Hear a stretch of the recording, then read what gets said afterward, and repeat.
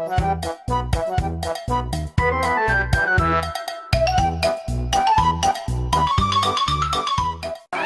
在的比赛是越来越激烈，那我们在休息室呢也能看到很多选手解说以及分析的嘉宾在这里看比赛。现在我就带大家去看一下他们究竟在干什么。你觉得这选手谁最帅啊？那你来个最帅的姿势。你觉得你自己帅吗？那来一个最帅的姿势，对着镜头，哪个？他觉得他和越南这个选手谁帅？You're better, right? 现在谁帅？你们两个谁帅？5、2、3、Go！ 加油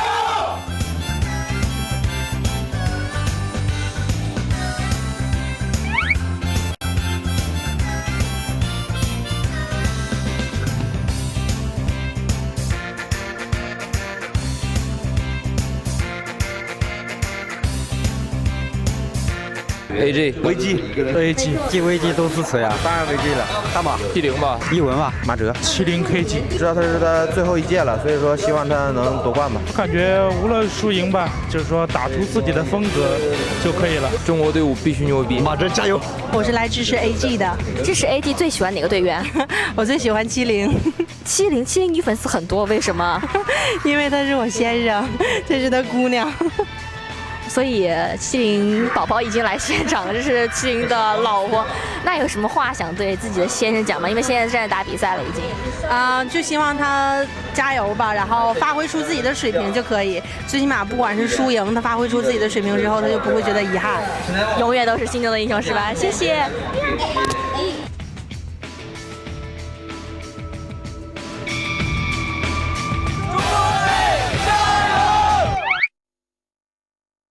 好，走，我们去我帮你你再等我好吗？我帮你拿票，我出来跟你说，给你合影好吗？啊，可以，谢谢。好，我们说好这个带了他。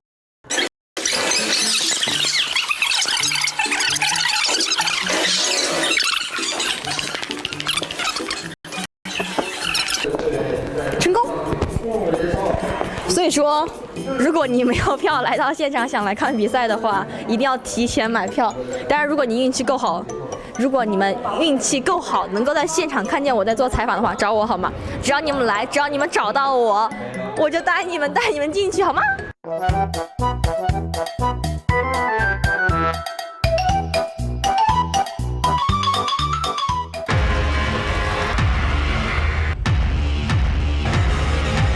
朋友，你的衣服紧绷哎，要不要换个大号啊？没有大号，这最大号了。要不要想减肥啊？啊？想减肥？想过，这不就只是想想而已吗？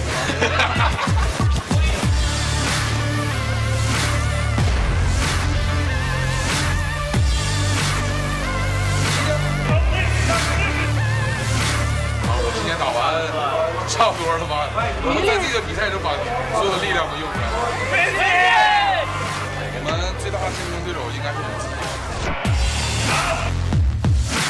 中国队加油！加油！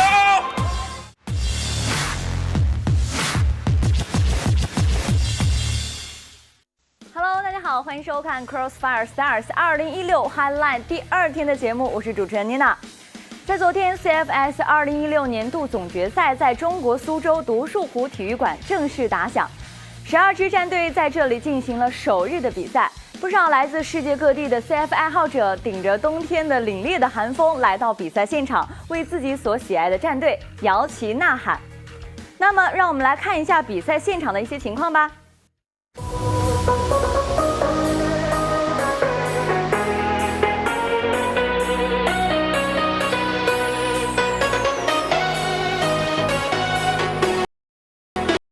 作为现场观众最大的组成部分，在现场我们还可以看到来自即使在休，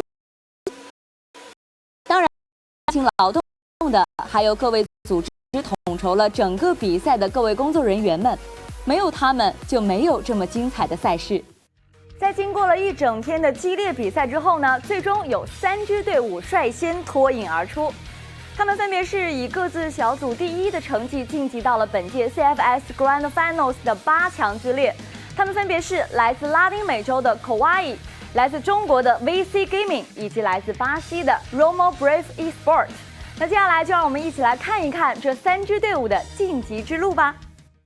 首场进行的揭幕战当中，中国战队 AG 在前期顺利开局的情况下未能稳住优势，经历了长时间的鏖战，仍是不敌对手，最终以5-10的大比分爆冷负于 Religions。A 组第2场比赛战胜了印度尼西亚代表队之进入胜者组的队伍。在之后中，2支队伍比分咬得非常紧，在战满18局的情况下，双方以9-9的比分进入加时赛。在加赛当中，Kawaii凭借着更加稳定的发挥和不慌不忙的枪法，拿下了比赛的胜利，成为第1支进入8强的战队。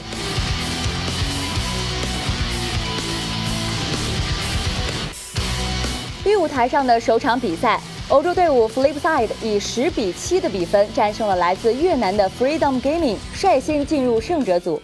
随后，中国战队 VG 以10-4的大比分完胜来自美国的年轻对手 Team Wall。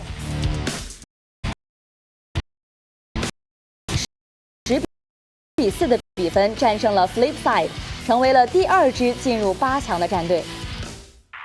C 组的第1场比赛由巴西战队 Romo Brave Esport 拔得头筹，他们先战胜了韩国战队 Hidden 进入胜者组，在之后他们面对了战胜日本战队 Incense 的菲律宾队伍 Pacific Wara 时表现神勇，以10-4的比分拿到小组第1，顺利进入8强。通过之后进行的8强抽签仪式，Kawaii将会在8强赛首轮迎战 C 组第2的队伍，VG 则会在首轮遭遇 A 组第2，而 Romo Brave 的8强赛对手则是 B 组第2的队伍。2支通过外卡赛名额进入8强的队伍争夺比赛队伍会突出重围，进入到8强之中呢？而最终晋级到4强的队伍又会是哪些呢？着实令人期待。谢谢大家收看今天的 Crossfire Stars 2016 Highlight。我们将会在之后的节目当中为大家带来最炙手可热的前线战况以及幕后的有趣事件。当然，我们的比赛还在精彩的继续着，大家千万不要错过。好的，以上就是我们本期节目的所有内容啦，我们下期节目再见，拜拜。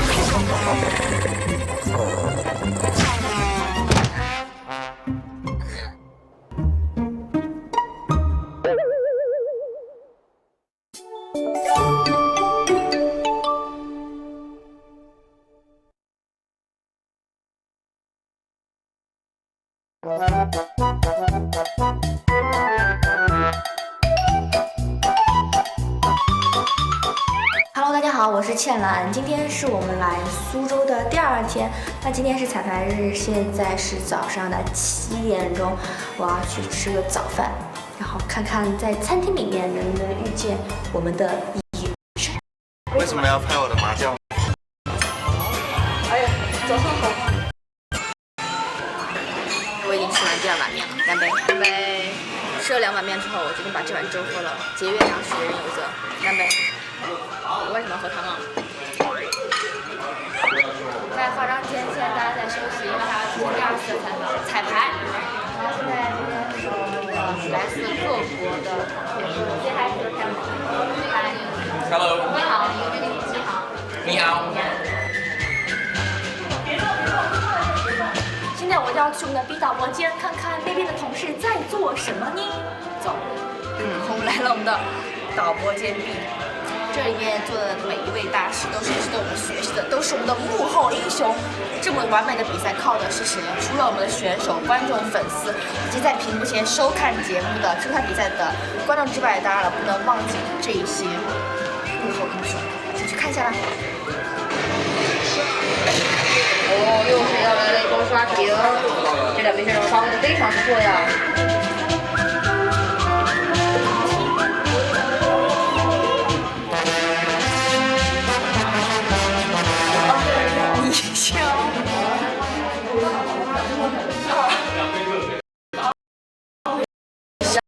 现在我是在这个场馆里面，选手们已经在有条不紊地进行彩排了，然后工作人员还在进行一个最后的调试。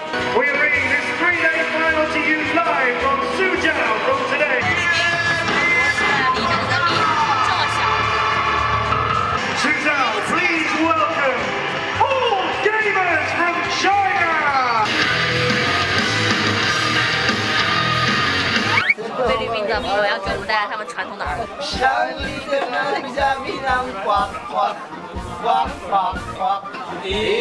Indonesia merah darahku, 不思議なポッケで叶えてくれる。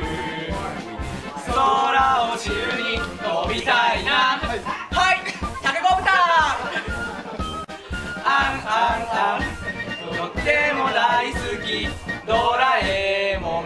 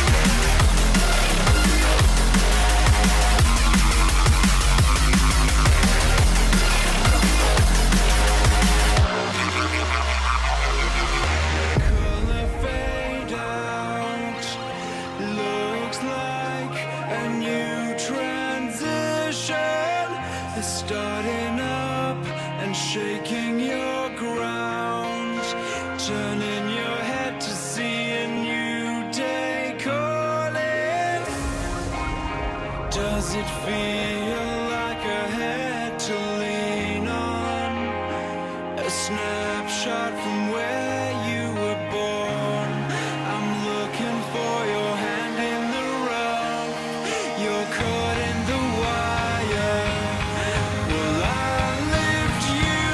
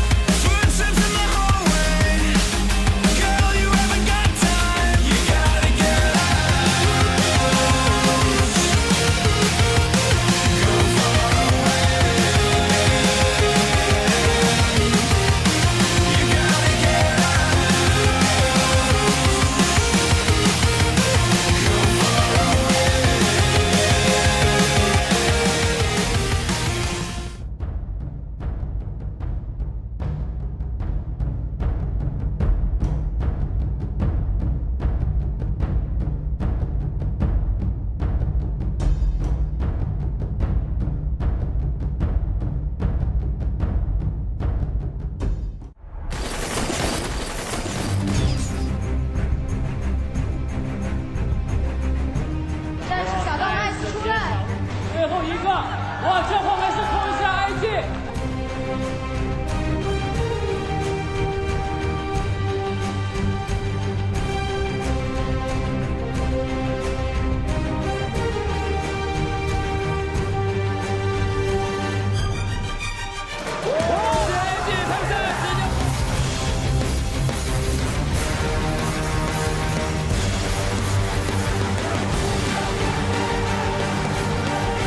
这个是中国的。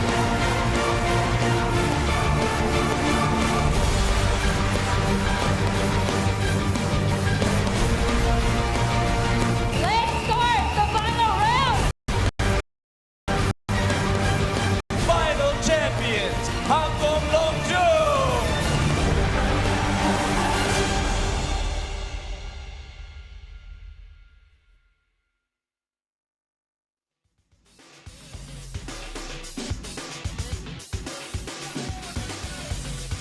Guys, welcome back to Crossfire Stars 2016 Grand Finals in Suzhou, China. And this is Sojung, and now we have Nomad, and this is only Sojung and Joshua. Joshua, it has been an amazing day 1 and day 2, and now it's already Grand Finals. It's already day 3, and give us a briefing on day 2, please. Give it away. All right, well, day 2 was an emotional day. It was jam-packed full of games. We got, let's start off with AG first. AG coming up out of the loser bracket and gaining that momentum like Matt mentioned before, like they did in Manila. First loss, and then afterwards they just kept going on. Unfortunately, facing up against BG and getting a loss. And then there was the Insanes versus Hidden games where Hidden was up 7-2, and then Insanes all of a sudden turned on the turbo switch and went all games winning, and they got dynamic. You see smiles on their faces, but this time around Flipside, complete stomping, and they were devastated. But on that note, Flipside doing a really good job. They played against RU Legends, and that went 3 rounds, 10-8. It was incredible, and this is the kind of game that you want to see. All of these games are very emotional, and everybody could get involved and really, you know, be a part of the competition. And behind us, we have so many fans tonight filling up because it's the Grand Finals, and now we only have our finals and our 3rd, 4th match between Kowai and RU Legends. And before we get into it, I really want to ask you this question: Who do you think will win between Kowai and RU Legends? It's tough to say. They both played very valiantly. Kowai, though, is my favorite team. Okay. Right now in this tournament, I feel like they have the highest potential, and their skill cap is also very high as well. So I think Kowai is going to take it. Well, on that note, we are now ready for Kowai versus RU Legends. Please take it away.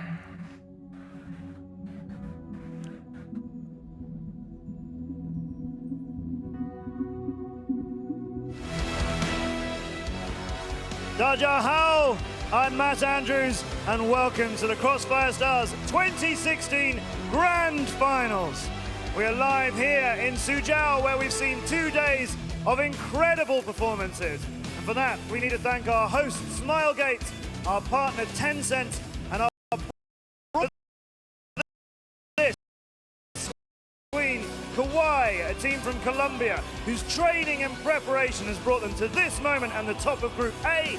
And their opponents are RU Legends from Russia, a team who so narrowly missed out on being in the Grand Final later today.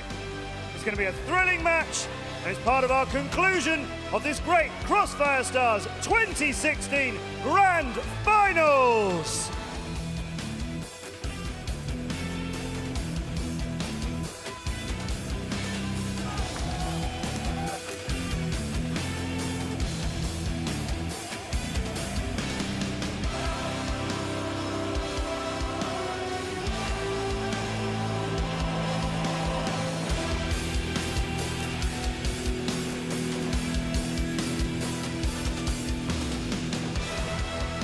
And welcome, ladies and gentlemen. It is the morning here, and the lights are finally upon us. It is the Grand Finals. But first off, we have the 3rd, 4th place playoff. I am Lee D-Man Smith, and joining me is Phil Momo Whitfield for this, once again, the final day here in Suzhou, China.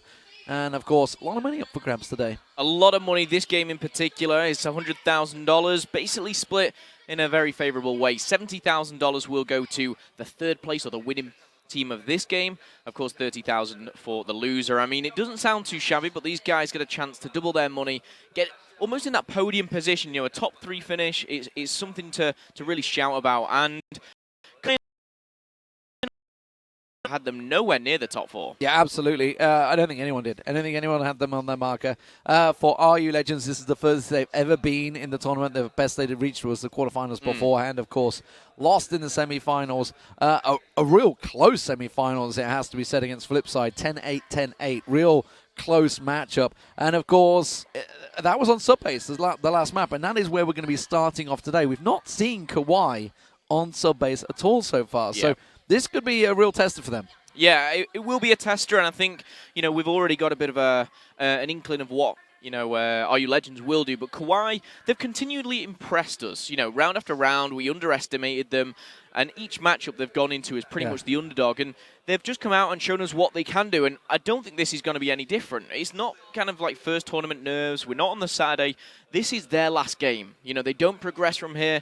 They don't, you know, drop into a lower bracket. It's either get third, get fourth, double your money and more, or go home with $30,000. I think certainly for, obviously, the Colombians, a.k.a. Kawhi, the biggest surprise has been how well they dealt with Emzin. You know, Alejo certainly did well. Of course, this is the overview of what we've been doing here. We are on the 4th of December. You guys at home may be on the 3rd still. It is very early or late in the morning, wherever you may be in the world. But we are at midday here in China, and it is the final day. There's the prize breakdown, of course. 200,000 is the grand prize that's going to be played out between Vici and Flipside later on today. But first off, we're in this third, fourth place playoff, and as you can see, as Phil mentioned earlier on, 100k split between the two, 70 and 30k. All of these teams involved have picked up 20k along the way in the regional pickups. Of course, Flipside representing Europe here. Vici from China. We've seen many teams fall along the wayside. Hemo Brave had a great charge through until they came up against Flipside Tactics and were demoralized, destroyed 10-3. Didn't know really where that came from. A very different Hemo Brave on the day. But Kawhi from Colombia representing the Latin America region. A big surprise package, no doubt about that.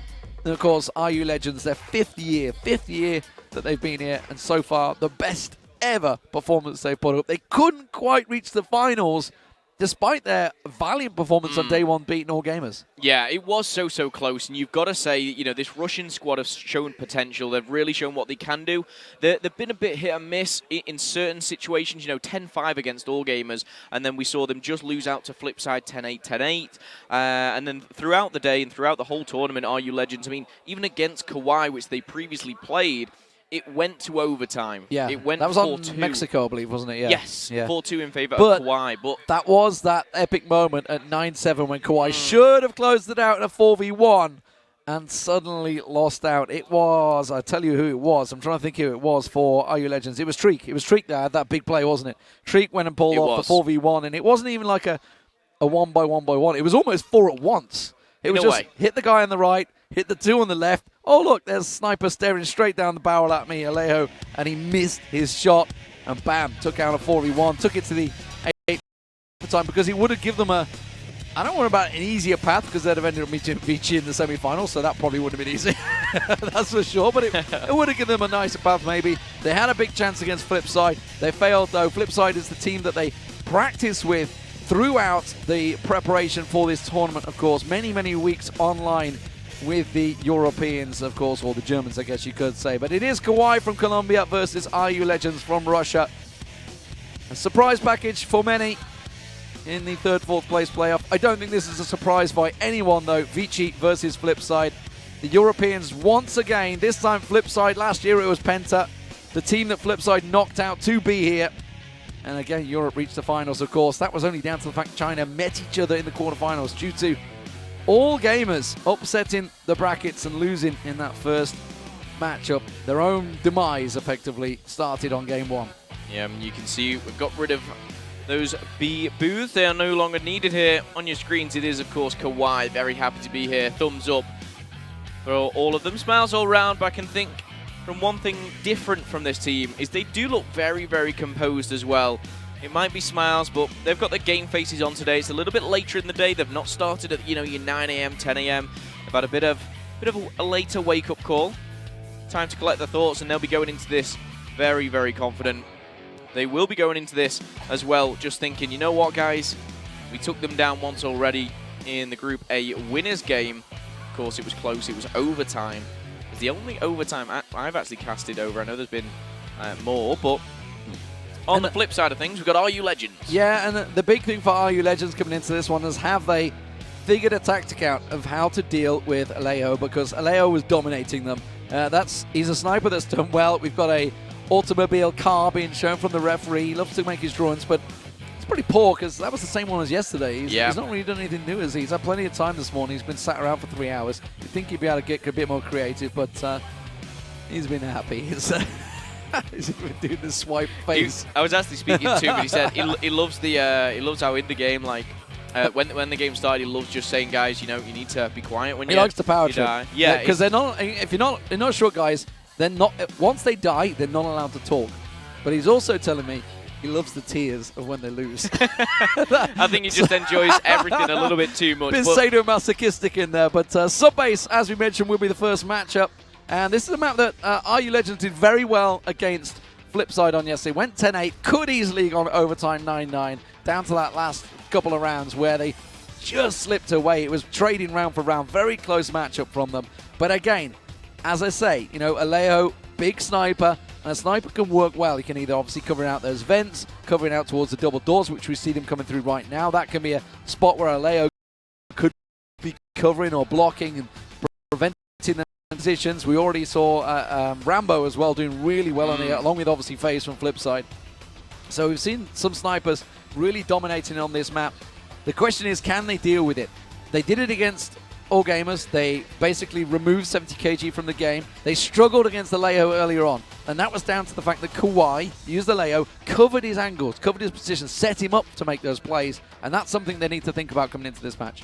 Well, you've seen the routes, and you're probably going to see a rotation coming up shortly. Not before this one, straight through the middle. Again, the one thing about this is you can get behind enemy lines, which is all fine and dandy, but you've got to go through some very tight spaces. And of course, as we pointed out, those snipers, which a lot of people think, why would you be using them kind of indoors? But once you see the reflexes of these guys, once you see the pinpoint accuracy, a one shot, one kill, and of course the hip fire going straight down the middle, so deadly here. For me, I will be watching Treek. Pablo was, you know, a 2-time MVP for this team yesterday. He's definitely one to watch. I mean, if you're talking about Kawhi, you've got Arcadox in there who's had MVP a couple of times. Pablo, obviously, a bunch of MVPs. Alejo, certainly been carrying it himself. Fantastic. Clarence has had some great big moments. On the other side for RU Legends, you know, you could say the same. X has had some massive moments throughout this tournament. Treek with that 1v4 craziness that happened. Obviously, Drace has had some big moments. Arsa, Vice, everybody in these teams has had their moment somewhere along the line in this tournament. They've all stepped up. The Russian guys are buoyant for this. You know, they were in pretty early. They were the first team here this morning, getting themselves some makeup on there. Actually, he was sat behind me getting that on. We probably shouldn't say it. The players don't wear makeup, guys. Honestly, they're not. They're that good looking when they're in the booth. But the crowd, packed house here in Shoju today. Obviously, on the grand finals day, getting themselves packed in there. We're just ahead of that crowd right there. We nearly made it on camera. We almost panned to us, but as you can see, fantastic stage. Let's get ready to go.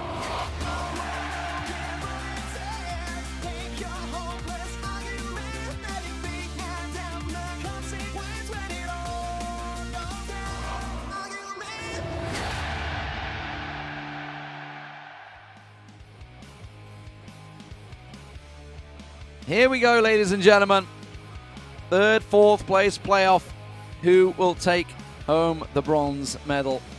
$70,000 to the winner of this game. $30,000 to the loser. It's on Subbase, and here we go. Well, the crowd is still coming in this afternoon, but the game has already started. Third, fourth playoff, and a lot of money on the line. $100,000 match. In essence, and straight away, we're going to see Pablo and Arcadox. Big hit coming in. Yeah, the big hit coming in, and that's going to be a quick, easy double for Drace as he pushes on through. But that's a good answer from Alejo. Exactly what he needed. Drace and X just picked off exactly as they planned. Pablo comes around the side. He gets streaked down, and suddenly it's a 2-on-3 advantage. Make it a 2-on-2 as Asa finds Pablo on the rotate. Now they need to defend the point. Well, it's not going to go down well as Alejo does fall, and finally you're going to see Orthodox as well. Vice and Arsa, fantastic little duo work here. They were against 3, I believe, but they came out the bag, and the Russians do grab round number 1, and I feel that was probably one of the quickest rounds we've seen all week. So this is something I wondered whether the Russians were going to bring to the table. Whether they're going to try and catch Kawhi off guard, go aggressive against him. Nobody's really done that other than Vici yesterday. Vici, obviously, think of Vici's defense on Ankara. Went very aggressive, pushed out. We were suddenly like, oh, they picked up for like 3 or 4 defensive rounds. This is really good. They've got a good chance on attack. Then Vici just turned it on, went a full-on aggression. And I wonder if RU Legends were watching that game and thinking, okay, this is how we're going to play it. Look at Pablo's position, though. Treek and Vise just around the double doors. They're in a very aggressive position here on A site.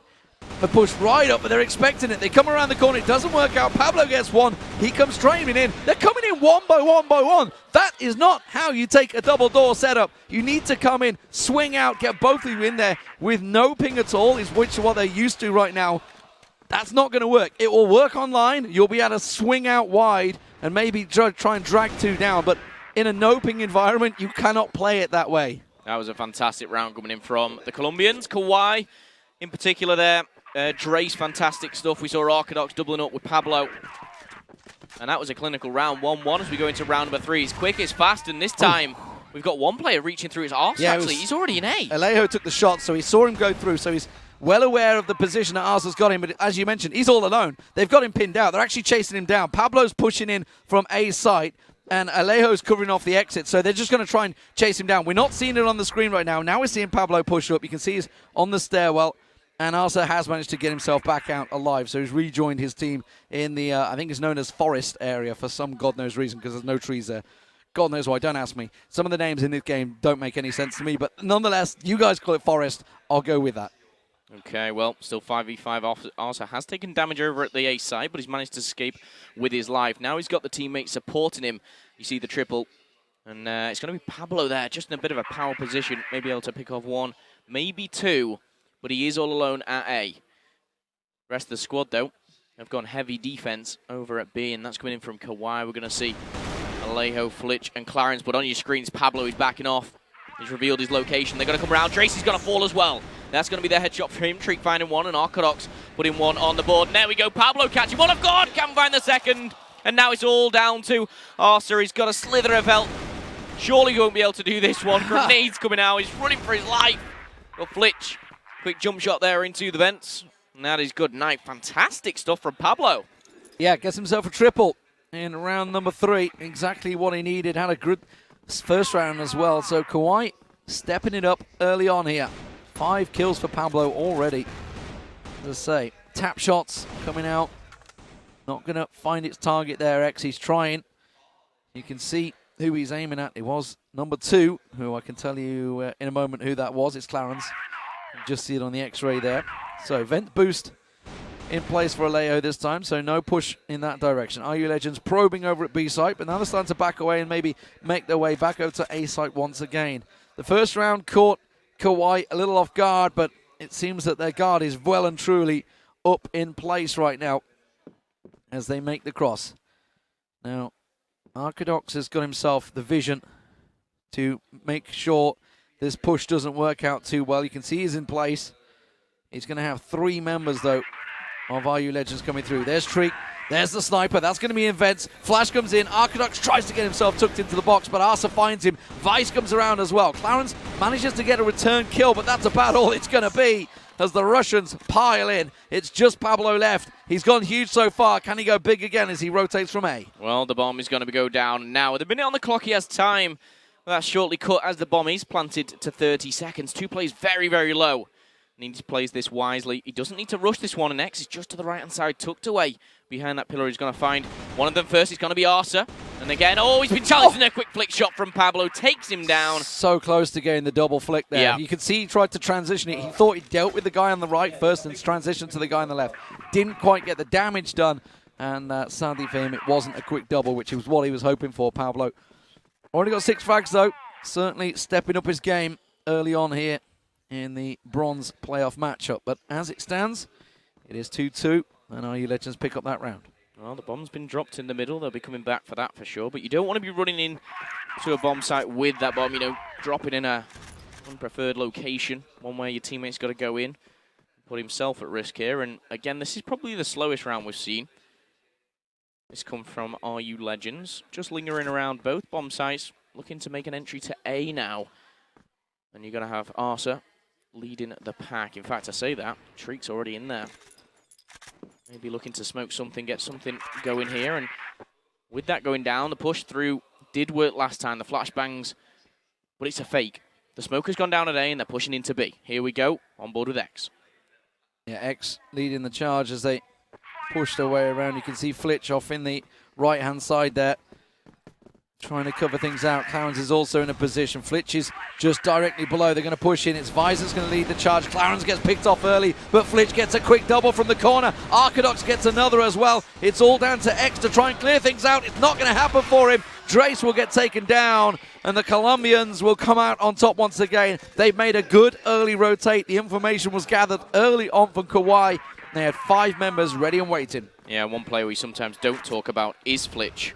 However, he made a nice double kill there, and he's already got himself a couple on the board. Number 6 for him, in fact, joining Pablo. But on your screens, X. Vice has already picked off Haleo, so he's going to be out of the game, or out of the round, I should say, very early on, which is big. He went aggressive on the vents, which is something you don't normally see. But he's feeling a bit ballsy here on Championship Sunday. Grenades being tossed. As the Americans love to say, anything can happen on Sundays. But as it stands, it's not really going the Russians' way. The Colombians setting up well, but 2 rounds on the attack already. He's playing, leaves you pitted in a multi-pull engagement, but they are pushing through. This is aggressive stuff. Arcadox tucked in the corner right now. The smoke blocking his position, blocking his angle, keeping him surprised. Clarence over on B side. They're trying to go for the wraparound, but Clarence is keeping them at bay. Flitch does what he can, but he's finally gone down. Now the wraparound comes in. Arcadox gets a quick, easy. Arcadox goes huge for the Colombians. Proud of his teammates. Can play sniper as well. We've seen it a number of times, both Haleo and Arcadox rocking the sniper at the same time. But big plays there from him. He's now up to 7-2. The best in the game so far. After that triple kill worked in his direction. 4-2. A good early lead here for Kawhi on defense. Already 4 rounds to the good. This is really starting to become problematic for the Russians. Don't really know what the next 2 maps are, of course. This is a best of 3. We haven't been getting information. We do know the final maps, but that's about it. Obviously, it's all 5 game maps. Yeah. But I know the order they're in. This is what I'm saying. But here we go. There's a push with the bomb on A site. They decided against it, so they're looking at the double doors again. Now, this double doors play has full. So I think it's Pablo that's down there, isn't it? Yeah, Pablo's down on A site. So they're looking to see if they can get any early shots. No nades coming from Pablo. We often see the nade right now bouncing off around that corner straight on top of Vise and Arsa. They're both stood there stacking up. But it is going to be once again the double doors they rotate towards, and they're going to try and go into B site and wrap around. Well, still lingering around. The 1 minute mark does get hit. And you see from a defensive stance, actually, the stacking. There's only one at B, and now the gunfights go down. Flitch finds one, but he falls shortly after. Clarence is going to bite back. And now a 3v3 as they go down to B. One's just on his left, and with the bomb here, he can get this down. It will be planted. And that clock will be shortened. 40 seconds, 3v3. Yeah, Alejo is still alive, more importantly. I'd love to get the vision on him. Treek manages to find Pablo as he comes around. Alejo misses his shot, switches to the Deagle. Arcadox, though, in support, picks himself up his 8th frag of the game as he pushes on round. Drace and Treek in the defense. Treek finds one.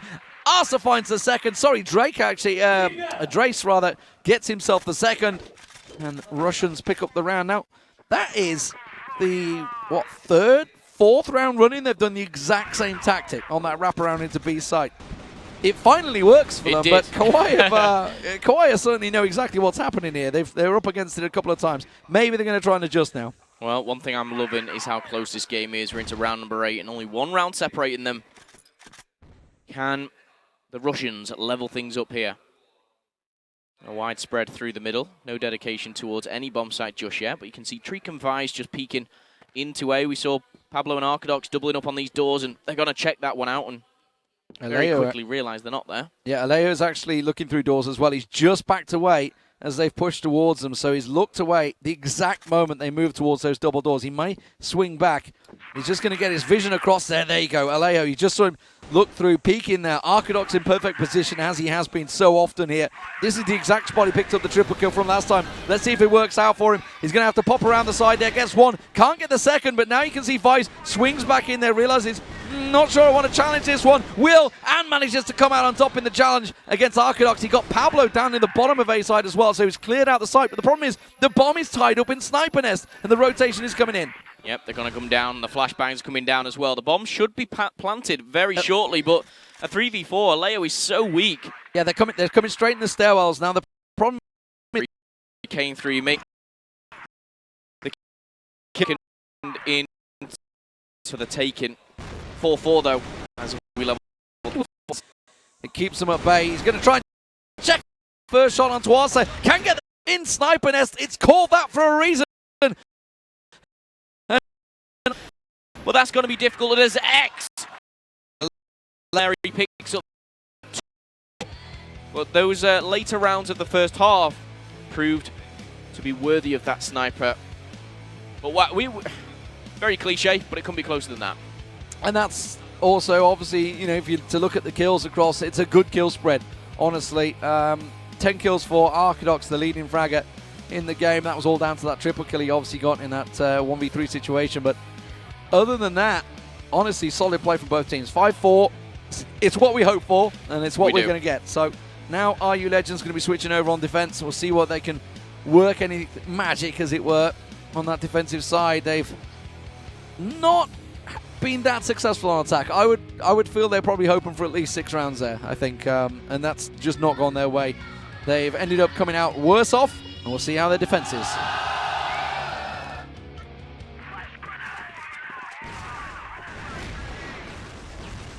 Oh, well, there's a quick early one already. Aleo's managed to find the frag straight away. Drace gets a quick double, and Pablo onto Drace. A quick response there, but it may well be a little too late. It's a 3-on-3. A-site going to be pushed here. It's going to be Clarence pushing through.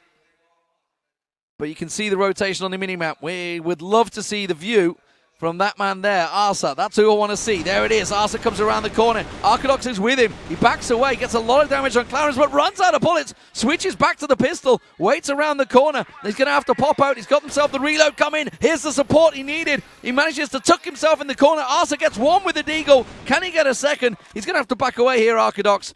He realizes the goose was cooked. They knew he was coming.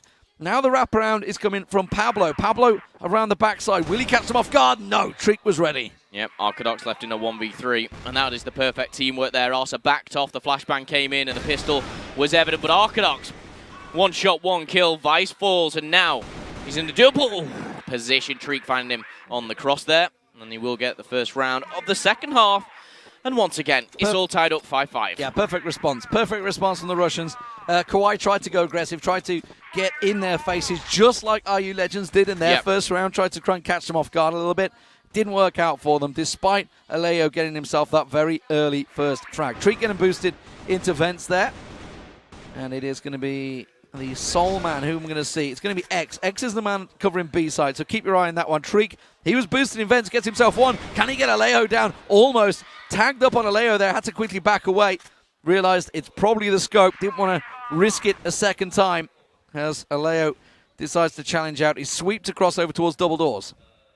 Well, the attack seems to be going down to these double doors and maybe looking to get into A, but it's no easy task, especially when you've got the likes of Arsa down there. We've seen the damage he can do. Of course, last round he had the backup. He had those flashbangs coming in to support him, and it seems like the Russians are just a bit hesitant, and so they should be, because at the moment, sorry, the Colombians, Colombians from Kauai, a little bit hesitant here. It's 4v5. Pablo's on the rotate. He's the man that's trying to create an opening, perhaps, or a distraction over on B side and force the rotate, while the bomb is certainly setting up for A side at the moment. No gunshots coming off from him, though, so he's just looking. He's not effectively rattling his saber on the doors to try and draw the attention this way. Pablo still waits. He's going to have the support of Flitch now, and it's looking like they may even call for full-on 4-stack, I think, in towards A site. The bomb slowly making its way down in the form of Alejo. You can see scope in hand, but Drace is up in sniper. Arsa down on site. Arsa's the man he's going to look for. He's just around the corner here. You can see he's actually just backed away. He's going to come back around in the corner. Nades come through. A 4-man stack. Arsa's got it all to do here. He's going to try and get a couple of taps off. Can he get the 1 tap? No. Alejo will reply, but Drace up in sniper gets himself 1 on Pablo. Yep, Clarence and the rest are low on health, though, and they need to make this work. But Drace is going to take down Pablo, and now it's going to be difficult for them to hold this 20 seconds. The bomb. Bad nade. It needs to be planted eventually. Someone's got to do the job. The thing is, it's Alejo with the bomb, and he's trying to hold scope. So while he's going for the plan, it means that the sniper's not covering, but Flitch gets a quick double. In comes X. He gets another, but Alejo has responded. And now Treek, the last man, gets Alejo down. It's a 1-on-1. Clarence versus Treek. So far, Treek's got himself 4 in this round. Alejo, Clarence pops around the corner, gives himself all he can. He's buying time. 20 seconds on the clock. He has to challenge, and Treek on the defuse will get himself the kill on a 6th important round, and RU Legends will take the lead. Yep, you could see there Treek on the end. Fist bumping, hand in the air, and so he should be celebrating. A nice ace there for him, and he puts his team in the lead, which I'm not sure if it's the first time, but it hasn't been for a while. The Russians now leading here, but Flitch will be going aggressive on B, and so will be the rest of the squad. Actually a 4-man stack. Only Clarence lingering around the middle, and Alejo still rocking this sniper. I'd love to see what he can do with this. He's obviously hanging X is around fairly there. aggressive here. You can see through the smoke. He's actually got tagged up through those boxes as well. So he's in a bit of a dangerous position. I don't think they realise they've tagged him. Whether it was nades coming through, it may well have been. But they are going to push up on him, and he's kind of in the open. Soon as that box, they could just split around the side. You can see Pablo's got nade in hand. There's going to be the flash. They're just going to come around and wipe him out. So, yeah, real tricky position for X there. Got himself kind of in a sticky situation early on. Now they're going to back away. They're not going to go full-on aggressive. They're not going to pile into B up. Now, Drace, if Drace goes for the peak, he's going to see Alejo right in his face. Right around. Make the first kind of a Pablo. He's going to exchange, but also Flitch has seen him as well. Arsa can make a big dent here. There's 2 people chasing towards him. He's got another! Oh, my word. Arcadox finally shuts him down, but he's made it a 3-on-2 already. It's a real tricky situation. Alejo was, as I say, in those vents. He's pushed now through, and he's trying to get himself in mid to B. Meanwhile, the bomb in the hands of Arcadox is making its way towards B site. So Vice, the man on B site at the moment with Treek, is going to be the one to watch. Arcadox is going to push up on high, but look at Treek's position. He has this one covered. Yeah, he's hopping back and forth, just watching that cross, trying to spot anyone. They've got the numbers here, but it looks like Arcadox might have just slipped the net. Vice does not know he's up here, but Treek may be able to spot him. Arcadox lingering around. The danger is checking that position. There we go. He has been spotted. He has backed off, but he took a little bit of damage there. Only 20 seconds left. But he's just selling the dummy. He's pulling the attention. Alejo's the man to watch. Vice has found Arcadox as you drop down. Now they know where Alejo is. There's only 16 seconds. They don't need to challenge out. They don't need to look towards his scope. The bomb is on site, so there's no reason to go peeking. No reason to look towards it, but they still keep doing it. It's a player's mentality. They just keep looking when they have no reason to just run the clock down. Let him come towards them. Now he's going to realize he has to run in. They're giving up almost the chance there. A quick deagle, finally. Thank God somebody had a brain and ran and hide, and it was player number 4. I don't know who it was. I'll find out who it is in a moment, but finally someone decided it was Drace. Drace decided to get the hell out of there. Why on earth they were peeking? It's like a standard mentality from all players. It's like, oh, I must look. I can win this duel. I can do it. No, you can't. He's got a sniper. Just hide. Well, there was one wise man, and he wins the round for them and separates the gap here. 7-5 for RU Legends here on map number 1 of this best of 3 here, the 3rd/4th playoff in the World Championships. And so far, so good. Can the Russians carry on with this winning side? But okay, they're going to take control and push on through. I was just wondering whether they were going to try and keep pushing, but they've actually backed away. It was 3 and 4 I was looking at over at B, because X had gone right up in their face at the same box where he got caught out before, but now he's actually backed away into the corner, so safety for him as the Colombians stack out. 3 members pushing in on the right side, 2 about ready to explode through mid into B side. So once again, Vice and X, who have stacked together this time. You can see they're doubled up on top of each other. X knows the information is there. The rotation is coming through, but they've got to be careful they don't get caught out on the over-rotate. Treek, there is Arcadox. That's the man that was causing them problems. He picks off 2 on the rotate. It's caused them a real trouble. 3 on 2. Yep, makes it a 2v2 as Flitch and Aleo, the sniper's still here, and Vice finds the double. But will he be able to finish it off? Flitch falls as well. That's Treek, and he finds Pablo a 1v1 as Treek knows where he is. Chasing him down. The double peak comes in. He needs to reload. The Deagle comes out. It's a 1v1. Aleo coming good there. He had the sniper. He put it away. The Deagle saw Treek, and that was a very, very important round. It was, because that would have been 8-6, and that would have been 8-5, sorry. RU Legends would have been running away from it. So Kauai get themselves, I think, their first round on attack here. And it was down to a straight-up Deagle duel. But Aleo is not one to be challenged with that Deagle. He's been strong and solid throughout. Treek, though, 7-2. Could have been 8-1 for him if he'd have gone that way. But Aleo, so far, a bit of a hero for them. 7-2 himself. Still no Franks for Clowns in this half. Struggling to find his way. There's not been really any big A hits other than the very first round, has there, when they first tried to rush in. So far, they've been trying to stack out on that B site. And again, they're probing and prodding this time. Vice and X stacked out over at B site. You can see, got themselves a little bit more aggressive position, making sure they don't get flanked around the back because it's being covered off by number 3, which is Treek. So he's making sure they don't go for that flank. Well, here is the push finally. A bit of a strange one, always seems to be this way. Arsa's challenging it. Ooh.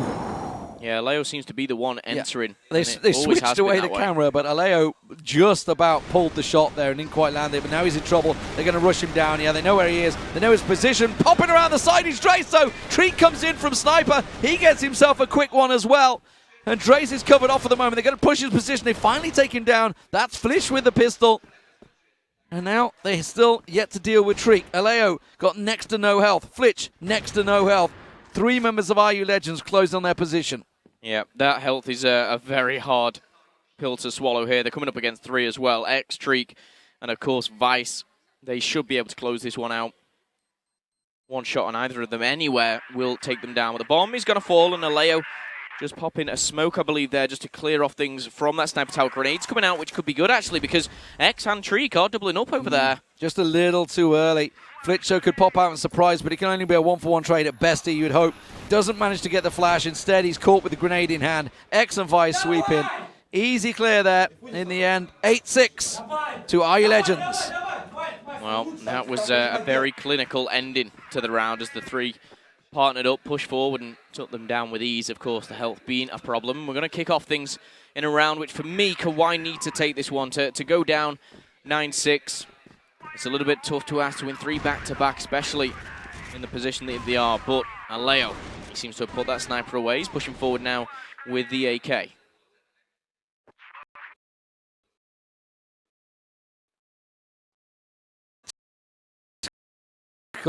Advice. It's just a shame they had to meet in the semi-finals, really. But that is the story of the game. They've both managed to reach the top 4. Can they make it the top 3? As RU Legends, or RU Legends, whichever you prefer to call them, the Russians, are in the driving seat. They've got stairwell covered off. You can see Drace actually below, which is where Flitch is creeping up to over an A site there. And it does look like it's going to be another A hit. They are going to work their way down. The question is, will they stack out and maybe go mid to B? Because that's what obviously the tactic RU Legends did almost all the time. We haven't seen the Columbia strike once, but they're going to stack out. This time, Drace is in a different position. They're going to push on Arsa. Oh, wow. No, surely not. Drace cannot pick up the double there. He does. He nearly finds the triple, and now the turn and burn doesn't happen. Aleo sneaks through the vents, and it's a 3v2 here. Yeah, good adjustment there. Treek was the man from Sniper that caught them off guard and managed to get himself a double last time they tried this. This time, obviously coming through the vents was Aleo, switching to that AK instead, giving up on the Sniper, and it does work out for him. So now at a 2-on-2 position with a bomb plant, much more favourable for Kauai here. Yeah, Drace has already made a big impact. We're going to see, I think, is what, a flash coming down there, or a smoke. In fact, no, it's a flash. He didn't really connect with anything, and there we go, straight away. He sees him behind the box. Not going to happen now. Advising the 1v2. No, Clarence picking up the double. That's going to be 3 for him in that round. He started it very, very slow, but a big 3 kills there to secure another round for the Colombians. Yeah, good adjustment to the tactic. Exact same as last round. Now they're going to go fast push onto B site. They're going to try and rush around the corner here, but this is aggressive stuff. It's Drace. Drace over on B's decided to push right up and try and catch them off guard. And they almost ran into a 5-stack, but they realized the situation. They backed away, and now they've got a 3-stack heading towards double doors, in towards A side. They're going to see if they can push on through. Still holding that early aggressive position, X and Drace. Really aggressive over on B side. They've got all the information they need. They know that it's an A hit right now. Yep, and they know exactly where it's coming from. Gunfire going down, and that'll be Treek calling it out. Vice is going to fall, though. Arcadox, a man on a mission, and he's found the first. Can he tie things up? Can he push this to 8-8? This would be absolutely huge for Kawhi. Look at the heavy rotate, though. Look at the minimap. They are pushing all the way back over to B. There's been a full movement from Rue Legends. They've decided to flock to A site. They expected the fast A hit that was coming through. They had the information, but now, clever play from Kawhi. They picked up one and adjusted. They've rotated back around. Now they've got 4 men pushing into B site, and obviously they've got the one on the rotate. It's Aleo going to try and catch them off guard. Well, they're going fast. Slowing down a little bit here, but they need to really decide. I'm looking at number 3. It's Treek, who's going to come into a gunfight very shortly. He's going to actually fall down. That's going to be Aleo gets the better of him. We didn't see that on the screens, but as we flick things over, it's the 3v5 now. Aleo is very, very weak. But the bomb heading towards B. X, he's got a lot on his plate. Drace as well finds one. He's taking damage. Flitch has taken down X. And now a 2v5. It just gets harder and harder as he drops from above. It's all down to Arsa in a mission impossible here, coming from behind. And that gunfire just gives him the position. And Aleo says, good night, sweet prince. We're leveling things up here. 8 apiece. Tie game once again. So, Rue Legends advantage disappears once again. And despite everything they try, it's just not quite working out for them. Kawhi, of course, making the big adjustment, dropping that sniper, and it's worked well since then. Since they dropped that sniper, they've picked up, I think, 3 rounds almost back-to-back, 2 rounds back-to-back at least, after making those adjustments. So it's worked well for them. Aleo is the man, obviously, with that AK, just around the corner from X right now, actually. X, and who's with him? It's Vice. They've gone aggressive once again, but they've also got the support of Arsa, so they've made this adjustment. They're trying to close down Aleo, and they've got him, but they've left A site wide open. What's happening is Drace is covering off double doors. Now, he just saw 2 people pass on by. Now there's a rotate. 4 members of Rue Legends heading over towards A site. That's where they believe it's going. The bomb is still static in the middle towards the forest area. Yeah, the problem as well is Arcadox and Pablo, they didn't realize how open it was, so they've taken the time. They've given Treek back enough time to get in there, and Treek's going to be the one on your screens now trying to take him down, but it's going to be 3 stack on him. He's got good positioning. Pablo should fall, but he doesn't. Pablo gets the unexpected kill, and Treek does go down. 4v4 now. Yeah, they're going to try and push on through. Sniper Nest is very much controlled. There's a grenade dunked onto Pablo. It does leave Flitch and Arcadox in somewhat of an open, exposed position, but the bomb plant goes down. And Clarence is covering the back point, but there's a 4-man stack downstairs. They're just bomb rushing it down. Dracer gets himself 1, gets himself a 2nd. He's filling up. 3. Triple stack.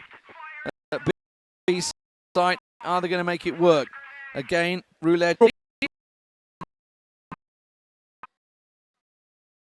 here, Treek will be the first to find out this. Wanting to drop down from above. 2 players are going to be over at B. Absolutely useless if this push goes through.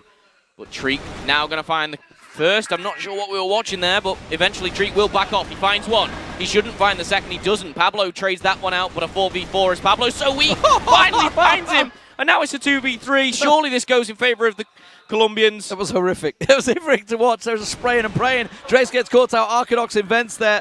And now Arsa to keep it from overtime once again. You know, they were in that awkward situation before. They came back against Kawhi, but this time it's the reverse situation. A 1v3 for Arsa. He's 4-6 so far. It's an unenviable task. Misses the shot on towards Aleo. Clarence looking to challenge, gets flashed up, gets himself in the room around the side, spots out Arcadox. Clarence on the rotate, spins, can't get Aleo. That's going to be it. 9-9, tie game. We're going to overtime. Well, ladies and gentlemen, these 2 teams are no stranger to overtime. They actually faced each other in overtime the first time they met, and that went in Kawhi's favor, 4-2. Yeah, just yesterday afternoon, and it was a comeback from the Colombians. Flitch giving the contest interesting for me actually on the ends in this Yeah. game. Often they're in the center, which they will be certainly for Vici versus Flipside, but both these teams, their captains on the end at the moment, so real interesting setup for me. But either way, overtime beckons, and a big yawn from the Chinese crowd. Sorry, we're trying to keep you entertained. We are indeed, but they can't hear us. Well, we're on the way, guys. Let's get in the game because there's already been the first kill. Treek on attack, gets himself his first kill on Alejo. Pushed early through double doors, getting straight around the side there. Three of them pushing down in towards bomb site. Pablo down on site. Well, as fast as furious, the bomb is down, and for me, Clarence and Flitz, they have the impossible task to retake this. We'll go on board with Flitz to see what he can do, but every single entry is covered here, and covered by more than one. Treek and Drace are going to find one, but Drace falls, and there we go. It's done and dusted. Round one goes towards the Russians. Round one to RU Legends. Let's not get carried away. They did the same thing on attack, and it whittled away. This time they're going to try a fast B hit. I feel that's what works best against Kauai myself, but, you know, I'm no expert. Certainly, obviously, you guys at home watching may well feel the same, but as it is. Second round here in overtime, but the methodical one certainly is. We've got two stacking at B. Two push for, I believe it's Drace and Arsa. How far will they go, though? They've looked just back off a little bit, and straight away gunfire going across. Treek is going to be the one spotting Arcadox, and I think they tag each other up with the same, but now is fast in there. Flitch finds one, Clarence as well, but Arsa answers back with a double. Arsa, fantastic stuff there to answer back and level things up. Now a 3v3 going into the B bomb site. He's covering off the rotate as well. Treek's going to block them off. He's just shifted his position. Plank goes down, 3-on-3. Retake for Kauai. They're trying to go around the houses. Arcadox is trying to make the rotate all the way around, but Treek is covering him off. I don't know whether we're going to get a glimpse on it because they managed to catch. Has taken down Treek. That's around the houses. And now X in a real tricky situation. Gets himself one. Can't get the last. Alejo strikes with that again, despite the early plan. Wow, that was so close. That a triple there coming in for the clutch. You would have put them two in the heavy hitters. Arsa's already got 4 on the board, leading the pack. Grace yet to pick up 1. Rolling into round number 3 though of overtime, and this time it's a little bit slower, but definitely towards the B. And X has already found 1. I think that was through the smoke. Yeah, he caught Clarence through the smoke there. So a bit of a lucky shot. You know, sometimes that is what you need in these situations. The bronze match, $70,000 to the winner, $30,000 to the loser. Not a bad take home for either, really, but I think that third place is certainly what both of these teams want. Their best ever finishes for either team. Things slow down. Kauai kind of going passively on B sides, actually. They're kind of backed away. Flitch is covering it. He's the nearest one to it, but as you can see on the minimap, they've backed right away from this one, perhaps expecting that a hit. Rue Legends have not gone for an A hit yet. Actually, tell a lie, they went first round, so I'm talking absolute nonsense. But they are actually going that way once again, so a good read from Kauai. Indeed it is. It's slow and steady, and there's one pushing through the middle. But now it looks like I say doubling up, there's 3 of them. But there's a double up down at the bottom. Pablo and Arcadox. Pablo likes to take this position. He's done so well so far. Drace is going to drop down. It's fast as well. Drace finds one. It's going to be difficult for Arcadox. Too difficult, in fact. And now a 5v1. Well. Yeah. It's all but over. Flitch falls. Perfect round to finish things off. And you know what? Exactly what they did before. They pick up those 2 rounds in overtime, and that's what they needed. Now can they hold Kauai off? Big performance from Arsa. I think he was the man.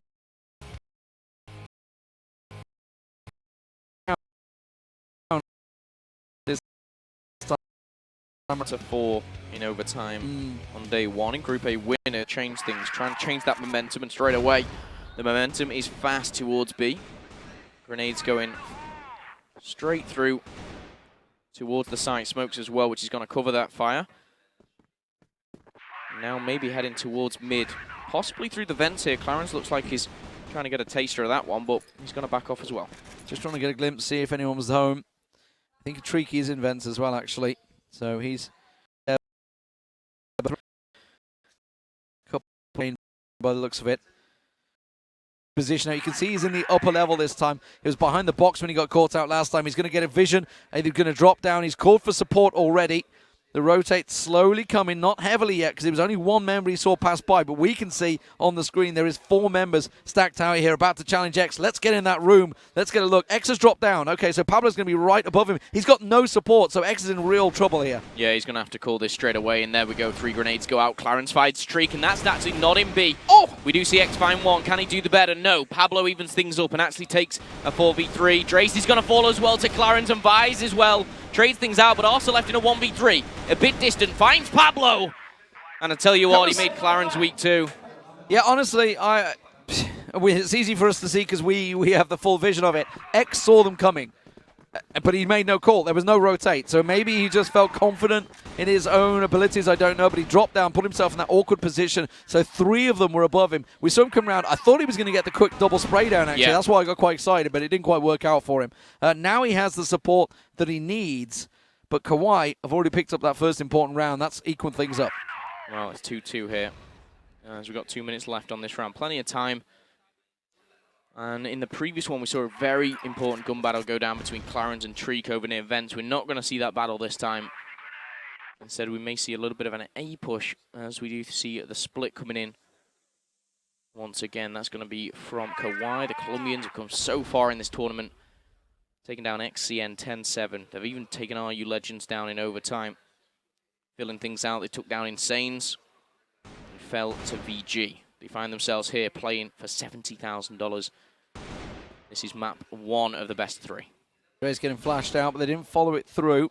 It's a little peek around the side. Vise with an exchange. He's found Pablo. That's over on B side. Arcadox getting X down. So there was a 2-on-2 situation, and it was a straight 1-for-1 trade. It does mean they've gone aggressive. Look at this. They've pushed out of A site. They've flushed out the stairwell. They managed to catch him out, but look at that. Straight around the backs. Arcadox through double doors. Drace in a real tricky situation here. Needs to go for the reload. Arcadox gets that quick 2 and out, and they've gone for the full rotate. Arcadox backing away. He's got support now coming. Gets caught out, though, and that's the bomb. That is the bomb loose now by the forklift truck in the middle of the square. So, Treek and Drace, they've split either side. I don't particularly fancy that tactic going one-on-ones because you've taken it right now. Yeah, there's no support, there's no help, and look at the hit points on Treek. He's 1 away from being taken out, and I like this from Flitch and Aleo. They're doubling up, they're sticking together.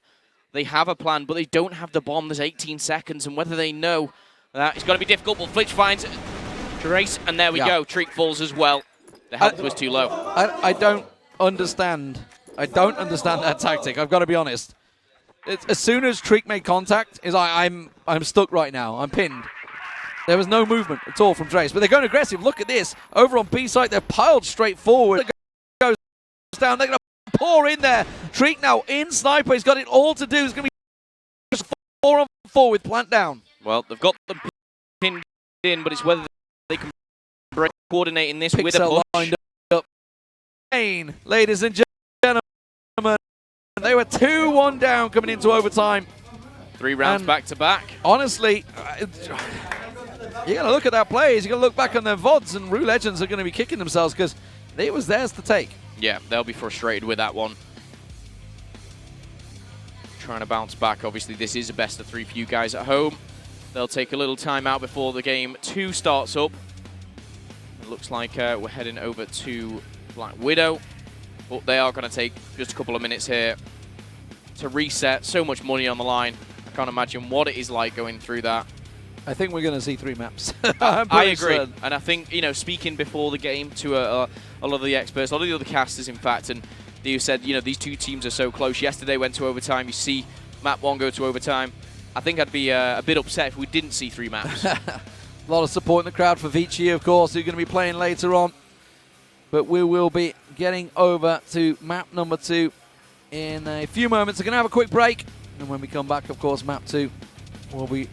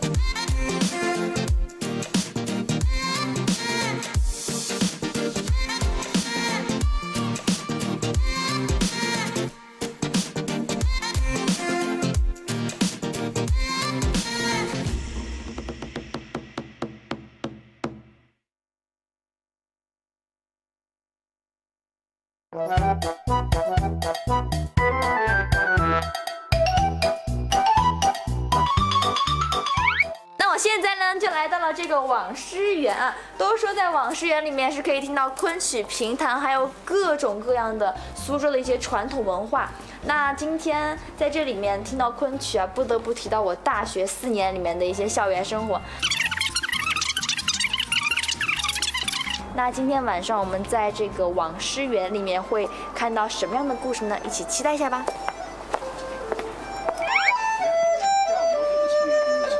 各位游客，现在请跟着我往前面走。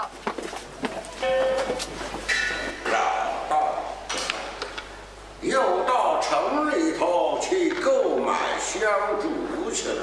我带着秋千去送用手。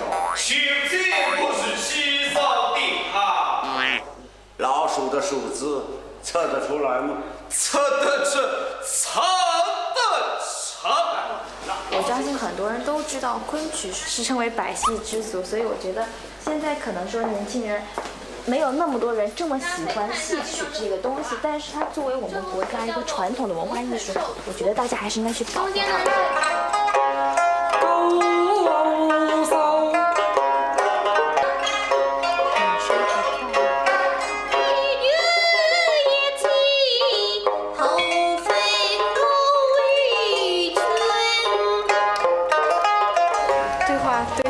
对的，我们也听不懂呀。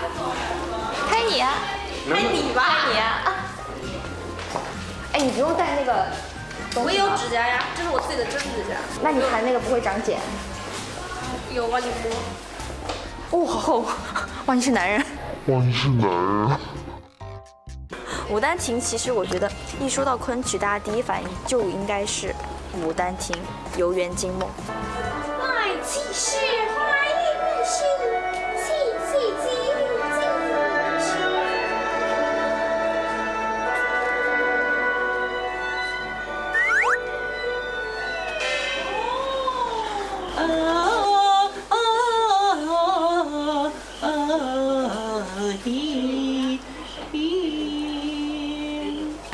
我发现杜丽娘的眼睛一直没有眨过，好像我以前有听说学戏曲的人他们会练眼神，就比如说定在一个地方不眨眼，所以大家可以坚持多久？而且现在还是不停的刮风。在的地方呢是月到风来，这是六角缠剑。伴随着这样优雅的琴声，我们是结束了今天的苏州探路之行。经过了这些像评弹、昆曲，还有近距离接触了非常多的中国文化之后呢，我觉得自己还是有一些遗憾。比如说我之前想说体验一下昆曲，也有说想穿着旗袍在苏州园林里走，都没有能够实现。12月份的时候再来到苏州的时候，会有什么样的期待呢？所以我觉得就抱着期待的心情，给大家说一声晚安。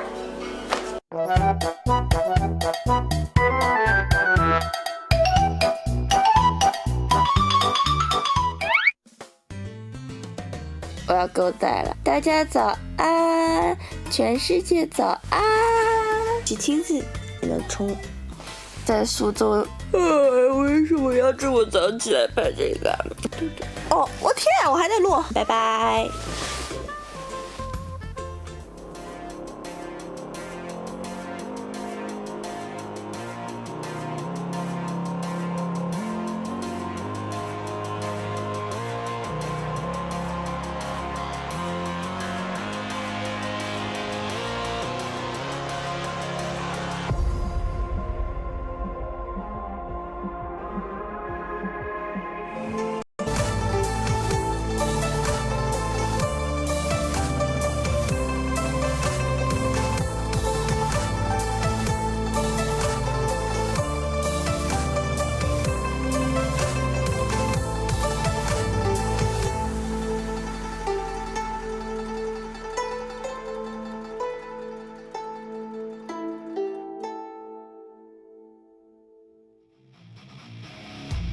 And welcome back, ladies and gentlemen, to Suzhou, China for the Crossfire Stars Grand Finals.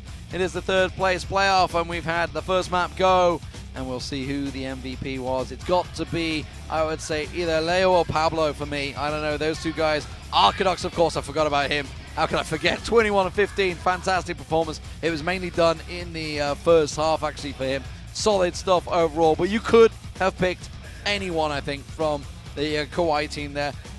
It's the exact same result again, Phil. I just don't know what happens to Rue Legends when it gets to these overtime positions, because we were just talking to the Brazilian cast as well. It's like, what was going through their minds in that 2-on-2 when they just split aside? Let's take it to a 1-on-2. Let's just lower our odds completely. We'll see a few highlights here, but just to touch on that, for me, it just had to be a lack of communication. It didn't seem right. And for me, yesterday, or should I say day one, we saw Kauai kind of throw away a lead. This time, RU Legends in that overtime, it was almost hard to watch. But map 1 is done and dusted. Sub-base goes to Kauai. We'll be heading over to Black Widow shortly. The players are getting back in the booth, and that is what they're playing for. Yeah, it is going to be Black Widow, as you say, so we'll see how this one works out for them. I'm not too convinced, honestly.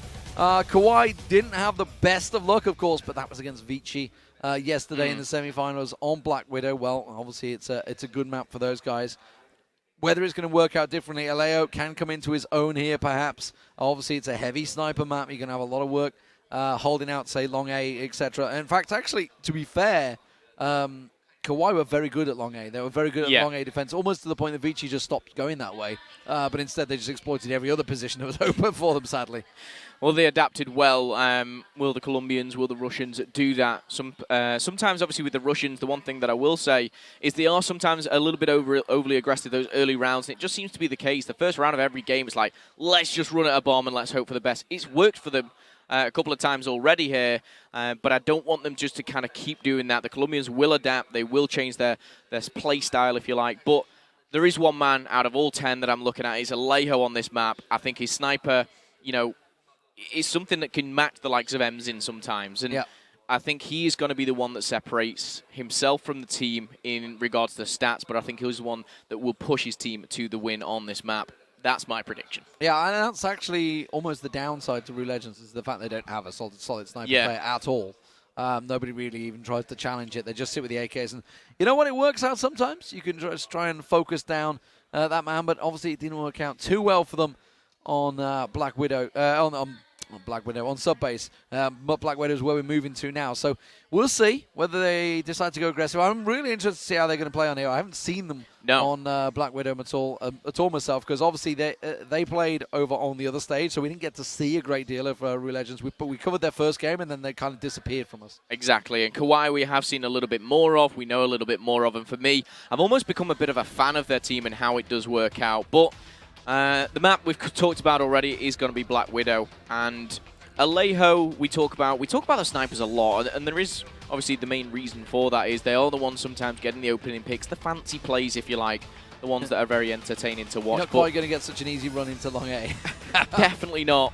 One thing that we did see as well from both these sides actually on the defense is they'll push right up long A and try and get in that little cubby at the bottom right, as you see there. This is where this exact run right now is where they lost out heavily to Vici. Vici dominated that area. Of course, Alejo was sitting deep on A, and he was managed to land the shots, but they had no control of catwalk. They had no control of mid. And that's really the danger, and that may be what Rue Legends will look at and maybe try and exploit it. Obviously, this is the left side run. Again, this was pretty weak for the Colombians. Got to be something that I reckon the Russians are going to look to exploit. I expect to see a lot of B hits actually coming out from Rue Legends, because it is the easier site to get into with the AKs, with the rifles trying to get through there. Probably not going to see too much double door action other than Alejo maybe looking down straight with the scope. Yeah, maybe someone on the flank pinching around the back, but certainly not just running through here like our friend. I think his name is CT Bot or something like that. CT 06. He's a talented player. This is, of course, the retake that we're going to have to see from both these guys. P to A to P, whichever you want to go, under the pass. And, of course, up onto A site. Not an easy exchange to do, not an easy run.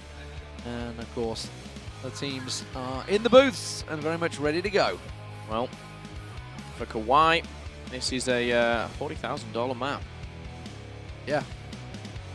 Win it, take third, take that bronze medal. We were all thumbs up and smiles previously. It just seems game face at this moment in time. There we go. Confidence is key. Flitch. It's the side thumb. Yeah, it's like a fist bump and a thumbs up. Yeah, I'm not sure. It's like whether they're going to start drawing the next sign. It's like, you never know. There's the thumb up. from Treek, I believe, on the end there. So, Rue Legends still trying to keep their confidence up. Definitely a little lower on the spirits, though, this time. Their faces looking a little bit more glum. The body language is saying we are focused and we are trying to keep on what we do. Packed house here in Shoju, setting up, ready. They've been filing in all morning, getting themselves ready. It is actually a almost full arena so far, so not too many seats left for everybody. But we're about ready to go, ladies and gentlemen. Map 1 about to start.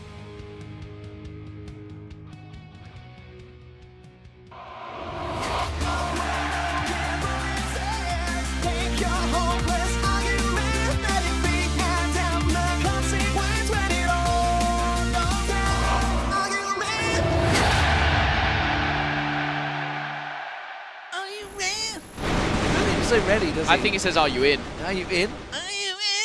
Are you in? Maybe, but the exchange is already going down. Pablo picks up a double, starting things off. He has finally been dealt with, but only just gets himself a quick, easy double to start things off. Big exchanges, though.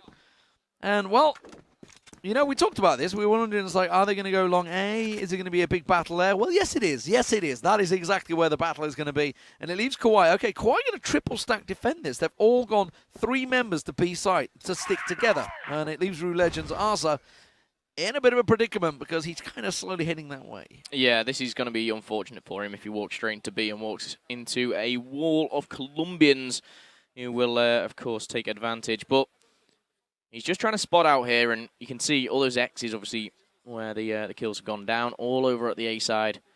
Could find himself a sniper if he wants it, but I don't think he will. Arsa's not a player which we've seen a lot of with that rifle. Surely he might have just realised that A's empty. I don't know. He just looked across there. Yeah, he's gonna go through. He's trying to rattle a saber effectively. Arcadox camping in the corner, keeping his position unseen until the very last minute. Of course, everybody is actually doable. He's going to back up. No! He survived for about 3 seconds before he gets shot in the back. It's going to be Alejo. And it was almost a 50-50. He clearly didn't. I mean, you don't just walk into B like that, knowing that A was clear. However, round number 1 goes to Kawhi. A good start for them, of course, taking map 1, and this is going to be aggressive again on the defense. But this time, we're going to see the Russians back off and push B. You talked about this, D-Man, that you do expect a few more hard hits onto B from this squad. Well, I mean, for me, against Vici, it was certainly looked the weaker point. I mean, Vici, to be fair, it's Vici. So you saw 18 just kind of running in and gunning everyone down straight hit. Let's see if they can do the same thing, though. It's going to be a big hit coming through. Trace will get himself one. Treek and Arsa also. And it is a cleared out B site. And this is, honestly, I would do this almost every round until they actually adjusted and counted it, because it is something that could work. Aleo's always going to be sitting over towards A site and maybe trying to make the pass over. Now he's up to window. Here's Aleo. Did he just get a glimpse of Vice there? Don't think he did here. Arsa's as well, just keeping himself out of vision. He's going to find Flitch very, very soon. There he is. Flitch is going to get the better of him with the headshot. Finds one. Can he find a second? Vice reacts quickly. And Treek's going to find the other into the B-bomb site. But that's a quick reaction, but it could have been a triple. Yeah, that could have gone the other way quite easily. Brilliant spray up and down. Quickly transfer into 1 to 2 to 3. It's going to be another double A long hit. Everybody pile in, everybody in the grinder. Aleo, has he not got that kill? Arsa manages to come around and still find him. Gets around the smoke, gets himself a double. X gets another, and nobody on the Kawhi side gets a frag, and that's a real problem. Rue Legends just walk straight in there. There is one man sitting in the window. It's Clarence. Oh, that's going to be right on top of him. Yeah, this is unfortunate for Clarence, and even more into the flank.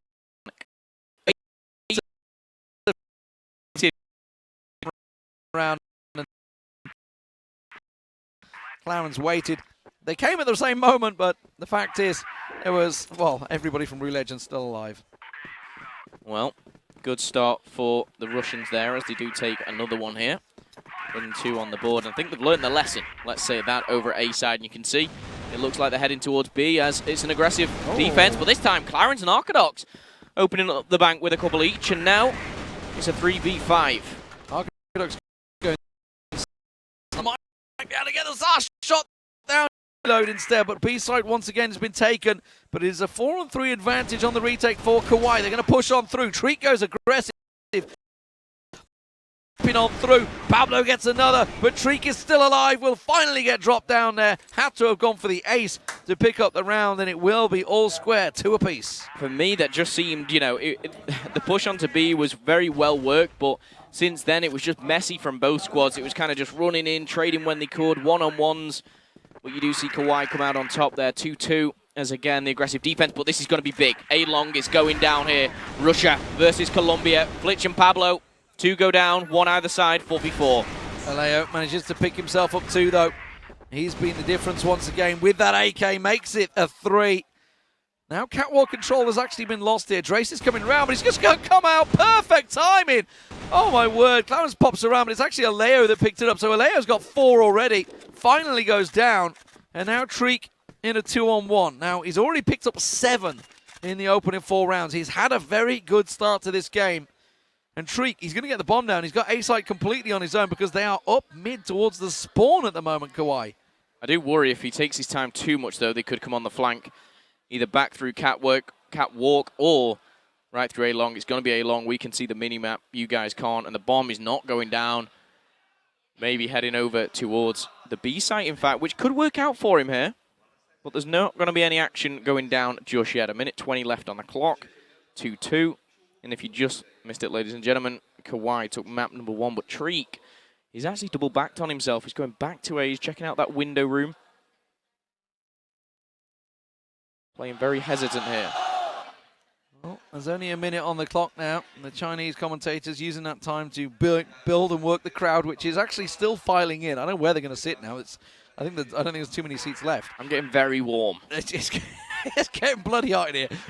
The last 2 days, it's been freezing cold. Well, Treek's about to get challenged out, finds 1, gets the 2nd. Brilliant stuff from Treek. Gets his 9th kill, and the big round for the Russians. Well, we said we were warm. It's heating up here for the Russians. 3 rounds now, and a very big one. 1v2 coming in from Treek. He's on 9 kills already. Fantastic stuff. And again, grenades going over to A. Oh, look at this. They're stacking, they're piling through catwalk. They're going to absolutely pummel around that corner. Aleo is ready, though. He's going to try and land the shots. He managed to give himself 4 in the last round. Almost working out for him. And no kills going down. There it is. Treek once again gets 1. Fires another. Drace another. And this has all gone horribly wrong for Kauai. They're just getting gunned down in the path. Another great tactic from Rue Legends, this time hitting that catwalk. It's something that Vici did very successfully against Kauai yesterday. I like the way they've completely taken away the ability for Aleo to even, snipe. He's had to pull out the AK, he's had to get aggressive, but the Russians...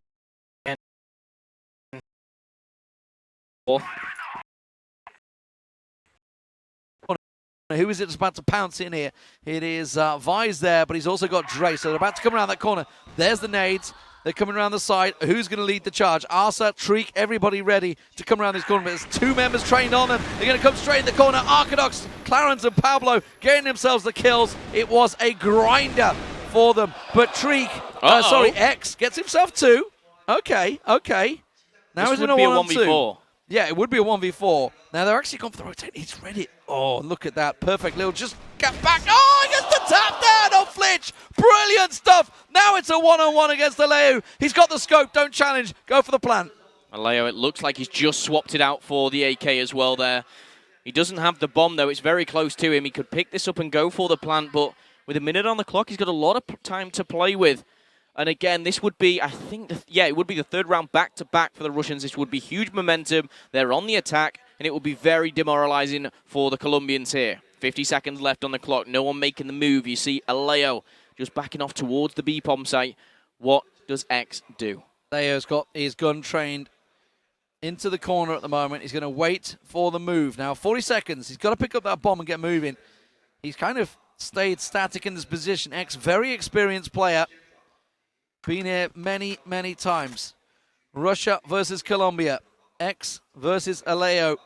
Almost the 2 heroes of the team, effectively, as they try and make their way through. Mid-doors, 20 seconds and counting. He's got to get moving if he wants to get a plant. He's going to go straight for A site, so he's going to get a clean plant off here, and it's Aleo that's going to have to go for the retake. Yep, and he's taking his time, and the reason he's doing this is just so he can stay silent. He's not even going for the plant. He is going to go back. He is going to get it down. And now you can see, just watch Aleo's screen. As soon as it goes down, the move is made. Left it just about the last second. Well timed. 35 seconds left on the clock. He's planted it for himself as well. Look, he can cover off the window. So the only way that he can come is underpass or catwalk unseen. So underpass is where he's going to come. It's going to be up the stairs. But he's actually the back side. He's going to flank completely around. He's going to flank completely around. He's going to come around the side, spins around, can't manage to get the shot off. X taken low here. Aleo pushes, will get the shot down, and Aleo will close out. Not going to be a 1v4 in the end, and the bomb will not go off. It will be a defuse for Kawhi. 4-3. Oh, so close for X there. I don't know. You never know like what the best position is on that site to plant and make a clean defense for yourself in a one-on-one. He was kind of covering the window, expected the window, had to spin around, it caused it, made it an awkward situation. Long A push here, though, from Rue Legends. Yep, long A push, and it was stopped literally by one man, the man being Alejo. He popped a sniper bullet down there, and they all just scattered. They were like, no, we're not challenging it. We know what he can do. Arcadox went aggressive as well. He's got the scope as well. So he pushed on Treek, who's decided to pick up the sniper now. Had a little duel with Arcadox there, and they both backed off. Now, making the rotation into mid. Going to push up, going to go catwalk as well. So it's a catwalk push, and this time they're ready for it. It's the first time they're defending it. Pablo and Flitch ready. It didn't work out well for them against Vici, and now let's see how they handle it. Well, Pablo's going to do damage to one. He's got the backup as well. He's taken a little bit of it. He's going to jump straight into the pit, and he's going to be eaten alive here. Two trades go down either side, and now a 2v3 here in favor of Kawhi, but no, 1v2. Make it a 2v2, sorry, as Clarence finally falls. Arcadox with everything to do, and he has the sniper. He's found one. It's all up to Vice. Yeah, Treek gave up the sniper, went to the AK, and got picked off. Did manage to get himself one before he went down, but there's the plant. And now Arcadox with the sniper going around the houses. He's going to have to come from catwalk, I think, here, which is a risky move with the sniper. He's probably going to be looking for an AK, actually, which is going to be plenty in that stairwell. I expect he might switch it out. Let's have a look at the position. There we go. There's the AK.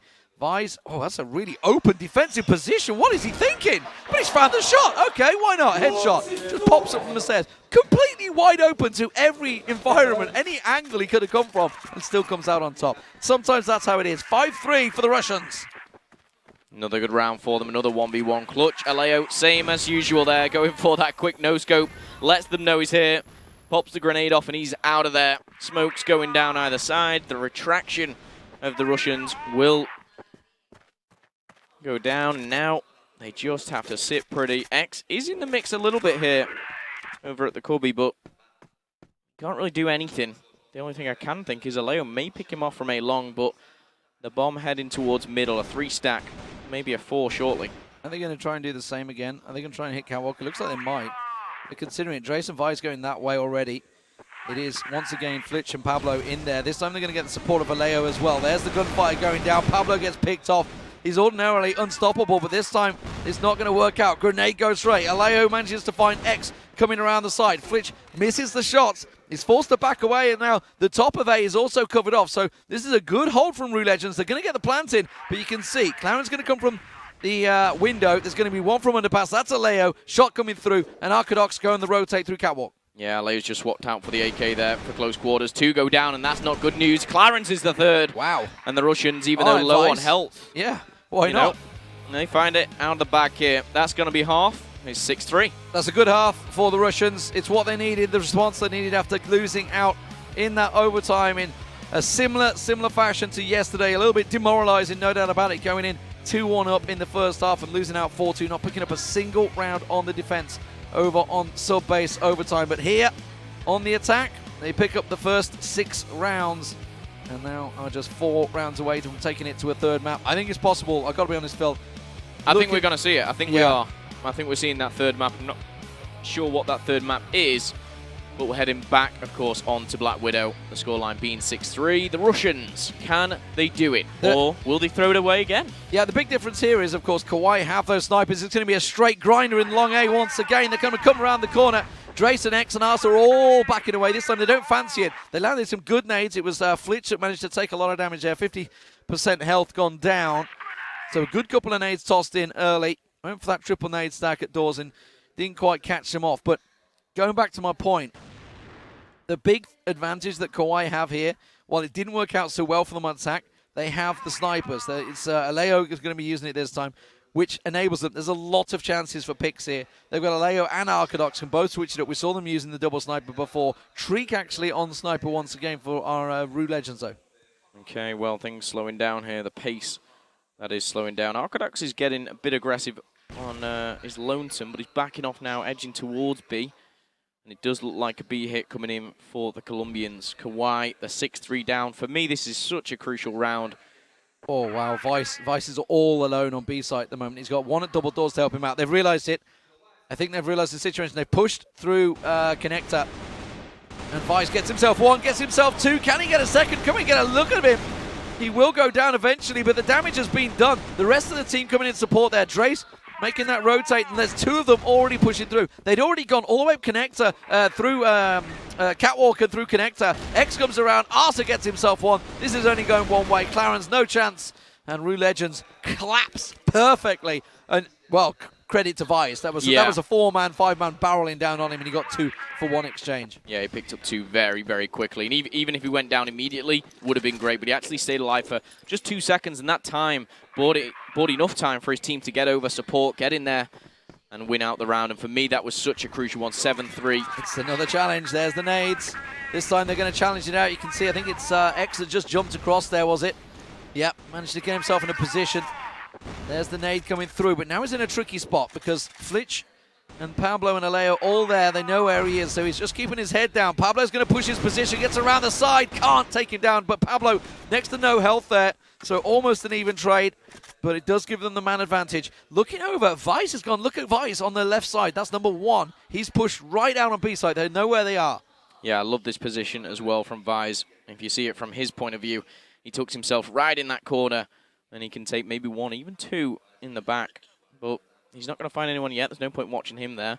It's looking like we're going towards the catwalk, a 2v2 coming down. As Drace will be defending this for the Russians. Yeah, it's a pretty forward position as well. Arcadox is going to be the first man around that corner. He's going to get picked off. Arthur takes him down. Little pop around the corner from Drace. Nice play. That is how you play that position. Just push out, put the pressure on, and it leaves Flitch in a 1v4. Real tricky situation. Miles away from Bomb. Bomb down in middle. So he's simply on the lookout. Treek with the scope on the catwalk. Oh, he's just backed away. It's just timing sometimes. But it's going to slow the round down a little bit. 1 minute, though, for him to try and find something. I'm being attacked by a fly. I don't know what it is. It's like this hovering thing that keeps zooming around my face, but it's pretty big. I'm scared. I'm scared, Phil. I'm glad it's you and not me, because I'm sitting comfortably here. I say sitting, I'm standing. But Flitch, he's going to be in a lot of trouble here. We actually saw Treek swap out the sniper. He's gone for the AK and wisely.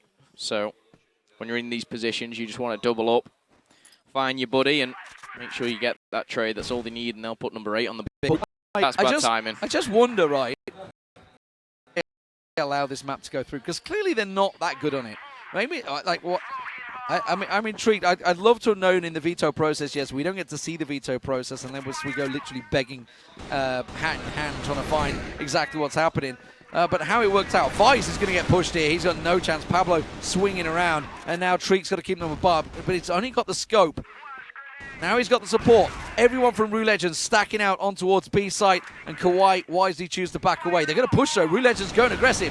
Well, they didn't expect that, and they won't expect the kill. Pablo goes for the trade now, a 4v3. Arthur's going to take damage as well. He's out of the game. This not gone doing that. It's like, you know what? All 4 position ready for it. They've lost long A though here. And it is Alejo that's managed to push himself up there. The Dorwell is covered by Treek. He misses the flick shot. Doesn't work out for him. Alejo's got past. Well, Alejo's passed. Narcodox has picked up 1. Arsa's down. Treek's down to around 35% health. And as well, X taken off. Narcodox find a double, but a double comes in for X.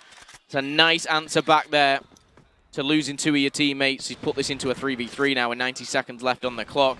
We do see the players backing off and maybe a rotate coming here for the Colombians. When you get a Chinese crowd to, ooh, you know you've done something pretty damn good in Crossfire. They're a veteran crowd that have seen some of the best moments in history. And that was pretty damn impressive today. Yeah, why did they not veto it out? against Vici, I don't know. Treat gets one, but he's quickly taken down. Vice and Arsa chime in with one of their own, and it's now a 2-on-2. Make it a 2-on-1. Arsa picks up a quick double and says, thank you, good night. We are going to map number 3. Okay, so nice performance from the Russians, a complete switch in mentality. You can see Arsa there, always very, very vocal. High fives all round as he will be taking the momentum going into map number 3, and arguably people will be looking at that scoreline thinking they may be the favourites now. Yeah, while Treek may well be the leader in game, Arsa certainly is the cheerleader in the middle there. Keeps the hopes high and very much disappointed faces from Kawhi. Let's get on to map number 3.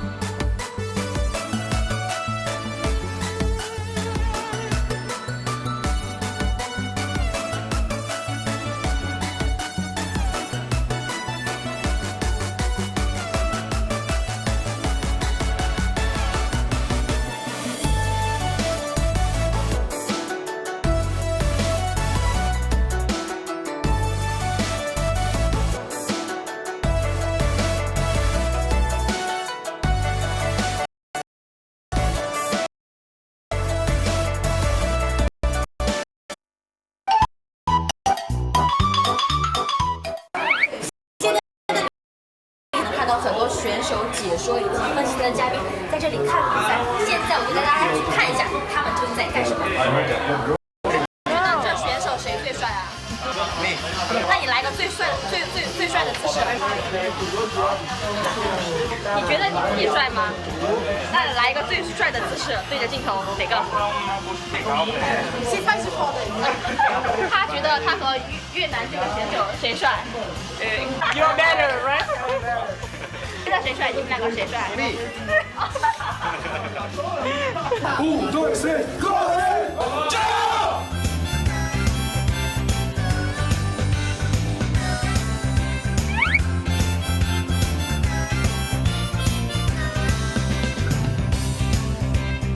！AJ 危机 AG 记危机都支持呀，当然危机了。大马T0吧，一文吧，马哲70 KG， 知道他是他最后一届了，所以说希望他能夺冠吧。感觉无论输赢吧，就是说打出自己的风格就可以了。中国队伍必须牛逼，马哲加油！我是来支持 AG 的。支持 AG 最喜欢哪个队员？我最喜欢70。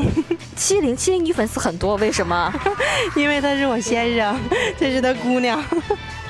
所以70宝宝已经来现场了，这是70的老婆。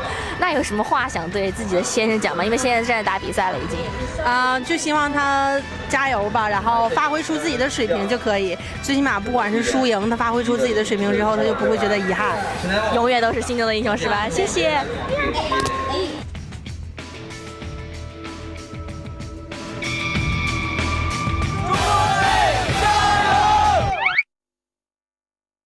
好，走，我们去我帮你再等我好吗？我帮你拿票，我出来跟你说，给你合影好吗？啊，可以，谢谢。好，一会帮他拿到。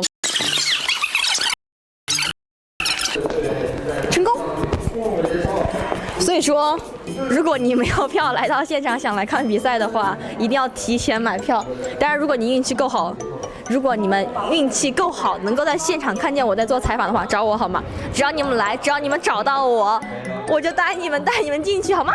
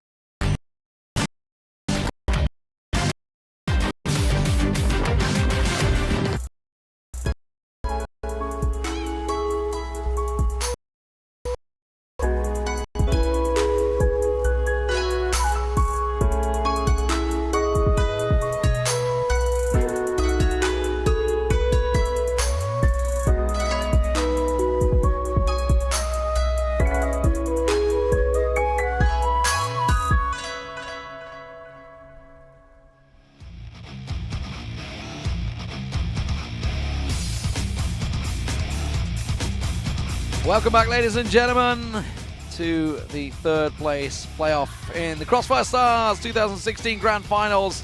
It is the third place matchup, and X gets himself the MVP, of course, the man that made the Chinese crowd had that quick double tap that won out the game in the end. 8 headshots of those 10 kills. That's pretty impressive. Yeah, certainly is, and that stats says a lot, but that double kill, it was impressive to say the least. May have won in the MVP single-handedly, but we'll see a few of the highlights here coming up. It's really, really tough. That was from the Russians. They all had them. I think Vi's overall, but X had that fancy play and one to where you remember. Yeah. So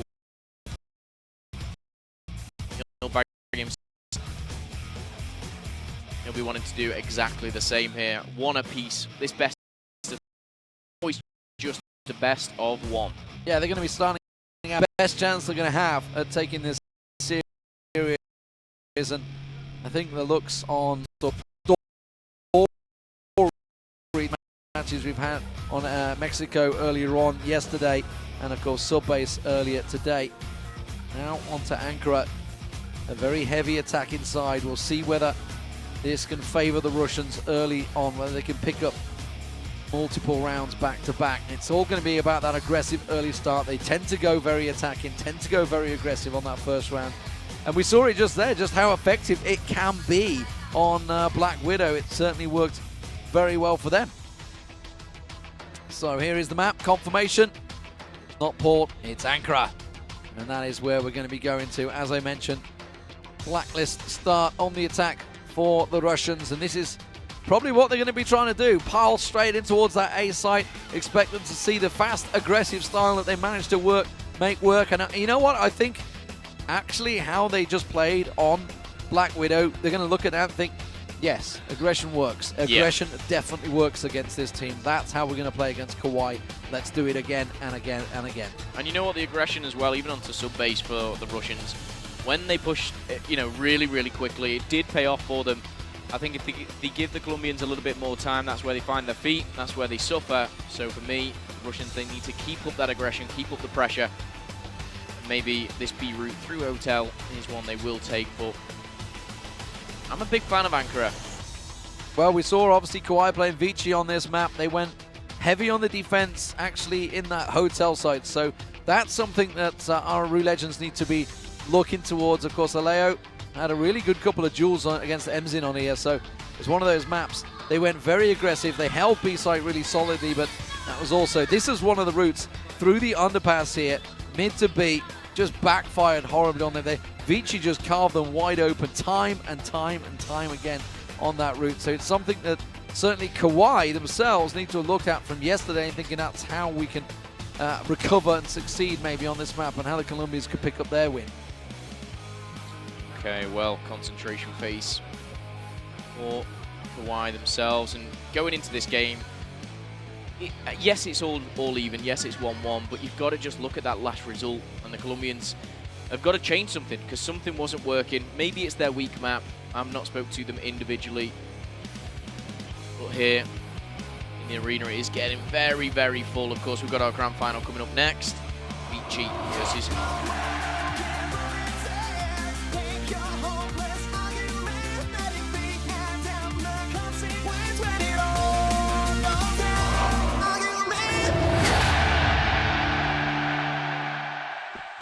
Well, here we go, ladies and gentlemen. It is a fast push already from Rue Legends. They're straight up the mid. If only you could see the mini-map. Again, Kauai gone aggressive around the Hotel area, and they've completely left B wide open. The Russians are already in and around the back of them. This is what we talked about. The Russians straight through the middle, straight in for the plant. And you know what? We've only got to the 2-minute mark, and that is going to be a big surprise on the Colombians' face. How are they going to retake this one? Or are they indeed? Drace finds Aleo. The sniper's been picked off immediately. And now it's a 2-2 pinch, but the numbers are against them. Yeah, Rue Legends have got themselves a perfect setup here. They have themselves a perfect spread. I mean, they just walked into sight. Walked in unhindered. Finally, we see a couple of kills going towards the Kauai Colombians. They're going to get another one down here. No, Vice comes out on top again. So often he wins out these duels. It's Clarence and Pablo pushing in a 2-on-3. He's going to find one. That's a quick jump run. And he's going for the defuse. He's trying to stick it. Not going to work out for him. Treat gets the kill there. Now Pablo all alone but it's not enough. And Treek finishes things off. The Russians pick up round number 1. I felt like for the first time we were actually watching one of those runs or routes that they give an example of. He ran straight through the middle, didn't even look twice. And he made us look great because it's exactly what we called. They're already pushing in around the site. Vice and X get themselves kills. They're just running and gunning, and it is working perfectly. The Russians in once again. It is a 4-on-2. X with what, 1 hit point maybe left at best, but the plan is in yet again. A 4-on-2 retake. Yeah, this is going to look good and will probably be good for the Russian. Treek going to poke round and Flitch gets the better of him. And that's a good start because don't forget how low X actually is. Can Arcadox do something big? He's got a lot of health to play with. No, Vice finds 1. And that's going to be traded out by Flitch with the double. Can he find the third? He can. Surely he can. This is going down. No, Arsa. Staying strong and for us. Take down next. Over at A site, but it's a 5-man stack. The rotate's coming in from Kauai, though. They're reading the situation. They're saying, holy moly, we've got to move. We've got to get onto A. Yeah, the Colombians have got to adapt. They've got to change their play style. For me, if I'm the Russians, I just want to keep saying, go, go, go. It's working for them. However, they're stacking up. It's going to be a 5 versus 3, like you said. And here is the push. It's going to go down. And Pablo actually answering back. And this is good. This is fantastic from the Colombians. As now the Russians go down. Pablo with a double. Arcadox with a double. And the Russians. They were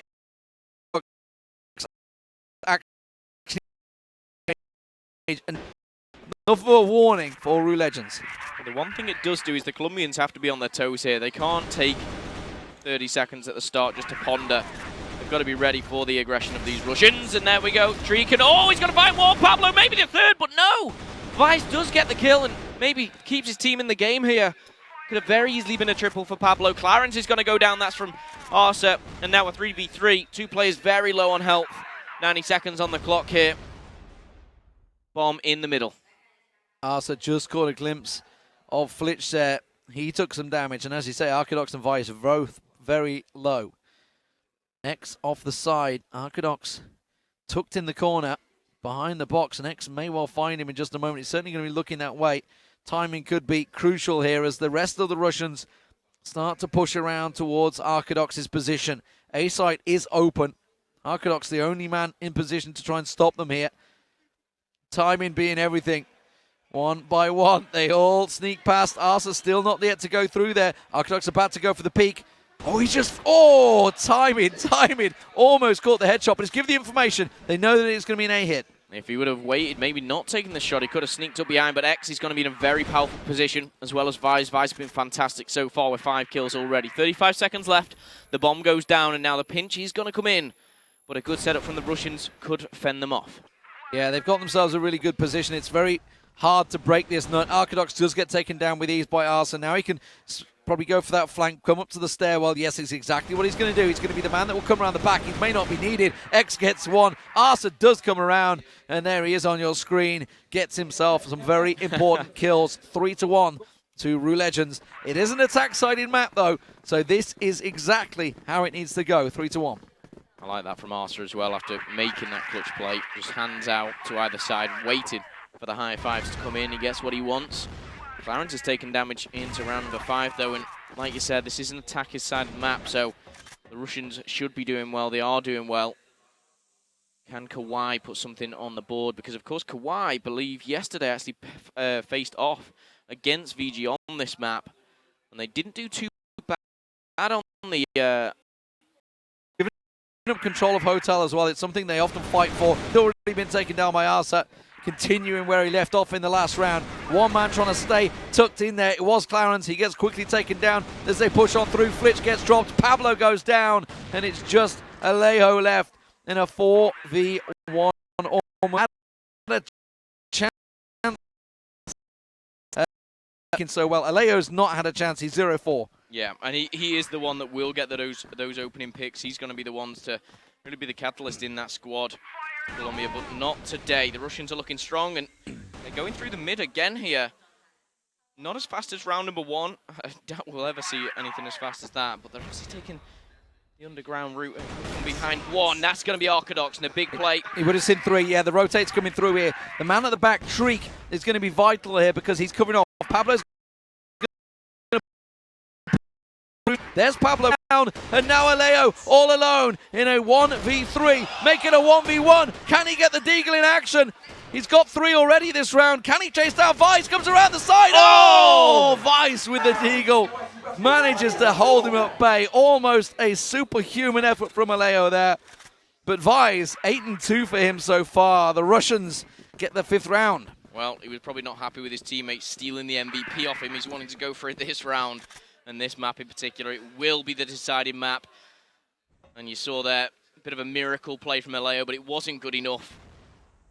And you see the Russians leading 5-1. Don't be too worried about this scoreline, though, if you're a Colombian fan. It is attack. I'd start to get worried. Yeah, a couple more. I mean, if we go in 8-1, then yes, be worried. But that's been 2 rounds now that's gone down to, well, not obviously, that last round was 1v1. The round before it was obviously 1v4, but there has been a couple of 1v1s now. So it's Kawhi getting closer. Rue Legend's speed has slowed down again, and that favors Kawhi. I think I just saw Treek. Was Treek back on the sniper? No, he's okay. He's back on AK. So I prefer him on. I prefer him on AK. He is on sniper. Okay, yep. I don't like him on sniper. I got to be honest, because he's just not winning against Aleo, and he's not been finding those picks. It doesn't suit Rue Legends for me against Kawhi at the moment. But they are working their way through to Hotel. Kawhi have given up that territory. They ordinarily go aggressive here. Instead, they push through the mid to B, through the tunnels, and this time Rue Legends choose not to go that route. So 5-man stack towards Hotel. 5-man stack going towards B. B's completely empty. B's empty, yeah. They've pushed. It's Clarence. Clarence has rotated over to A site. Whatever it is, whether it was a nade or a smoke thrown from Rue Legends that sold the dummy, something has worked well. Something has worked very well or very bad, depending on which side you like to look at this one. X is going to cover off the man in underground. It's going to be Aleo that pops around the corner. Vice gets taken down from Aleo. It's absolutely vital there, the opening shot. But again, Rue Legends, they have bomb control. They have the pin, and that's going to be Treek finding 1. Clarence gets taken down. Arsa gets a quick double. He's not been cleared out yet. Clarence pushes around the side, and they're just going to pinch his position. He's got no chance here. He's firing at Treek. Oh, that's your teammate. Clarence. Suddenly a 1-on-1. Oh, my word. Treek. He's got to land it. He's only got the Deagle. He can go for the defuse here. Treek's got to run in. He's going to try and get the shot down. And Clarence goes huge. God. Gets a 1-on-3.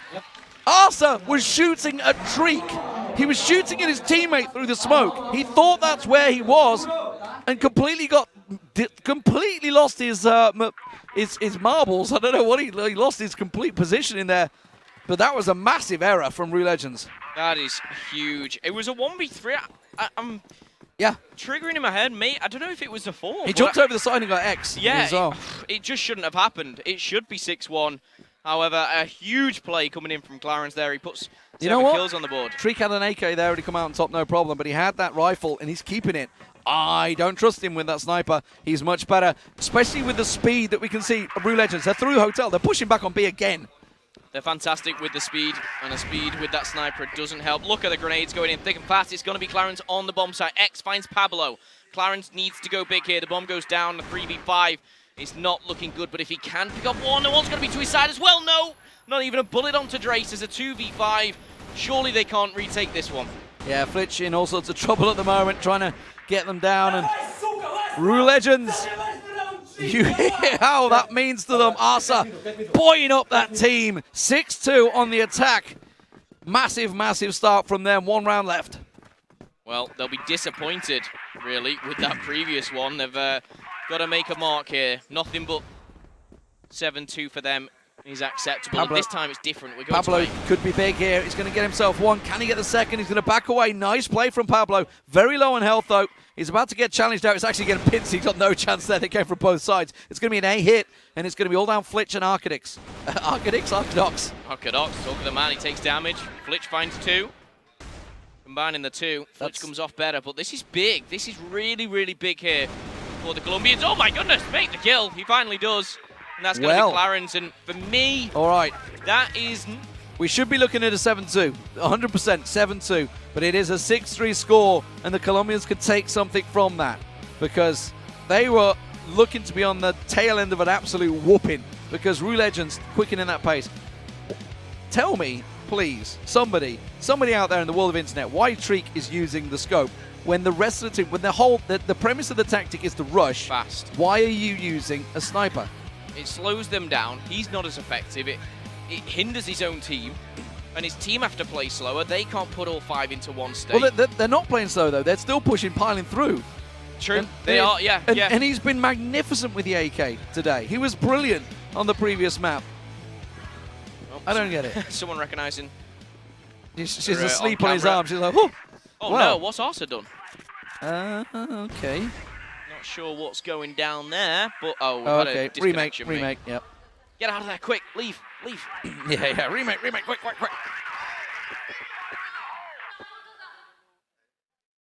I don't think... Don't think the Chinese commentators quite figured out what was going on there, but it is going to be a remake. Speak Mandarin as well. As well as Punjab, as well as obviously English, because we've been having chats with him. He speaks a lot of languages, and I think there's a bit of Spanish in there as well. So, bit of everything. Multicultural refereeing. Who knew? Here at the Crossfire Stars 2016, though, we are on the final map. It is currently 6-3 to Ru Legends. The Russians up against those guys on your screen. It is Kauai, and they are from Colombia. I know the name doesn't really fit, but whatever. Whatever works. Okay, the IT guys have been kicked out of the booth. Get out the booth. I want to get back in the game. Yeah. Go. Get out. The one thing I do want to point out is Arsa, and he's very much like Vinny or Aim Green for Hemo Brave. Yeah. He's just so hyped up all the time. One round, whether it's the first or the last, it's always a big deal to him, and sometimes we get to cut, we get to hear what's going on in the booth, and he's always screaming and shouting. It's those fingers again. You were talking about these yesterday, weren't you? Oh, yeah, light up gloves. These lit up gloves things. Very weird. Some. You want some, do you? Yeah. Not to take home, just to try it. I don't think I'd fit that style, but mind you, I've been rocking a certain style all weekend, which I didn't think... A certain couple of styles. We got away with the tie today, thankfully. We changed that things out. But anyway, enough about our wonderful wardrobe they are making us wear. We are back into the game, and this time Kauai are going to try the same as Ru Legends. They're going to try straight up mid. It's a little slower, though, from them. It is indeed. Leo rocking the sniper, someone you can trust with it. He can always pull off a miracle, but Treek's still on that sniper. But he is holding the angle. It works better in defense, and this time he's got to land the opening shot, but Arcadox will get there, and that causes some problems. It is going to be just Drace, and he's down already, and this round is falling to the wayside. Kauai are going to get themselves the first, no problem, unless something big goes from Vise and Arsa. I want nothing but overtime here, and I think we could be seeing it. 6-3 is the scoreline. This is looking very promising for the Colombians. I say that Vice finds one, Arsa goes down. Vice finds a double. It would be an ace if he pulls off the miracle here, but... He knows Pablo's behind him. Just saw him there. Pocky's running down, though, unfortunately. He knows he has to go for it. Yeah, he's going to get pinned from the side. And that will be Kauai picking up their first round on the attack. And as I mentioned, they quickened up the pace, and it's exactly what they needed to do. They mirrored what Ru Legends did in the first half. Well, Kauai, they're not as aggressive as the Russians naturally, but they may match the pace if it works for them. And now they're pushing through Hotel. They're going towards Hotel, and it's got to be uncontested here. The bomb, though, who's got that bomb? It's Aleo. He's pushing towards middle, and he could find himself in a bit of a sticky situation. Trace Neck going forward, and there is that sticky situation. The bomb is down, Aleo is down. Yeah. It's a 4v5. That's real problems, because they're 3 in Hotel. They were like, okay, we're going to collapse around this way. Why Aleo with the bomb is on his own. I get that he's going that position. I get that he's going that route, but that leaves the bomb in no man's land. But it will get collected. They're going to come back for it. I think it is number 2 Treek. I'd love to know. We're not going to get to see it. It's Vise. Vise is the one that's covering mid. So I'd love to see Vise right now. There we go. So Clarence and Arcadox coming to recover that bomb. They're going to make the way back through underpass tunnels, there. yeah. Through tunnels. It's going to be a big B hit. 2 from Hotel, 2 from mid to B. Have to wait and see how the push goes down. For me, I expect 4 frags, flashes, smokes They have going 4 down. nearby. It's going to be a 4-on-4 exchange here. And I think it's Drace that's on site. He's going to go big here. And he does. X is with him. X gets 1. X gets 2. Pops around the corner. Can he get the 3rd? You bet your life he can. Pablo goes down. Switches over to that Deagle. Just 1 man left. He knows where he is. He's around the corner. Or maybe he doesn't know where he is. Actually, as Flitch takes down Arsa. But Vise will find him. And that will be the first defensive round, and such a big one for Rue Legends. You don't get many on the defense here on Ankara, and that's a huge one. 7-4, and that came from X, a player which for me, potential MVP, if he can take this one away. And this time on the attack, we're going to see the first attacking round, or attack side, go towards A from the Colombians here. It's not that fast. They're going to be stopped. A lot of frags going out as well. Smokes. Vice exchanges fire, and they've already called it. So there's going to be a 4-man rotate coming over. Kauai, if they continue on their path, which it looks like they're going to back away from, are going to be running into a heavy stack of Rue Legends yet. They are considering their options here and deciding to go for the rotate, which is a wise choice, a wise call from the game leader. Attacking side is so important here for Kauai. They need to pick up this round for me. They go 8-4 down, 2 rounds back-to-back of a defensive side for Russia. They seem a bit hesitant now. They're hopping back to A. They're trying to find maybe... Rue Legends have left 3 on A site as well, so they're going to be coming straight into this one headlong. There's the smoke, there's the exchange, there's the gunfire. Oh, they've gone for a rotate. Arsa's backed away. X gets only a 1 in the exchange. Vice just pops around the side. He gets dropped by Pablo. Poor timing, just a kick of a timing there. Arsa backed away, but Drace comes in, gets a double. Pablo, oh, Deagle to the head. And that is Drace saying, no thanks. We will go another round on defense. Drace may have backed off, but he was back in action with a triple kill there. And that's a very important defensive round. 2 defensive rounds back-to-back from Russia. Rue Legends here looking strong here. And maybe...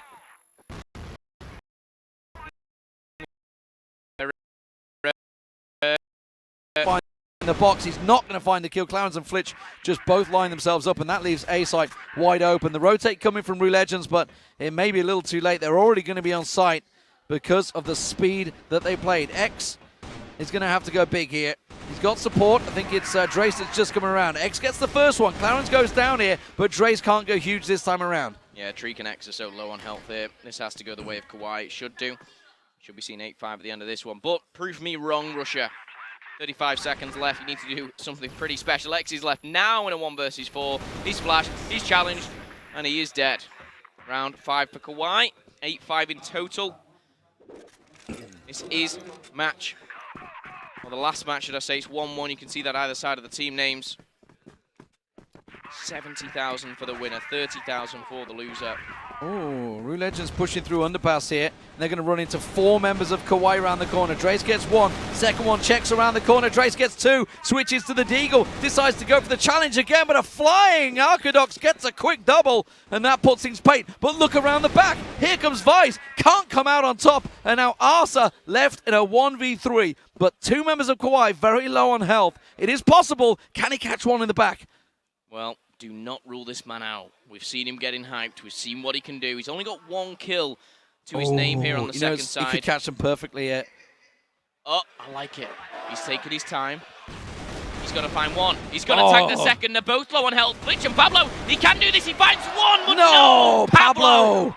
Whoa, it's a big, big play from Pablo. Oh, so close. So close. The crowd literally burst out laughing, I think, when he just didn't shoot. It's like, he's chasing you. Here's Arsa. 6-8. Well, aggression from Rue Legends almost paying off, but I think a little over-aggressive. They pushed through underpass and they'd push through A site, but this is a 4-man push onto A site. Very quick and easy for Kauai this time around. Now Arsa has got support. I can't see who it is that's with him there. I love this camera work sometimes. It really completely throws us in the works. But Arsa's got 1. They're going to push the stairs. It's going to be Vice that was with him. Arsa gets 2. Spins around. Can't get the third as they push in. X won't get one either. And now it's a 2-on-3. Real tricky retake here, but that's going to rush in. Treek coming in with the Deagle again, using that scope. I don't understand why he's sticking to it, but the Deagle works for him. Now, no, not enough. It's a big mistake. Why is he using it? You mentioned it about 3 or 4 times, and for me, you can mention it another 4 times because it's just wrong. He was so good with the AK. With an AK there, on the sub-base. He would have got the first kill a lot quicker, maybe got the second. It's a round. It's so important. Well, look at how Kauai are playing. Kauai are going the same way Rue Legends. They're like, you know what, skip the scope. We don't need it. We're just going to push him. We're going to go fast, furious. They're not using a sniper. And Treek still is. Treek's still using it. And he's 1-4. He's never had a good score with this sniper yet. He really needs to just adjust, for crying out loud. This is what this game's all about. But here we go. And this is a massive amount of pressure. Who's that man? It is going to be Vice. He's not going to be able to get himself one. Pablo Paul's on 2, and suddenly it's going to be a tight game here. There is not a lot that Rue Legends can do in this 2-on-5. And, of course, it's Treek that's got that scope still. Yeah, not going to help anyone. Drace does find the double, and now a 2v3. I tell you what, I'm just looking where Treek actually is. He's nowhere to be seen. He's still lingering around. Well, he's obviously trying to line up the shots down through the cross. I can't even get my words out at the moment. Trying to line up the shots, the long-range shots, but Drace is trying to do it all. Treek finally going to join him. Please switch to an AK, Treek, please. 8-7. This should be tied up here. As maybe an ace. Yeah. From 8-4, I think it was. Tied hands out there. He's swapped. He's swapped to the AK. Oh, finally. Treek pushing through with that AK. He's got himself in a pretty aggressive position, actually. You can see Arsa holding the vents there. Don't go looking for the frags. Now he can peek. Now that they're not looking, okay. Now you could try and catch them in the back there. Arsa, a little shoulder peek, trying it desperately. Oh, the timing is everything as Flitch goes through. And they're going to come around the side, and he pulled away from that position. Treek, though, gets Pablo, so does manage to find one. Flitch is backed away. He's going to cover off. Aleo is going to peek around this corner. Flitch is going to be the distracting force. There's Aleo. You can see him back there. Well, Aleo gets X. There's a flash to the face. Treek, why did you come back out? Keep your key in that corner when you flashed out. Had no vision. It's Aleo he's going to try and chase down. You can't hide behind that pillar. That's a triple at least for Aleo. Match point for Kauai, the Colombians. Oh, Rue Legends. I got to feel... Oh, there we go. He was on it for a moment. He was on the scope, and he's gone back to the AK. All right, they're going to go aggressive. They're going to push Hotel. Well, 5 rounds back-to-back. Good stuff from Kauai. Can they end this right here, right now? If they're going to push, they have to do it now. They're going to peek early because it's mid. And the man in the mid, it's Drace, that's about to get a little peek around the corner. He will see a stack of them pushing his way. At that doors, they have to turn around. They have to get motoring backwards. They're going to leave B completely open. This is akin to Rue Legends in round number 1 of the game. Rue Legends, they've gone right out. They've given it up. They've not checked underground, and they've exploited that. Kauai can take that full advantage, and that's number 2. Orthodox is out of the game. The bomb will go down very quickly. It's a 5-man take. Now they've got to realize, guys, you've got to realize that you've passed through. Yes, they've gone underpass. They're not here. Where did you shoot the one guy? Oh, he was right by underpass. That's where they went. Hello, wake up. It's match point, ladies and gentlemen. $40,000 Rue Legends here. Or will it be a 4th place finish? Aleo gets one. Arsa replies. As they push on site. X pushes around. Flitch has got himself tucked in nicely. He's going to come running around. They're trying to clean it out, but Flitch hasn't been found. He will get picked up, and it is, ladies and gentlemen, going to be overtime as the defuse comes in. We wouldn't expect anything less from these two teams. They have given us a brilliant game so far, and it is overtime, and once again, it's down to who can have the better attack. 6-3, both halves.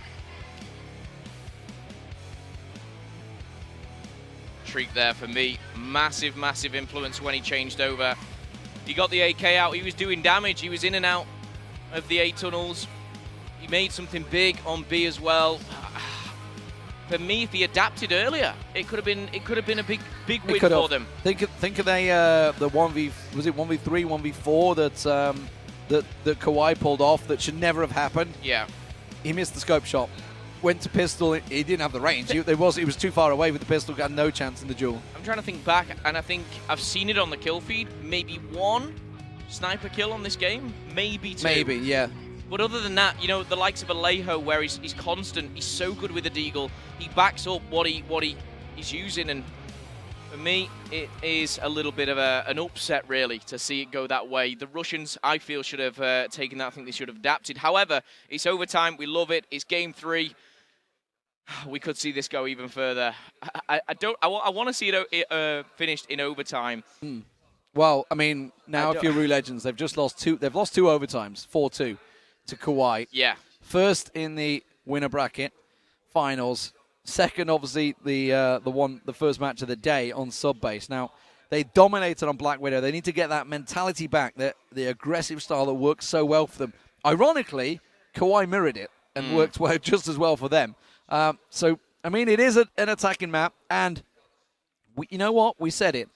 it was that 1v3, 1v4, whatever it was, it should have been a 7-2 first half. Yeah. Will it come back to haunt them? Yes, it absolutely has. And they push it to overtime here. For me, this is a position where if you sat in the Russian booth now, you're looking at each other. Yes, you're confident, but you're thinking, we should have had that, guys. We should have won this. And if for some reason Kawhi take this, 3 overtimes against this team, it's something these guys will not forget for a very, very long time here at the World Championship. It's their best finish, no matter what, ever. I fear if they go 2-1 in the first half, be like, no, not again. We did this last time. Let's not screw it up, boys. Let's not screw it up. But here we go. The map is loading. We're about ready. Yeah, I don't want to miss the opening kills. Here we go, ladies and gentlemen, into overtime. Game 3 here of the third fall playoff. $40,000 between the prizes, and hello, we're getting the same strategy. Pablo. If Pablo had gone a little bit quicker, he would have saw them passing all through there. Treek. We don't know who's going to come out on top in that one. We're not getting to see it. It will be Pablo. So that's great. It's a bit of a problem for the Russians already. This is bad. This is very bad. It's all down to one. And Vise, you're on the attack. This is an attack-sided map. Good adjustment. This is massive for the Colombians here. Really good adjustment there. They read the situation. They knew the aggression was coming. Flashed out. No chance here. Tucks himself in the corner, but he's just going to get swarmed. Look at them all. Look at the map. They're all coming towards him.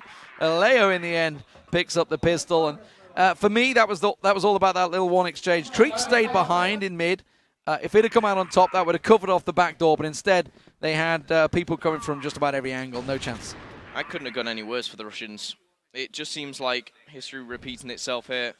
I had them going into this one, and it doesn't seem to be working. However, look at this. Heavy stack on the defense of A. They've actually pushed out of it. This is going to be a surprise here for the Russians. Kawhi going head-to-head, but Drace actually gets the better of him. And Pablo does fall 4v5. Flitch has taken damage alongside. They're trying to rotate. Aleo. They got one coming right round the back. It's Arsa's picked him up. It was Arcadox. Arcadox was coming all the way around the back. And now they realize, okay, that's the flanking man from B side. They've come straight back around, sweeping in towards B side. Clarence is going to be all alone there. It was Flitch covering off the middle. He's going to go through underpass. He's going to get himself there. But Hotel is already occupied by the Russians, and they're going to be pummeling through on Clarence. Yeah, they should be able to outnumber them here. And it's as simple as that. Grenades going thick and fast. There's going to be one. Clarence up top. Flitch is down below. And X hasn't seen him. Yes, he has. Aleo answers back. And now a 2 versus 3. Treek is low. And Clarence. Oh, wow. He was kind of like going for the pre-fire. He's like, they're going to be all be here. They're going to be like, wow, Aleo. Did you see that pistol shot? Just pop off the head there. Switches the scope, tries the lucky shot through the smoke. Not going to work out for him. Reloads that Deagle. He's been so good with it up range before.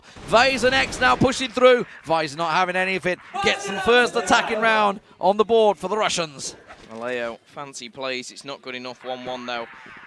And goodness me, if RU Legends go 2-1 up here, it makes me sick to my stomach. But I think they should. They're on the attack. They're pushing forward. They're going back to basics here, and they're going through the middle. But Clarence seems to have acknowledged it. They've stacked up on B. 3-man stack here. Gunfight's going down, and Arcadox is the first to fall. Treek answers into first. Vice as well goes, and Clarence finds a double. It's now a 2v3, and you've got to bear in mind Vice is low on health here. Aleo still rocking that sniper rifle. Flitch pushing through, gets around the side. They've got to deal with X, though. X is the, I hate to say it, the X factor at the moment because he's around the side there.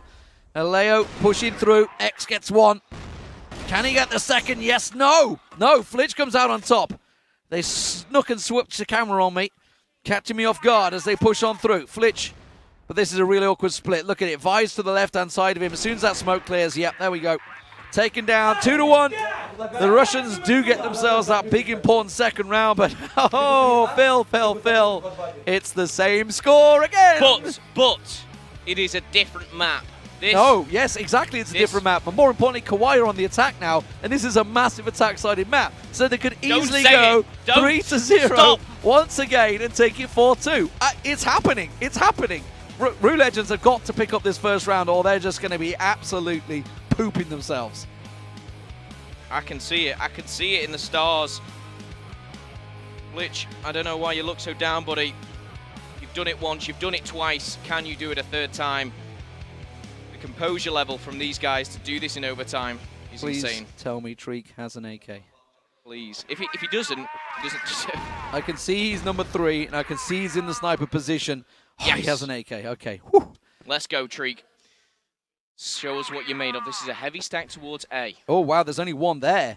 They've pulled away. They thought something was coming. It's Vise that's all alone at the moment on A site. He's going to have to go superhuman. Remember, he got the double quick early on. He's going to get pushed. No chance. Got a 1-for-1 trade. It's about the best he could do, but this is a 4-man retake. This is a really good start from Kawhi. Yeah, they can get the bomb down. They will get the bomb down very, very shortly, but they're all coming the same way. They're piling through this very, very short, narrow angle, and they're going to find one. How is he still alive? How's Trace done that? 2-for-2 trade, a 2 versus 1. Word. Aleo versus 2. What's going on? It's all Aleo. He's found one. Treek backs off, and the bomb is not down. Yeah, he didn't get the plan. The bomb is actually still on A site, yet they both left it. However, what is going on? They go back to A site, but he's flanked around. Where are you going, Treek? I don't know what we got going on here. We got the one-on-one. There we go. One-on-one cam here, and yes, Captain versus, well, it's not Flitch, so it won't be Captain, but Captain, Treek. Got a lot to do here. This is a thing as well. Yes, the attacking side is much more favorable. Then when it's these positions, no one is favorable. This one-on-one, if the bomb goes down, maybe so. Well, but that bomb's heading towards B. Both even on hit points. Treek is actually going to be in a good position here because he's going to be the man on site. He's just going to be coming up slightly. He has to get this past here now. He has to be up behind the boxes. He is. This is a good chance for Treek. Did he just catch a glimpse? Yes, he did! From Russia with love, the captain strikes. And it is a big, big defensive round. It makes it 3-1, and more importantly, we won't get a 4-2 scoreline. Yeah, we're seeing something different. The Russians are back. Oh, They've Phil. lost 2 overtimes. If this goes 2-1, we've got a golden round to decide. Third place. However, hello, Treek strikes, Alejo down. He's on 3-0. This guy is going insane in overtime. He's just picked up a massive 1v1 clutch. Now, this could end it right here. Kawhi versus RU Legend, 2 minutes on the clock. Match point. $40,000 split here. And the Russians holding steady, holding back. This time they're not peeking. And you know what, Treek? You put the sniper away. Look what you're doing. But look what he's done. He's taken Aleo out of it, and Aleo tends to be the man that opens things up for Kawhi. And Kawhi instantly have just gone, oh, what do we do? What do we do? Okay, let's go hotel. Let's go default. Let's try and push our way through because they've always stacked and defended. They've always expected teams to push here. There's 3 members, of Rue Legends actually around B side. So this is a good chance here for Rue Legends to pick up the 3rd place and take home $70,000. Okay, so the push is going down. Orthodox is going to find the first. He doesn't even take damage at 4v3. Now we find Trace go down. It's big for Kawhi. And now the bomb shall fall, but the grenades are coming in thick and fast. And it's all going to go down, but a 4v3 is looking good here for Kawhi. I think it's Vise that's trying to rotate. They're trying to get around the side as quick as possible. Try and hit them in multiple angles, and it's going to work out. Vise gets one, but it's a 3-on-3 with 27 seconds to go on the clock. They have to get moving. There's a lot of smoke down on site.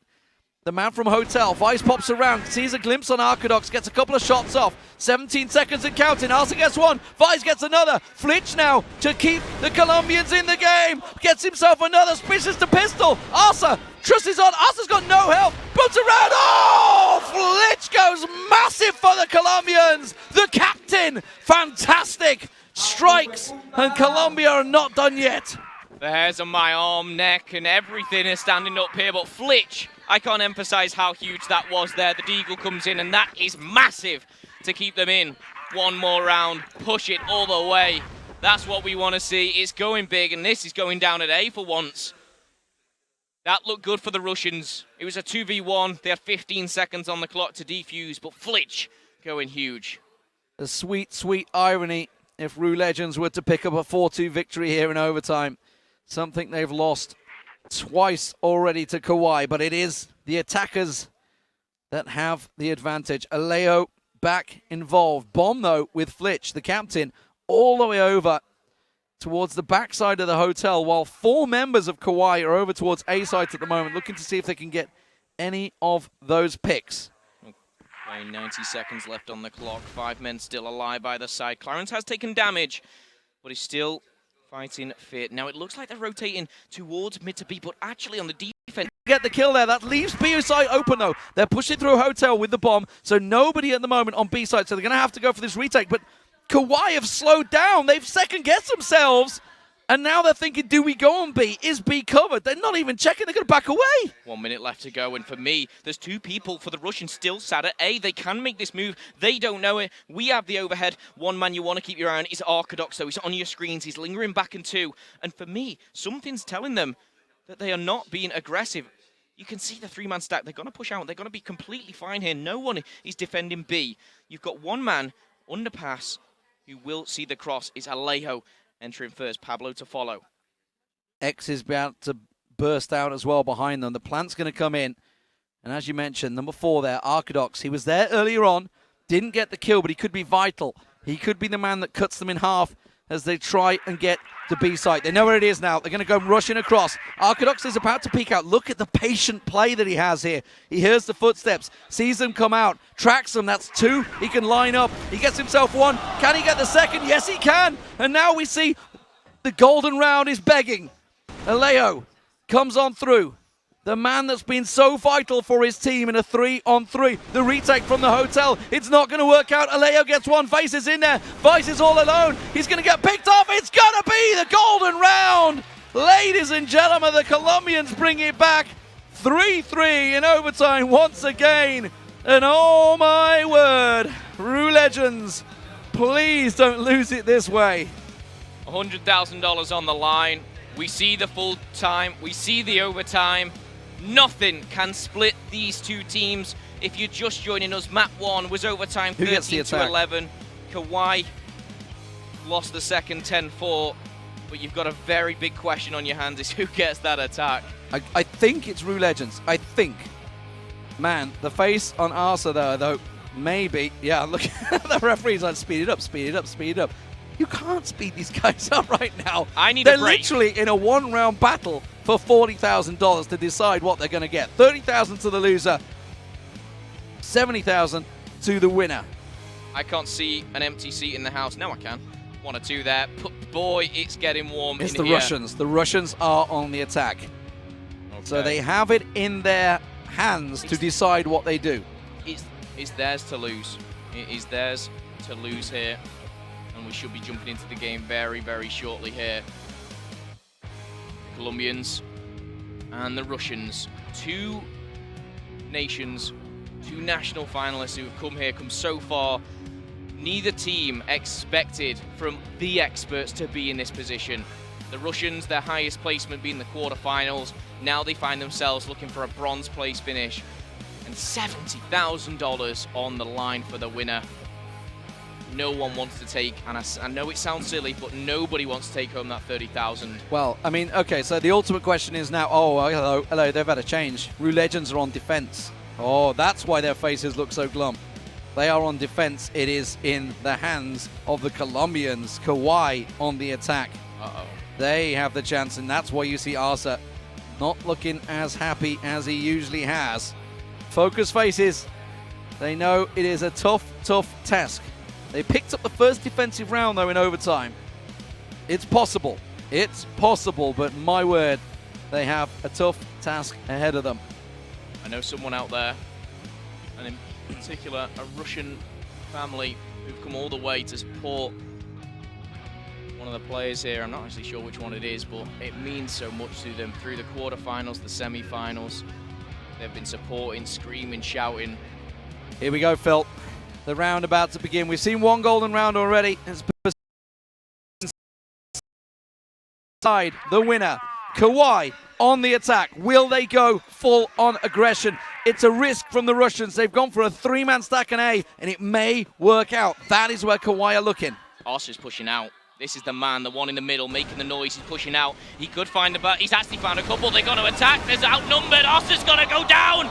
Vice is going to go down. It's Flitch and Pablo. The Colombians are looking to do it again. But now a 3 versus 5. They're coming from the side. They may catch them off here, but they're going to expect the rotate, and they've already got themselves completely out of position. This has got to be massively favoring the Colombians now. Kawhi in a huge, huge advantage. The shot around the side. Treek started out on the sniper. Chase down. Flitch gets another. Oh, my word. Treek, the captain, and Drace, who's had such big moments throughout this, but they are way out of position because, Kawhi, they just said, you know what? We're in a 5v2. Rush them down, pile them down. Trace goes down, and it's all on Treek. He's got to go for the ace to pull out the victory here for the Russians. It is an unwinnable situation. He has absolutely nothing in his chance. It's a team ace, ladies and gentlemen. Kawhi will take third place, and the Rue Legends will fall. The Russians had it in the palm of their hands, but it slipped away once again. They did it once in overtime. They did it twice in overtime. The Colombians, they needed the golden round this time, but they've done it again. And RU Legends, they are going to be very, very upset in the way that one slipped away. Look what it means to the Colombians.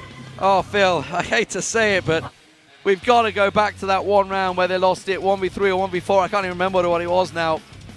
But that shot that Treek had lined up and missed with that scope when he could have had an AK, switched to the pistol, had no chance. I think it was Clarence that picked it up, wasn't it? Went on that 1v3 crazy charge, and oh my lord, look back at the replays and rue your missed chances. It should have been a 7-2 first half. It could have been an 8-1 first half, but it was 6-3 in the end, and that gave the Colombians a real glimmer of hope to get back in there. Rep third place finish. So did everyone else. Kawhi, they've come so far. They took down XCN.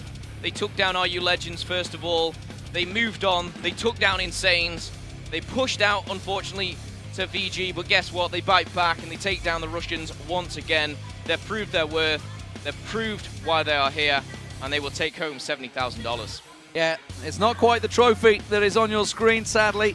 That is going to be competed for by Vici and Flipside in just a little while, but a fantastic performance nonetheless by the Colombians. Going to be absolutely delighted with that third place, and commiserations for the Russians, Rue Legends. It is their best ever finish here at the tournament. Sadly, they're not going to be feeling as happy about that as they should be. Yeah, it's never the case. When you have a third, fourth playoff, they came in today knowing they can't win the tournament. They knew it was this game and that's it. And there was only one thing on their mind. And going into the game, you know, when we broke it down, it was, 13-11. They lost the first one in overtime. Then they just bounced back 10-4 on Black Widow. It was just a bit of a stomping, really, and they couldn't handle the aggression. It started well for them on that final map. The aggression was held up, but then it was just toned down a little bit. And so they lost a couple of rounds on the attack. It should have gone in 7-2. It didn't. It went in 6-3. They paid the price. But for me, Kawhi, they've got a few fans out here, a few new fans out there as well. They've impressed all weekend long. Yeah, absolutely. They've impressed a lot of people. A team that everyone wrote off gets themselves a third place finish. The crowd getting behind them. As well, the Chinese broadcaster is getting quite excited next to us. Is indeed, and she's saying something. She's getting the crowd going either way. But thank you very much, ladies and gentlemen. We'll be back with the finals in just a few moments.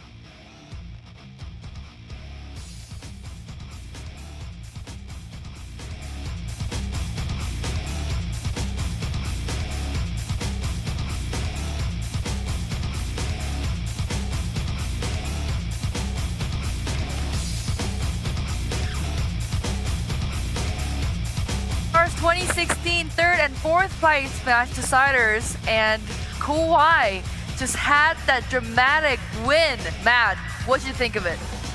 Like, that's what you want, isn't it? Yes, of course, of course.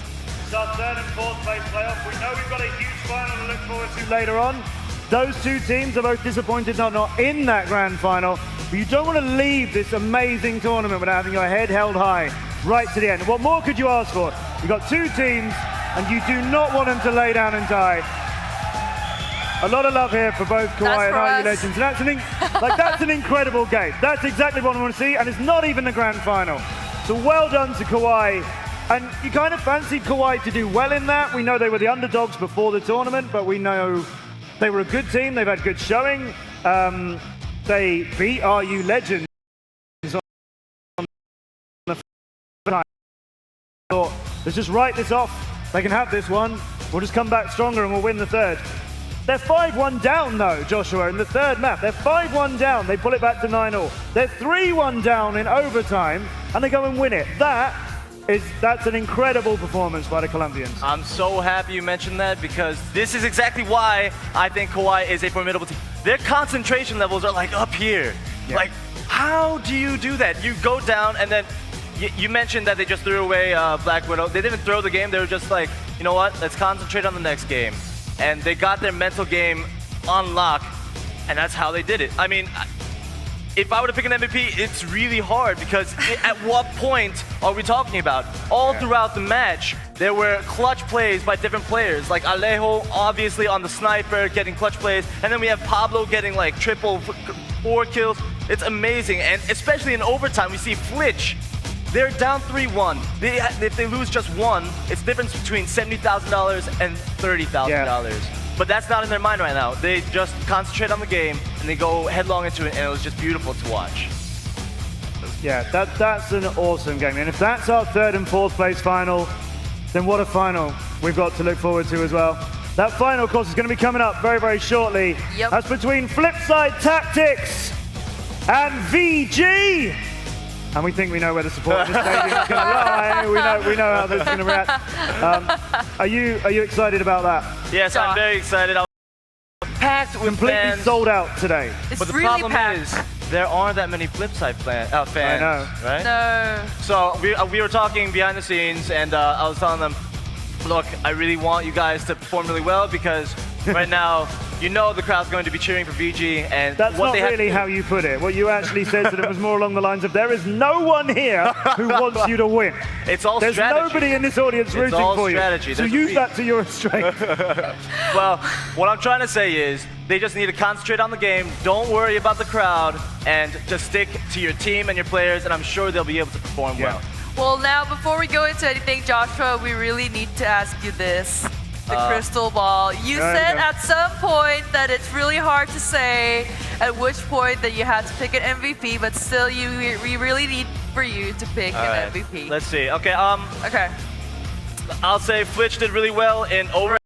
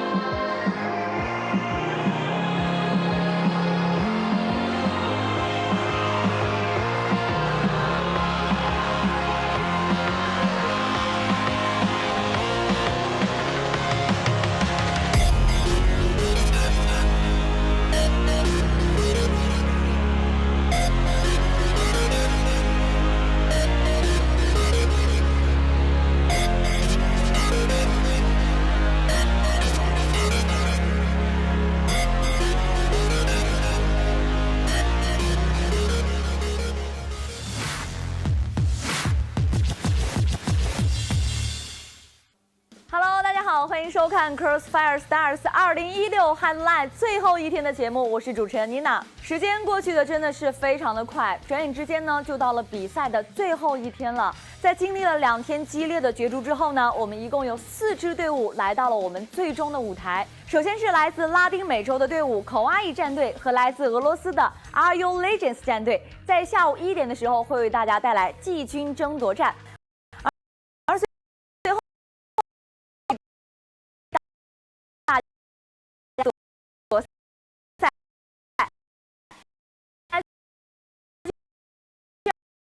是中国战队的 AG。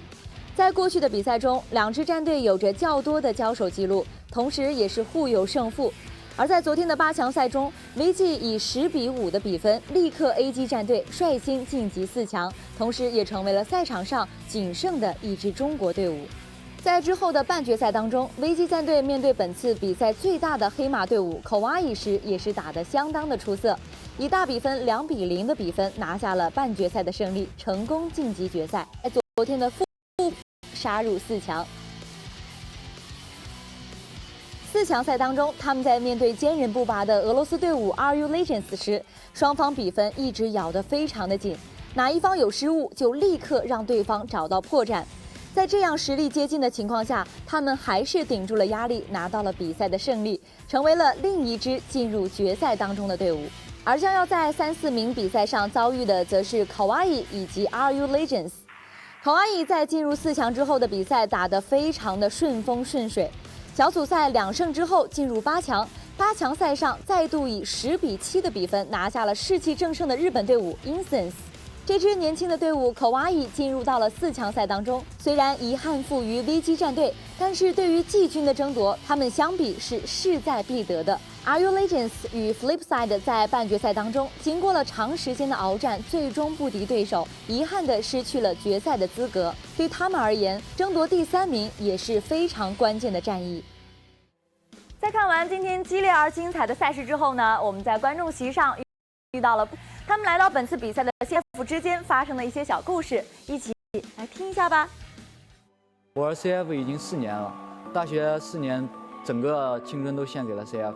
从11年开始接触 CF 这款游戏的，最早的时候 CF 刚出的时候吧，就开始玩那款游戏了。在我小学5年级左右，我就接触了 CF。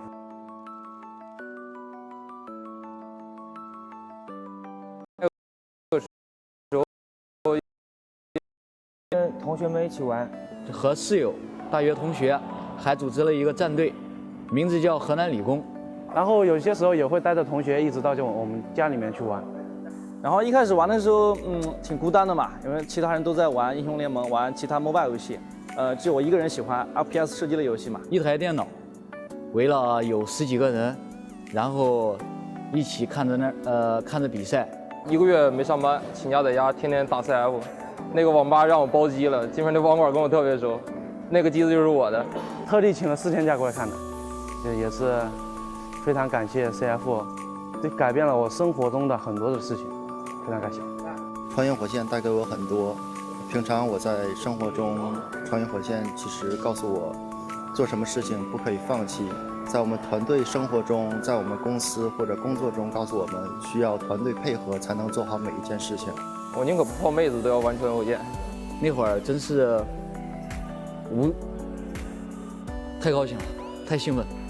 就是那场比赛打完之后 ，AG 的话有点发挥不正常，然后我就预见了 AG 可能对战 VG， 然后我就特地早上一大早就画了这样一副牌子。我希望 VG 马哲能够走得越来越远，并且拿到中国队的冠军。也是圆了马哲的一个梦吧，因为在 CFS 之后，马哲也就退役了。不管你们打赢了也好，打输了也好，在我心里面，中国队永远是最牛逼的。VG 加油！谢谢大家收看我们今天的 Crossfire Stars 2016 Highlight。希望我们各支队伍在今天下午的时候能够取得自己满意的成绩，同时祝愿本次 CFS 2016 Grand Finals 能够圆满成功。好了，我们以上的节目在此就告一段落了，精彩比赛还在继续，大家千万不要错过哦。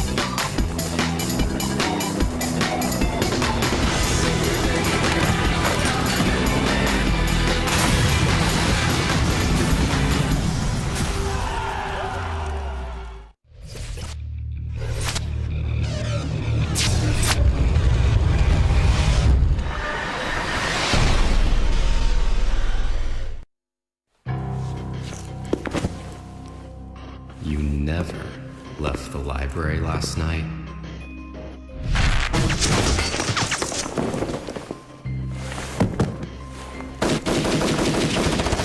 And you're certain that you never received any military training?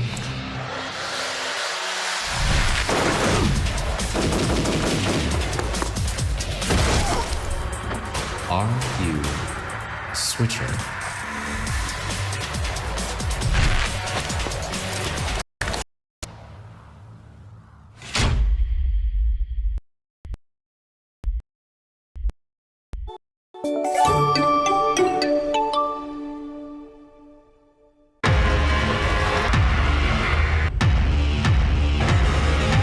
朋友，你的衣服有点崩哎，要不要换个大号啊？没有大号，这最大号了。要不要想想减肥啊？啊？不想减肥？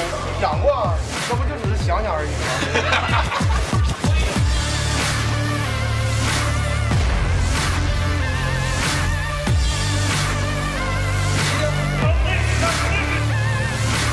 我今天打完差不多了吧？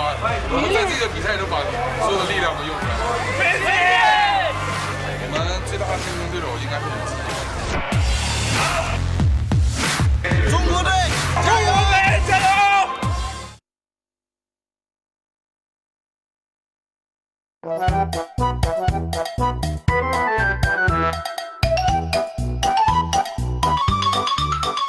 ！Hello， 大家好，我是倩兰，现在是北京时间的早上6点钟，我现在要去教的学生们早上起床会是什么样子，赶紧去看一下。啊，都起来了。早上好。早上好。哎，回去。好。别裸着出来啊！我知道。你进去完了呗。万一他来你身上死了吧？做不到。没事，他有对象。早上好。早上好。啊？不是9点才走的。不是，这不我大姐姐想看你吗？不是，我都睡了。你们队里有没有人有脚臭？你们队伍里面有没有人？你问他。有没有人有脚臭？是你吗？那你问他吧。那真不是我啊。 A 级加油，打败 V 级拿到第1名，保护王朝。起床了。现在我们已经叫完起床了，他们还在研究穿不穿保暖内衣这一项。刚才也说了，选手们还是要注意保暖，因为听说有一个选手是感冒了。那他们下午有满满的行程，我们也有满满的行程。那希望 A 级能够在这一次。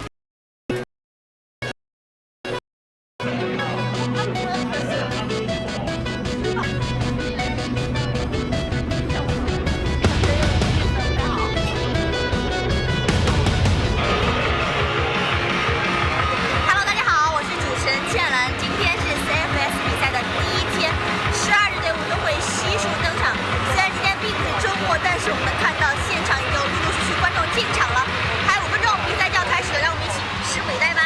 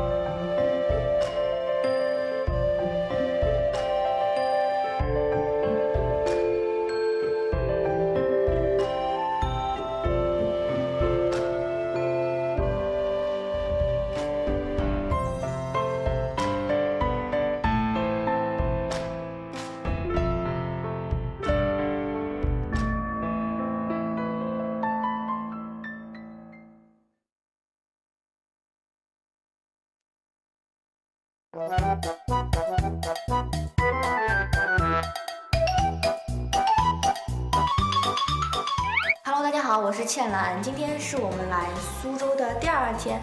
那今天是彩排日，现在是早上的7点钟，我要去吃个早饭，然后看看在餐厅里面能不能遇见我们的野生同事，看看他们早起是什么样子的吧。为什么要拍我的麻将？好。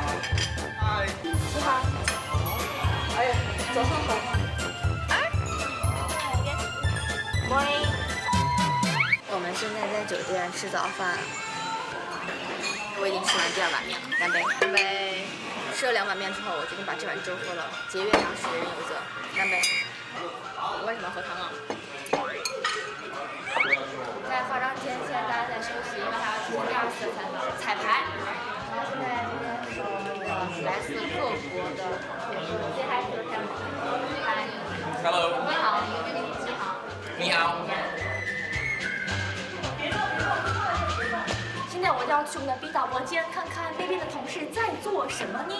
走，我们来了我们的导播间 B。这里面坐的每一位大师都是值得我们学习的，都是我们的幕后英雄。这么完美的比赛靠的是谁？除了我们的选手、观众、粉丝，以及在屏幕前收看节目的、收看比赛的观众之外，当然了，不能忘记这一些幕后英雄。先去看一下吧。哦，又是要来了一波刷屏，这2名选手发挥的非常不错呀。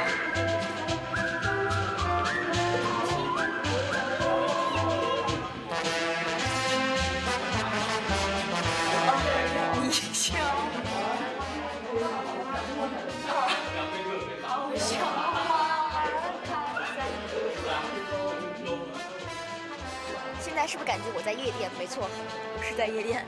当然不是的，现在我是在这个场馆里面，选手们已经在有条不紊地进行彩排了，然后工作人员还在进行一个最后的调试。We bring this 3-day final to you live from Suzhou from today. Suzhou, please welcome all gamers from China. 菲律宾的朋友要给我们带来他们传统的儿歌。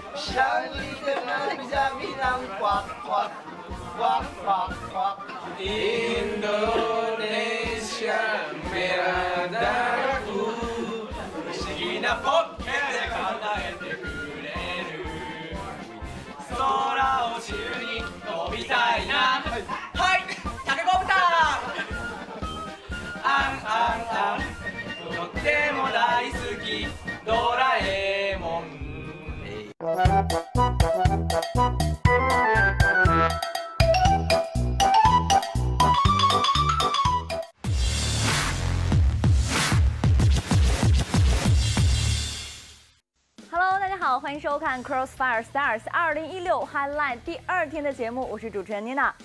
在昨天 CFS 2016年度总决赛在中国苏州独墅湖体育馆正式打响，12支战队在这里进行了首日的比赛。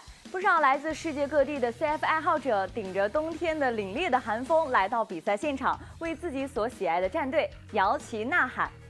那么，让我们来看一下比赛现场的一些情况吧。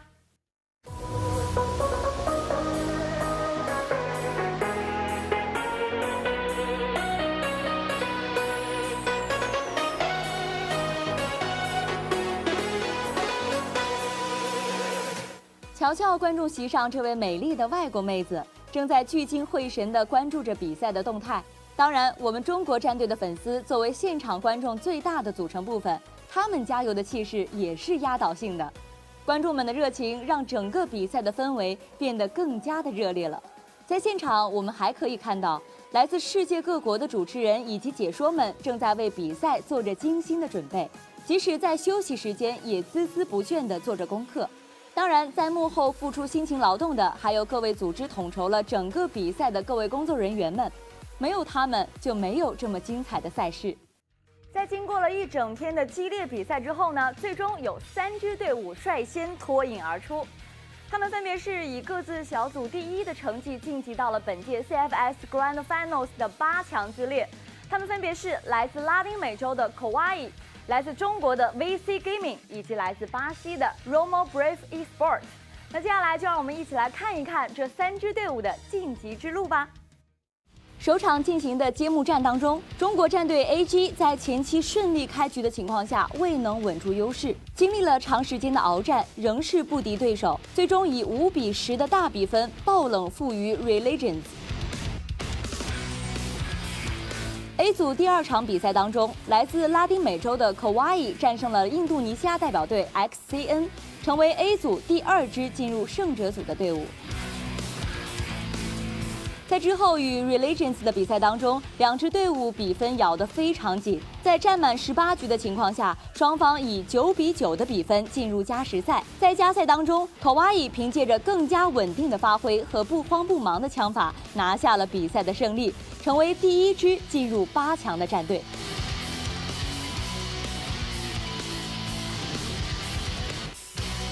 绿舞台上的首场比赛，欧洲队伍 Flipside 以10比7的比分战胜了来自越南的 Freedom Gaming， 率先进入胜者组。随后，中国战队 VG 以10比4的大比分完胜来自美国的年轻对手 Team Wall。B 组胜者组战斗当中 ，VG 保持着不错的状态，再度以10比4的比分战胜了 Flipside， 成为了第2支进入8强的战队。C 组的第1场比赛由巴西战队 Roma Brave Esport 拔得头筹，他们先战胜了韩国战队 Hidden 进入胜者组，在之后他们面对了战胜日本战队 Incense 的菲律宾队伍 Pacific Wara 时表现神勇，以10比4的比分拿到小组第1，顺利进入8强。通过之后进行的8强抽签仪式，Kauai 将会在8强赛首轮迎战 C 组第2的队伍。VG 则会在首轮遭遇 A 组第2，而 Roma Brave 的8强赛对手则是 B 组第2的队伍。2支通过外卡赛名额进入8强的队伍争夺最后一个4强名额。那么在今天进行的比赛当中，又有哪些队伍会突出重围，进入到8强之中呢？而最终晋级到4强的队伍又会是哪些呢？着实令人期待。谢谢大家收看今天的 Crossfire Stars 2016 Highline。我们将会在之后的节目当中为大家带来最炙手可热的前线战况以及幕后的有趣事件。当然，我们的比赛还在精彩的继续着，大家千万不要错过。好的，以上就是我们本期节目的所有内容啦，我们下期节目再见，拜拜。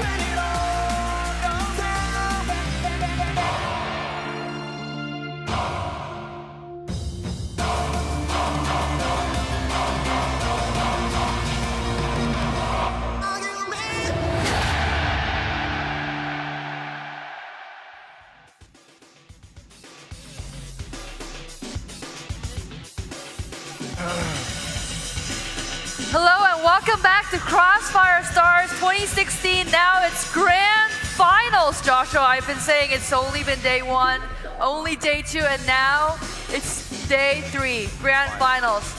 What do you think? What do you have to say about this? Well, yes, it is the final day, the final match. But before we get into that, we'll talk about the 3rd and 4th place match a little bit. Right. Or a lot, actually. Right. There's a lot to say. There was crazy overtimes in the first set and the 3rd set. The 2nd set, Russia just blowing away Colombia. Let's check it out. In the first match, in sub-base, we have 5-4 up Kauai in the first half.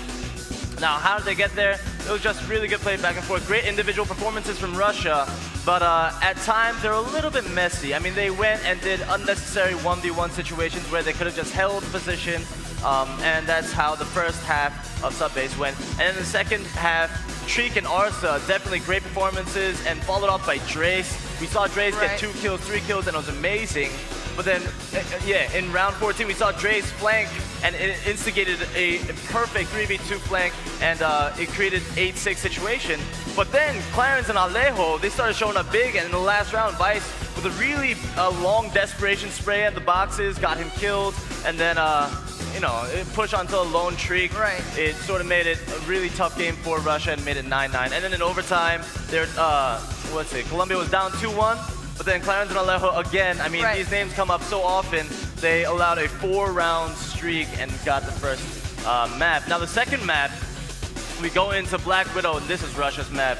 They played this so well. They just bombed down mid and then went into B and just bulldozed Colombia, bulldozed Kauai, and they were just like, oh, okay, let's just give this up. Let's not waste any energy, let's not waste any emotion. And they lost to 10-4, and then the last map happened. That happened. That was We went in depth a little bit before, but I just have to say, congratulations, Kauai. You guys earned that spot.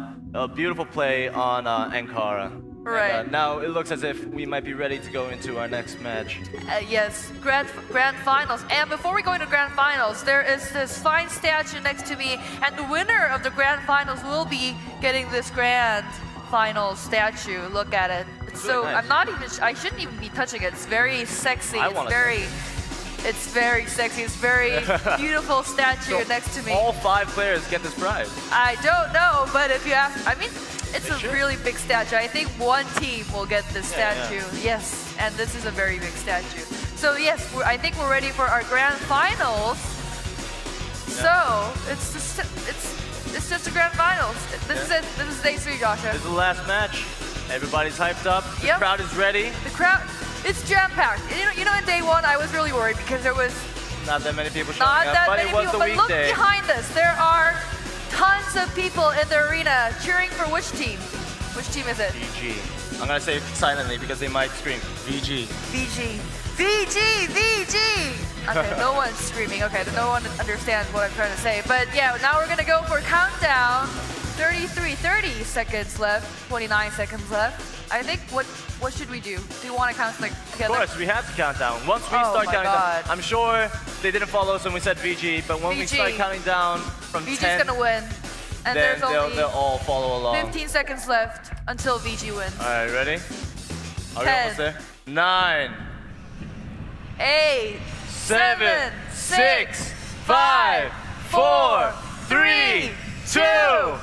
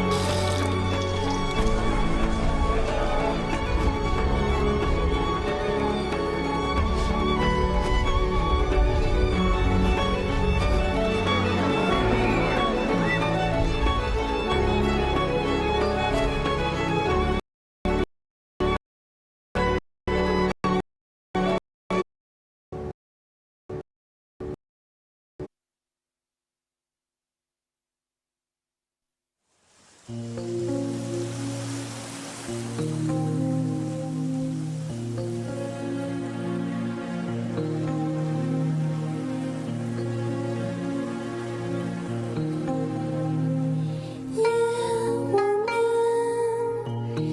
谁将琵琶轻轻弹？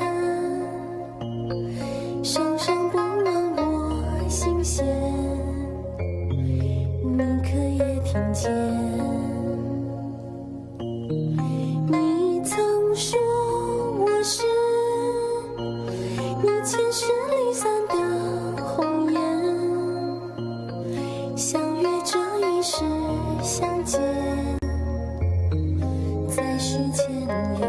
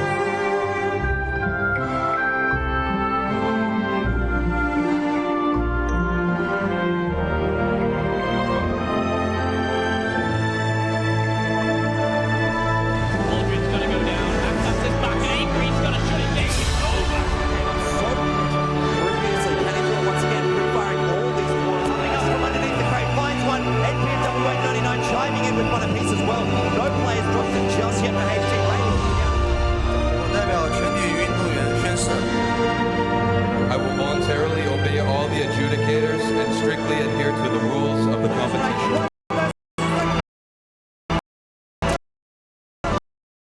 I will take part in the contest to the best of my ability. 认真对待每一场比赛。加油 ！Let's fucking go！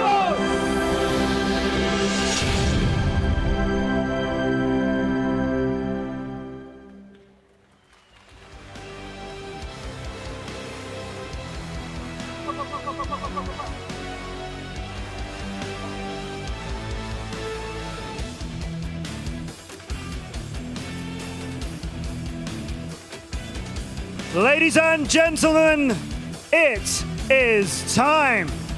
We've had 2 days of incredible competition. We've had the best mercenaries in the world. We've had 12 teams representing 11 regions and countries, and now just 2 remain. It is time for them to fight for our top prize of $200,000 US and the glory of being the Crossfire Stars 2016 Grand Finals champion. Our first finalists are VG Gaming, a team who've enjoyed incredible support from the audience here in Suzhou as they beat teams from North America, South America, Europe and China. And their opponents are Flipside Tactics, a European team who defeated the Vietnamese national champions, the Brazilian national champions and the Russian national champions to be here now. Ladies and gentlemen, please welcome for the Crossfire Stars 2016 Grand Final, VG and Flipside Tactics.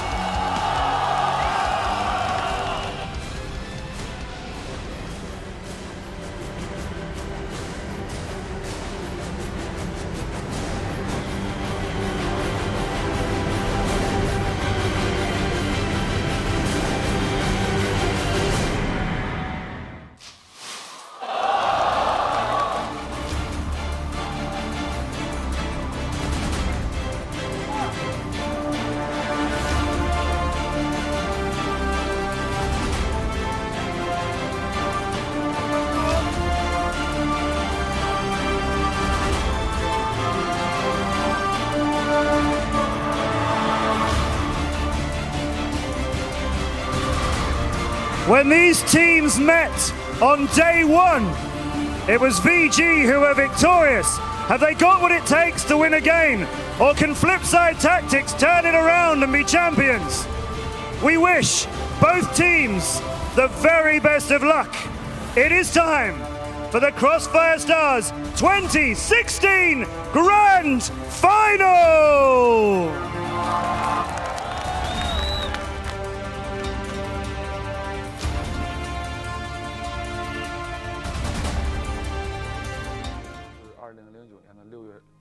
号吧，我记得非常清楚，因为我当时是在念高中高3的时候，马上要高考了，通过一个以前打 CS 的一个队友，接触到穿越火线这款游戏的。当时是因为这个东西不挣钱嘛，刚开始不挣钱，从12年打了一个马球都几乎都会看。对我印象比较深的还是跟几个队友生活在一起，特别是在拿成绩的时候，当时我们的喜悦。Ich finde, das ist falsch. Es steckt viel mehr dahinter, als dass man sieht. Ich meine, es ist immer ein Team, es sind 5 Leute. Man muss sich auf jedes Match vorbereiten. Man muss sehr viel Demos analysieren. Ja, man muss sehr viel trainieren. 最印象深刻的时候，其实不是拿冠军的时候，是我输到比赛的那个时候。在2011年，在中国一项赛事 WCG 上面，那个时候是我第一次参加线下很大的比赛。WCG 2011中国区总决赛，在台上坐着的时候很高，舞台很高很大，台下也有很多人。然后我看到人山人海的时候，我手抖了。在那次比赛之前，我都觉得我很厉害，因为也拿过冠军嘛。但是经历过那次比赛之后，我觉得自己真的还差很多。其实，在我最困难的时候，应该是15年。像我以前的队友都退役了，然后我在一个新的队伍里面。那一年就是很多次与冠军失之交臂，但是就是很想放弃了。后来像我师傅他们还可能复出，然后我就一直留下来了。我今年已经打了第8个年头了，然后也拿了10几次冠军吧。每一次拿冠军，基本上都是我最好的兄弟在一起打。其实我也是打完今年就会选择退役。Ich habe mich dazu nie entschieden, es kam einfach so. Man hat einfach früher das Spiel so gespielt, aus Spaß, was ich immer noch mache. Aber dann kam es halt irgendwann, dass man das professionell gemacht hat. Aber wobei man nicht sagen kann, dass ich es jetzt professionell mache, weil es ist nicht mein Beruf. Also es ist eigentlich nicht professionell. 电子竞技特别累，2个月到3个月之间，每周6、周天都有比赛，然后每一个星期的训练都不要间断。人重复做一件事情是很疲的，何况我做了8年。Das war noch Kleinkram, habe ich nur Go, damals gab es nur Go Force, wo man 30 € gewinnen konnte. Und jetzt bin ich hier in China. 打职业现在让我非常开心，很高兴，就是他们几个带我拿这么多冠军吧。Als man so gespielt hat und dann gesehen hat, dass es Preise gibt zu gewinnen, wollte man halt immer weitermachen. Da hat man gesehen, dass CFS kommt, dass man Maschine fliegen kann. Dann hat man sich gedacht, da will man auch hin und deshalb hat man immer weitergemacht. 这也相当于我是我最后一个比赛了吧，当然不想让自己有遗憾。只差这一个冠军 ，CFS 2016总决赛冠军，世界总决赛的冠军。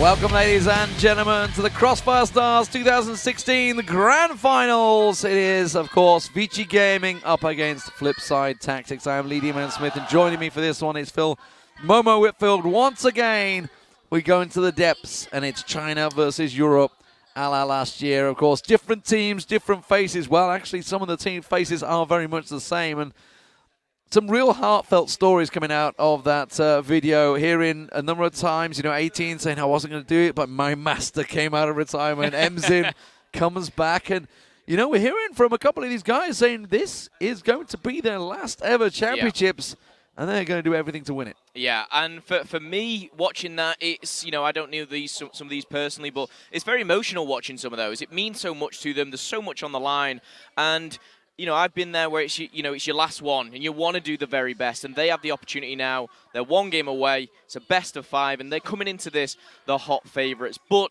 like you said, very similar to last year. China, Europe. China for the last 4 years have come out on top.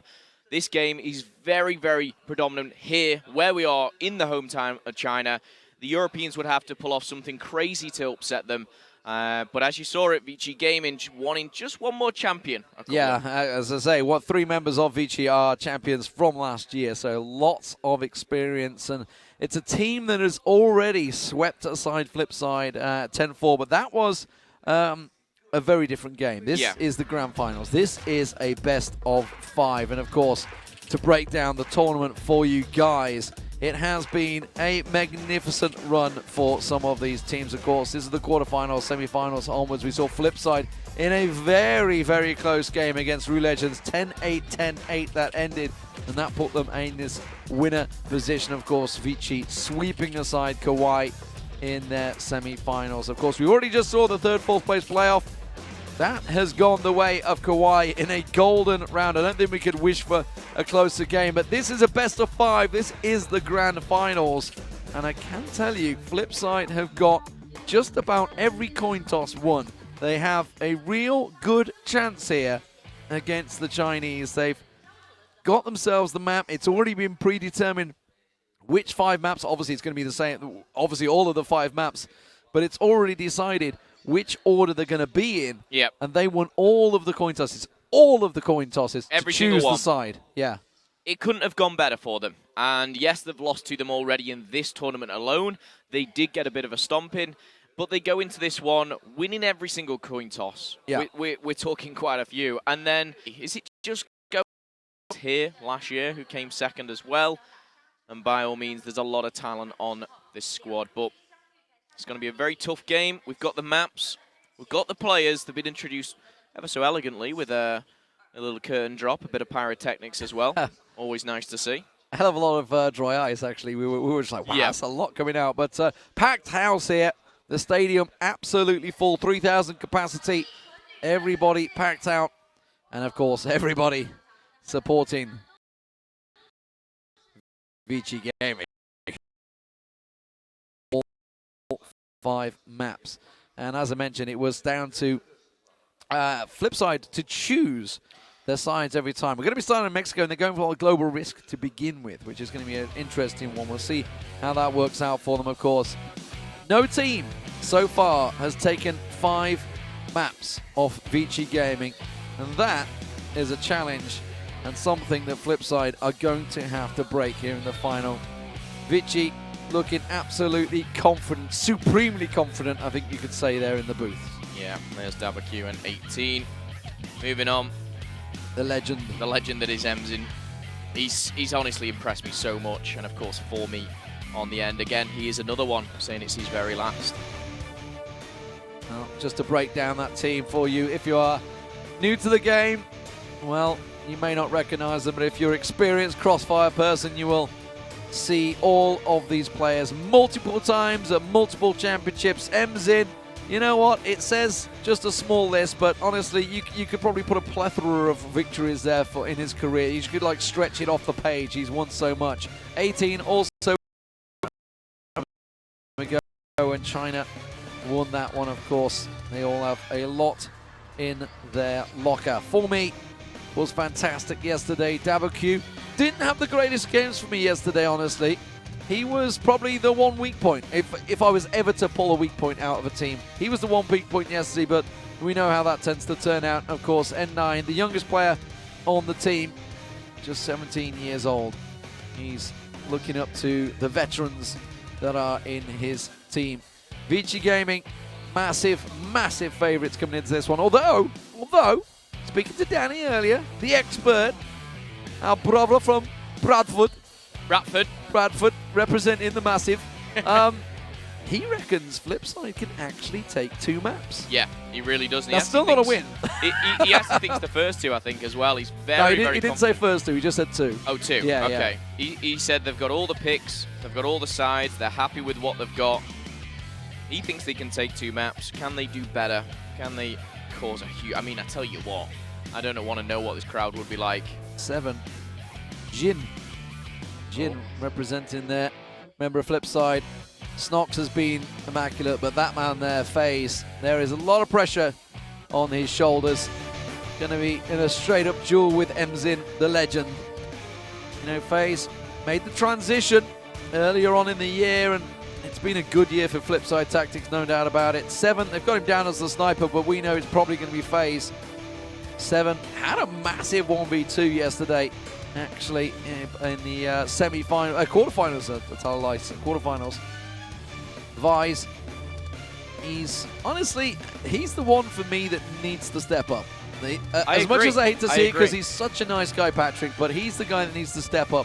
Everybody has had big moments, I think, apart from Vise. There was one big moment I could think of. FaZe, plethora, MVP multiple times for Flipside so far. Dennis, he has been magnificent yesterday, picking up God knows how many kills, countless rounds of triple kills. He really has been impressive, and Snox as well. He's delivered so far. A lot of big moments for Flipside, and more importantly, across the team. And that's what they're going to have to do to stack up against Vici. I think that's it. Every single one of them has to perform. There's not one that can make a mistake. If one isn't performing, they will, of course, fall. That's a beautiful Matt Andrews there. Big thumbs up from him. Been introducing all the teams all weekend long. Fantastic stuff. That's, of course, the beautiful golden trophy that actually does weigh a lot. It does weigh a lot. Are they your fingerprints on there? Because I see there's fingerprints. Someone's trying to pick it up. They might be. We're going to be starting out on Mexico, and it will be a global risk start for Flipside on the defense. And, of course, it means Vici will be attacking. Now, Mexico is a map that can mix it up, no doubt about it. It can be a little bit messy in the middle, and it's really those big close quarter exchanges that I'm looking forward to seeing. This not quite such an easy run through. I don't think we're going to be seeing them cruising through the left side there. This is the grinder, this is the middle, this is where the battle will happen. Right here, right now. Real tricky, smashing match. We saw, of course, it was the overtime match. It was Rue Legends versus Kawaii, but it was the quarterfinals match where we saw this one. Absolute carnage. This route right here is where a lot of the action happens. Tends to be a little bit messy as they make their way into B-side. Yeah, and I talk about my favorites. We always say our port's brilliant. Anchor as well is my personal favorites. Mexico, I'll be the first to say, it's one that sometimes I don't agree with. It's a very, very messy map in the middle. However, it separates the good from the brilliant, and I think it all depends a lot on the A site. I think there's very much a lot of pressure on one person watching 2 different angles. It does get messy in the middle, but that is when reactions count, experience comes into play. And as I said, the men are separated from the boys. Look at Emzin giving out the last minute words of advice. The old man on the team, the old man of experience, been around so long. Focus on the faces of Flipside. Both teams ready themselves up. Everybody ready to go, just waiting for the go signal route now. FaZe, absolute face of focus, because he needs to face off against Emzin. And we may be seeing either the duels thing. I don't know whether we're going to see them down in the underpass, whether they're going to go through sewers or what, whether they're going to see them at the exit.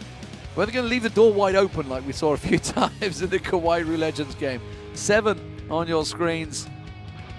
The man that calls the shots, and he's going to have to be on point this time around. Vici support Some laughs from the crowd. Everyone laughing, says. yeah. We have no idea what that says. Vici fighting, but here we go, ladies and gentlemen. Game number 1 about to start.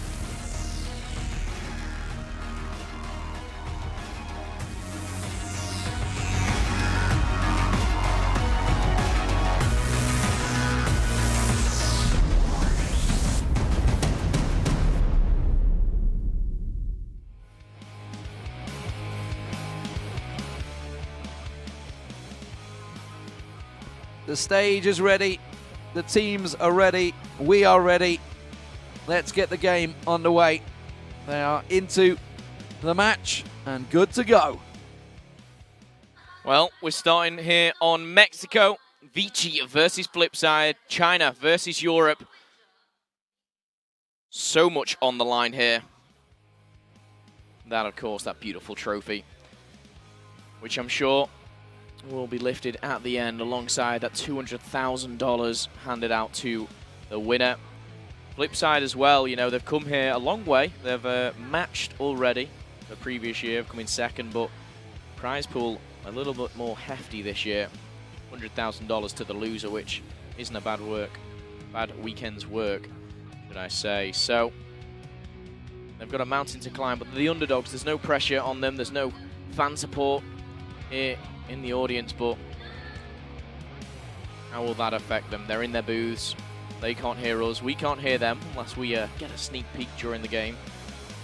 Well, they certainly can't hear us because the Chinese is going into the arena, so they definitely can't hear us unless we're incredibly loud, in which case it is Flipside that's actually behind us on the stage. We have to shout very, very, very loud, though, I think, to get through. They have in-ears and a headset on. So yeah, we'd have to be, and of course they're in the booth. They're completely closed off. So Phil, I don't think I can shout pretty loud, but I'm not sure I can get that loud. It ain't happening. No, it's not happening. Sorry, they are my fingerprints. I went and put them all over that beautiful trophy. Just like manhandling it. Well, we do see many names on that trophy. Will Vici or Flipside be one of them? Here we go, ladies and gentlemen. We're underway. And already Vici, they're pushing straight into A-side. Yep, they're going full health for leather, and straight away Snox is going to answer back with a nice double. And answered back two, actually back. Dabaku with a double, but it's all down to one. And you know what, ladies and gentlemen, round 1, Flipside. A triple for that man on your screen, Snox. Absolute magnificent start for him. And a big defensive round start for Flipside. It's exactly what they needed to get going. Wow.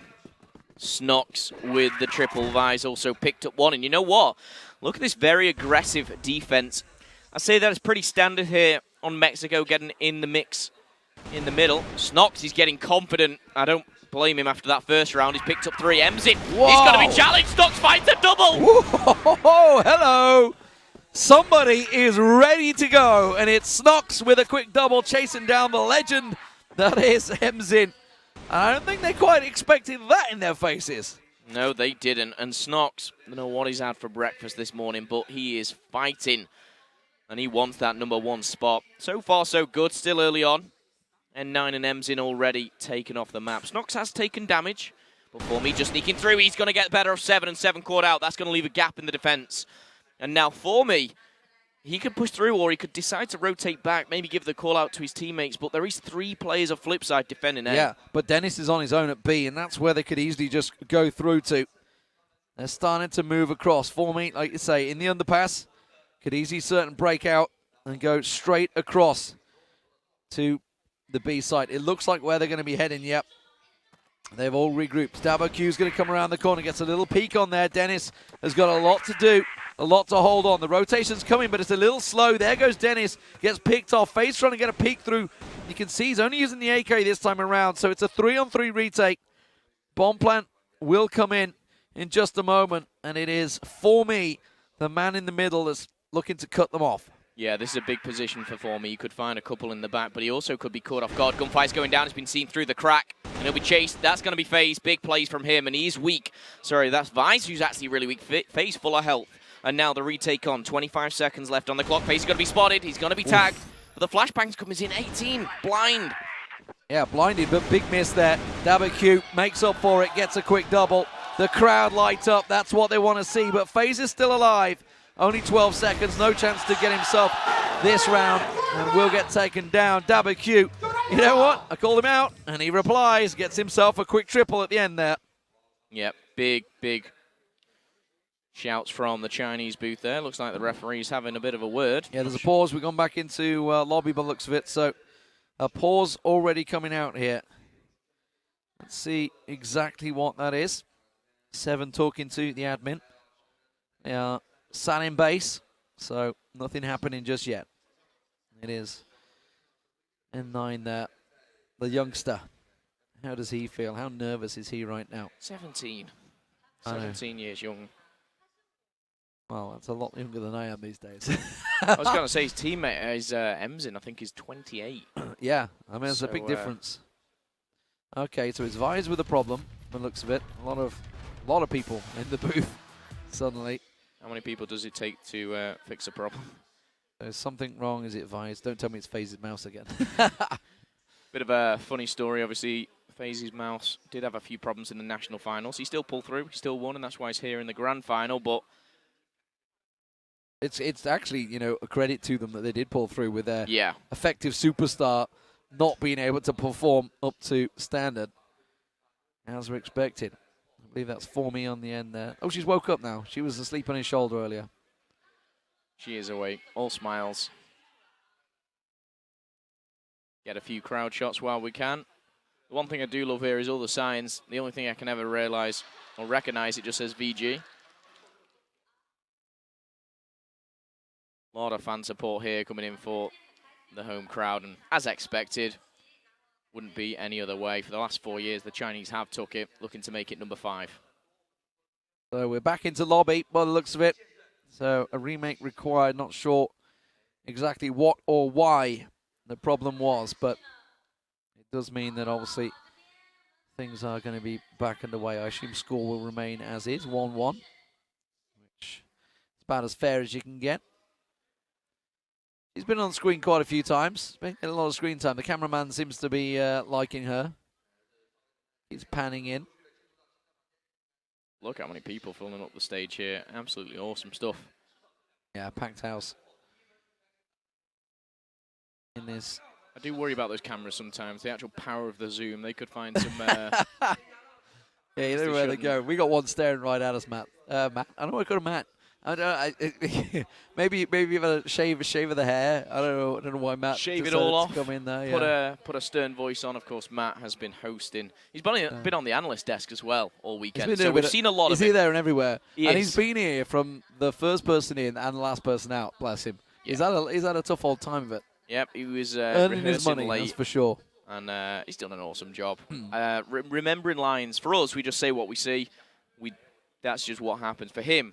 It's all in here. That's something I couldn't do. Yeah. Remembering line after line after line. You struggle to remember to get up sometimes. That's very true. Very true. I like my sleep. I know there was a certain moment at Gamescom where you just completely forgot. Yeah, just had a bit of an extra lie-in. Yeah, it was a good sleep. It was a good sleep. One of the many mistakes. But had a good sleep earlier on, actually, in the side player area, didn't you? I did, getting myself ready and refreshed for this game. Because I tell you what, coming to China is a first for me. Yeah. But also... I've been getting to sleep 7 p.m. every night, except last night. But I've been up at 4 a.m. I've been thinking, this isn't normal. The sun not is right. not up. This is not right, yeah. It is. Okay. They've left the booths. This is good. This is the good news. You see people walking out. That's the flip side booth directly behind us that you can see. So it looks a lot closer on camera than it actually is. There. It looks like we could touch it. I would say it's at least probably a 15-foot gap to that booth. But it looks right behind us. Actually on the stage there, but it's definitely a lot further away. But yeah, I'm looking in towards the lobby. Both teams saying they're ready, so hopefully we'll get back underway in a moment. Don't exactly know what the problem was. It was clearly something with Vise, the man in the middle for Flipside, but we are back underway. Game is launching. It means our beautiful faces will be off the screen in just a moment, and we'll be getting the game back underway, ladies and gentlemen. Vici versus Flipside, 1 apiece. We're going to resume the grand finals and hope that will be the last problem of the day. Yeah, and here we go. Ladies and gentlemen, 1-1, you see the score already. And straight away, we're going to have a very, very quick-paced attack here. This is coming in from Vici, of course. It was snubbed out by Snox previously. Seven's under a lot of pressure. There's, 4 members in the sewers at the moment. That smoke is all that's holding them at bay at the moment. So if they come around the corner, there's absolutely no backup for him either. So that would be B-side wide open. He's got FaZe. FaZe could go on the wraparound, but by the time he gets around there, they're already going to be through the entrance. So 7 really needs to hold things up. There is one man probing that I do not see with the team, and that's Emzin. Emzin is over on the left side at the moment, looking towards A side, seeing if he can get a little. But here they go, 7 with it all to do. Well, the flashbang comes in here, and A, as the 4 push out of the tunnel, 7 finds 1, doesn't find the second, Dabaku does, and the trade comes in. 2 apiece as FaZe finally falls, and that is looking good for Vici Gaming. Yep. Vice and Dennis left in a 2v3, make it a double, a 2v2. Oh, he finds Dennis. a second, and now it's all up to N9. Well, he is a big player, but not as big as Dennis. And that's the motivation they needed. FaZe hyping up. Dennis going big. Snox went huge in the first round, and that's a second defensive round for Flipside. They've got to be happy with the start. Yeah, they've got to be. That was fantastic stuff from him. It didn't look good. 7 was under pressure. But this time, Flipside do get the better of them, 2-1. Bear in mind, no team has taken more than 5 rounds per map against this squad. Look at that through the smoke. Emzin. Oh, he's been caught. It's Snox. Fantastic first round. That's going to be first blood going their way as well. I am surprised at the slow-paced attack of Vici. Sometimes you get this bloodbath in the middle, and it just seems to be going Flipside's way. Yeah. A lot of respect. A lot of respect, no doubt about it. They're going to be careful here. They've got a double stack in the corner. Dennis gets taken down. Will they expect Snox to be there? Flash comes through. Now Snox shows himself, so they're going to try and go for the double peek. They're going to charge him down. No chance for Snox there. As 18 comes around the corner. 7 on the rotate to try and catch him. 7 gets taken down. 18 unstoppable right now. The wrecking ball that is coming through. FaZe tries to get a peek. Oh, and he gets caught out. No stopping 18 here. Can he go for the ace? Vice the last one. There it is. The ace for 18. That is how you respond. Wow. 1 by 1, he picks the team of Flipside apart. It's not a fancy 3-piece, but he does the job. And look at that, 6-1 already. His team's only got 8 frags. But now, another 2 minutes will remain here as it ticks past that 30-second mark. And Vici going slow and steady, but this time they're edging towards A. They don't really want that battle in the middle here with Flipside. Smoke's going down. Emzin's got himself right around at the moment. You can see him there on the X-ray. Vice covering off A's site. Nobody's come this way so far, so Emzin's going to be the first one, maybe to try and catch him off guard. So good use, trying to probe those positions that have as of yet been unused. Just getting a little peek towards the doors there. He knows there's going to be one around the corner. There always is. Question is, at what time does he go? Look at him, lining up the shot. He may catch a glimpse of 7 there. That gives his position away. So Vice is completely aware, but they've got to be careful they don't over-rotate this one. They got a good stack in the middle. Dennis once again in the corner. Snox goes aggressive, has to back away. Now it's Dennis's turn to pop around that corner. That smoke hold him at bay, but they're in a dangerous, dangerous position tucked in that corner. Now the grenades come out. The flashes come through. Dabaku finding FaZe. And now the problems start to mount for Flipside. He gets the last, it's 1 apiece here, but 7. He finds 1. Dabaku goes down. They get peeked around the side. They're going to go for the triple. They're not going to check out, so 7's completely left alone. And 9 finds 1 already. That's Snox, and that's a worry. The main man in the middle picked off. Dennis no longer has any support. Emzin once again goes probing. Snox was aggressive there, and I'm not sure if it was necessary. It worked for him the first time. He's tried it the second, and he was caught out. But look at that, 18 and Dabaku holding the mid. Emzin down low. Yeah, it's a battle of patience because Vici are letting them go aggressive. They're just sitting back. They're like, okay, you want to go aggressive, we'll wait. And they're just playing the patient game, running the clock down. And it's constantly Flipside that keep going out. Look, you can see at the moment, it's Dennis. Dennis peeking constantly. Keeping FaZe in the corner there because obviously Snox has already gone down.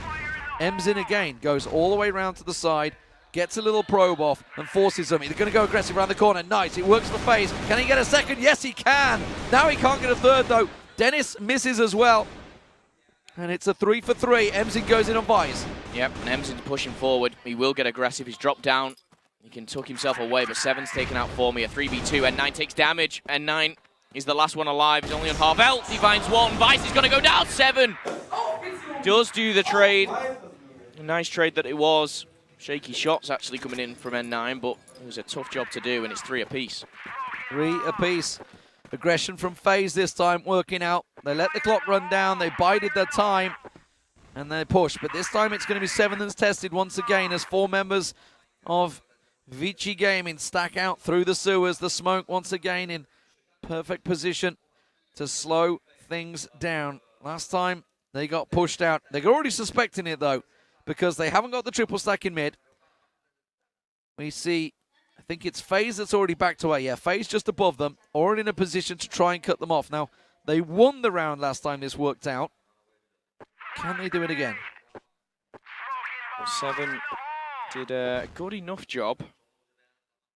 However, I'm looking at the mini-map just to see them pushing right through the middle. This is going to be all 4 pushing out now. Obviously, Emzin just holding back, but 7's going to find him. It's not good enough for me. Brilliant shot there. And FaZe has got the sniper. He's going to back off. The call will be made. Snox finds 18. 4v4. Shortly a 3. Oh, FaZe double and for Dennis. FaZe. Fantastic stuff. It's what they needed. N9 and Dabo Q, they're kind of split up at the moment. The bomb is making its way around the back. FaZe, oh, he just checked there. Dabo Q doesn't realize he's in the corner. FaZe tries to get the shot off, backs away, tries to bide his time, comes round with a deagle and takes down Dabo Q. But N9 is there again. Shots coming through. No support for FaZe at the moment. He's in a one-on-one. It's a long way. And Vise, you gotta be honest, N9 might well have this now. He's got the bomb. He's gonna get the plant in, and Vise is a long way off still on the slow rotate. This will be a 1v3 if he can pull it off, and N9 is low. Vise full health, but he's only got 1 kill to his name. This is not looking good for him so far, but he can peek his way around. He's actually going around the from world behind. He might sneak the defuse. Vise has done this before. He might sneak the defuse. He's sticking it. He's sticking it. He's got to catch him. That's going to be it. And 9 picks up the round and a 1v3. And effectively, it was 3 one-on-ones. It was pretty much in control the whole time, and that's just the danger you face with Vici Gaming. They are absolutely solid. Well, 4-3 is the scoreline. And I tell you what, Flipside will be kicking themselves. This is going to be a very difficult one mentally just to get over. And now we'll see what happens for this one. But a heavy stack here coming in for Vici over at A. Just going to see them back off a little bit. You're absolutely right. They're letting them play aggressive if they want to. But at this moment in time, it's only Dennis in the middle who's pushed forward. You can see him tucked away in the corner. And 9 and Emzin will want to clear this out. He's got Snox with him again, so it's this partnership it's been working well in the middle to an extent. They've got to curtail their aggression sometimes. Emzin this time going to go for the challenge. Snox gets picked off by 18. And now Dennis, well, he's left alone, isn't he, in almost a 4v1. FaZe from range is going to be offering that fire support with the scope. But the smokes go down, the flashes come out, and that puts FaZe out of it. Look, FaZe smoked out of it. He can't get involved, so Dennis is left alone. Dennis is cut off from the team, tries to back away, and actually gets out alive. So he backed through the smoke, so he's given up the mid to Vici. Well, look at that. A full stack over at A, a full squad pushing through. Dabo Q trying to give him the boost that he needs, and he's going to get it. Run round, pre-fire, no one there, buddy.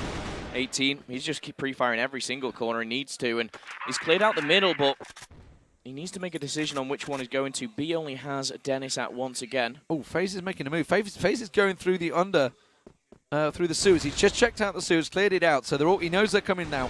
He knows they're coming around. Dennis is going to be on site. FaZe just about to pop around the corner, no chance for him. Dennis decides to peek, and it's just the wrong time for him. And now Vise, well, no chance for him. A 1-on-5. This is going to be Vici taking the 5th round.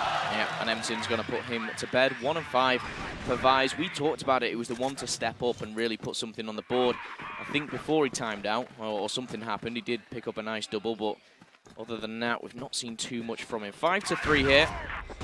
Going aggressive in mid. They're going to try and stack it. This is a triple stack here. FaZe, Snox, and Dennis. This time all with the AKs. But, as has been the case for Vici, those first 2 rounds they got caught out. Not again. And that's really the rounds that Flipside picked up. So they're not falling for it. They're not falling for it. And that's this tactic that Flipside maybe need to look at adjusting. Emzin once again is the man that's probing and prodding at Vise over on A site. The rest of the team, well, we're seeing one going through underpass here. It's Formy going through the sewers. Well, 7 is covering that one out. He's not been that successful in holding it. And again, you're going to have that Emzin battle going against Vise over at A. Hesitant to do anything. Grenades are going to come out as well. I think he spotted 7 actually through the gap, and he might have seen Vise as well there. He has, and he's going for that pre-fire, but not going to connect with anything just yet. Still 5v5. 1 minute has gone. N9 pushing through. I think N9's just took a grenade to the face there as well. Big hit. A lot of damage has been taken, but still. FaZe is rotated to try and deal with Emzin. And that's going to be an A hit coming in here. So Emzin's position. So FaZe is actually in the right place at the right time at the moment, along with Vise, but Emzin's continued to probe this one. 7 slowly backing away, but he's covering off that spot almost perfectly. Now you see them stacked up. Now they're going to go. The explosion comes in. FaZe ready to deliver, though. Gets one. Can he get a second? Pops around. Does, but it's not enough. And they've been cleared down. It's a 2-on-2. Dabaku very low, but you can see Snox and Dennis now on the rotate for me. Excellent shot. Finds Snox. Fantastic stuff for 1v2. Dabaku is low, though. The bomb's going to go down. I'd love to see it from Dennis's point of view. Here we go. He's flashed, but he has health. He has that on his side. Both players weak here for Vici, pushing through the middle, trying not to make a sound here. Oh, he's going to pop a smoke. That's going to give his position away. Over the box he goes. He's not noticed. Yeah, Dabaku behind him. He didn't check the corner. And that is a big 6-3 half on the attack there for Vici. Flipside got a massive task on their hands to try and come back from that one. Yeah, indeed they do. And I've got to say, FaZe actually picked up a triple on that one. He was on that box. He caught them off guard. Big triple coming in from FaZe. Well, so far, it's all been Vici. After those first couple of rounds, it was 3-3 at one point.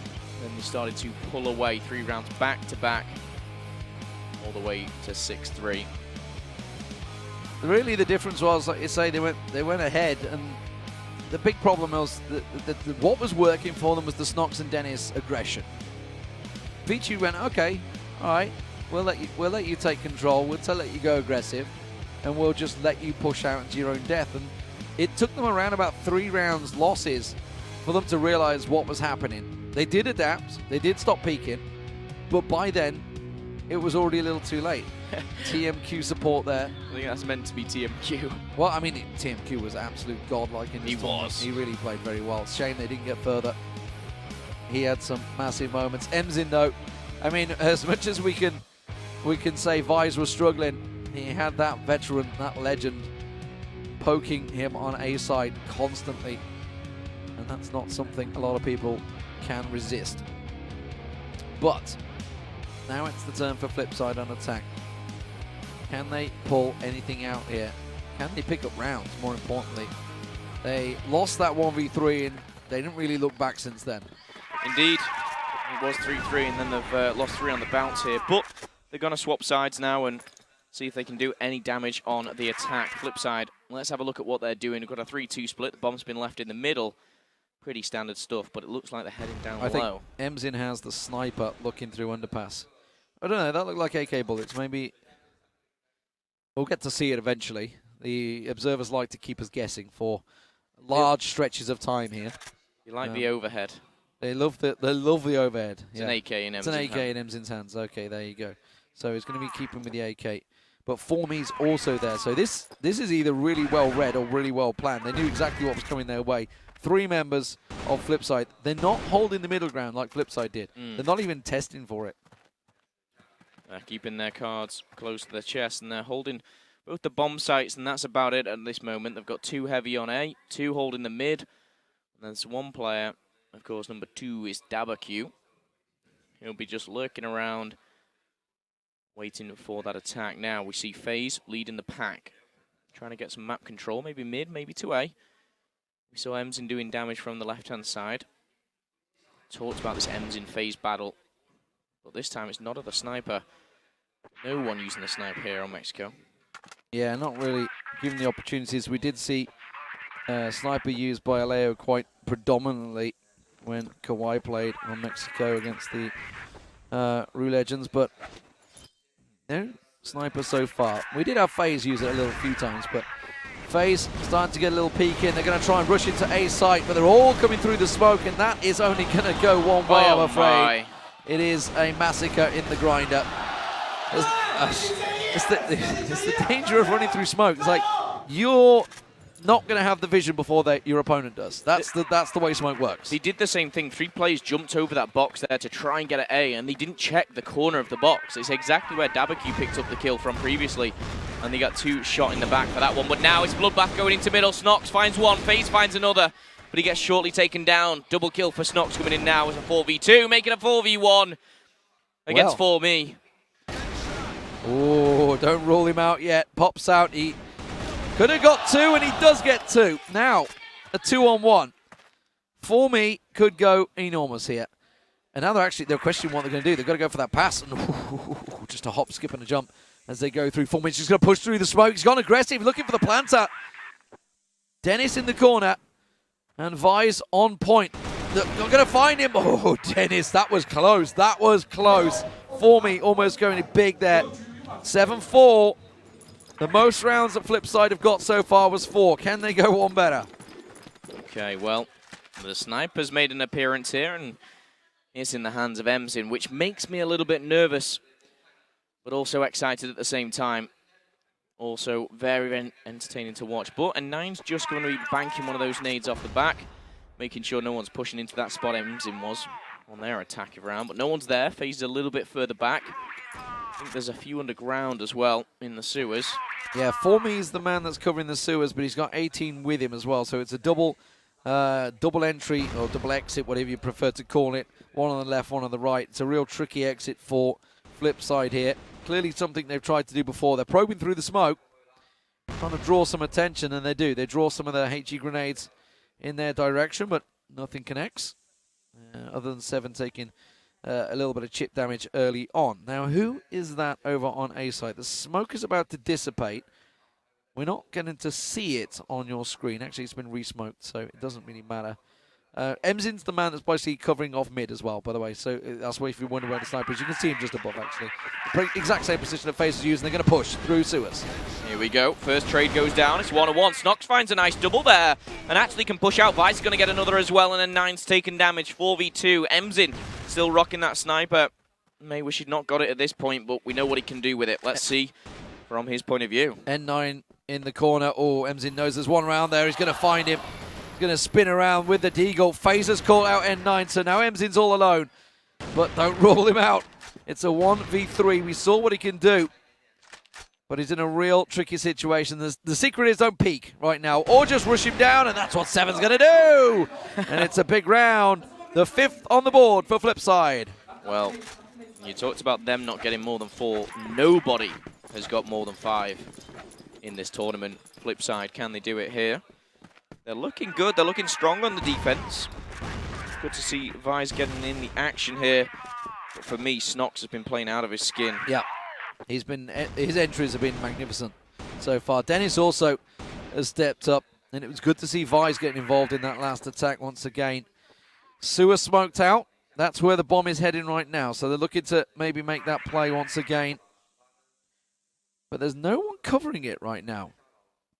Where is that man? Okay, 4Me, he's using 7's position effectively, covering mid and side, and there is one above. It was FaZe that was pushing in, so Dabaku finds him, so they've gone aggressive in mid actually, and they've rushed down both Vice and FaZe, and that's just left them completely, well, they know where they are now. They know they're in the underground because they've pushed out. Look at N9. I don't know if you can't see him, but we can see him. N9 actually pushed right up.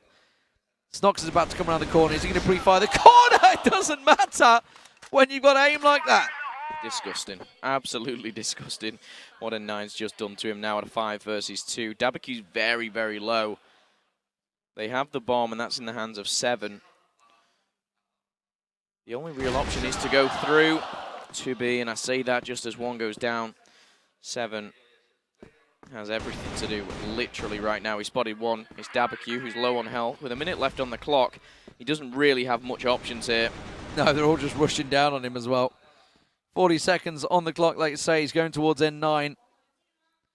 N9 lies in wait. 7, not a great deal. The shot caller for the team can do here. Looking, checking every angle. There's N9. I think that was 4 for N9 there, maybe 3 at least. Well, the scoreline is 8-5. Vici Gaming looking to close this one out. A couple more rounds than they will do here.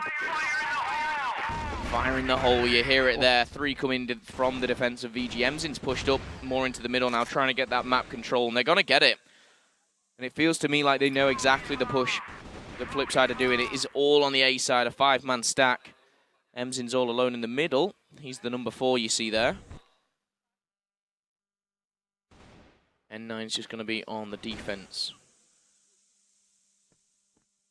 Smoke coming down, blocking the sides of the players, but Emzin's actually getting aggressive. He's found one. It gets traded out. It's now a 4v4.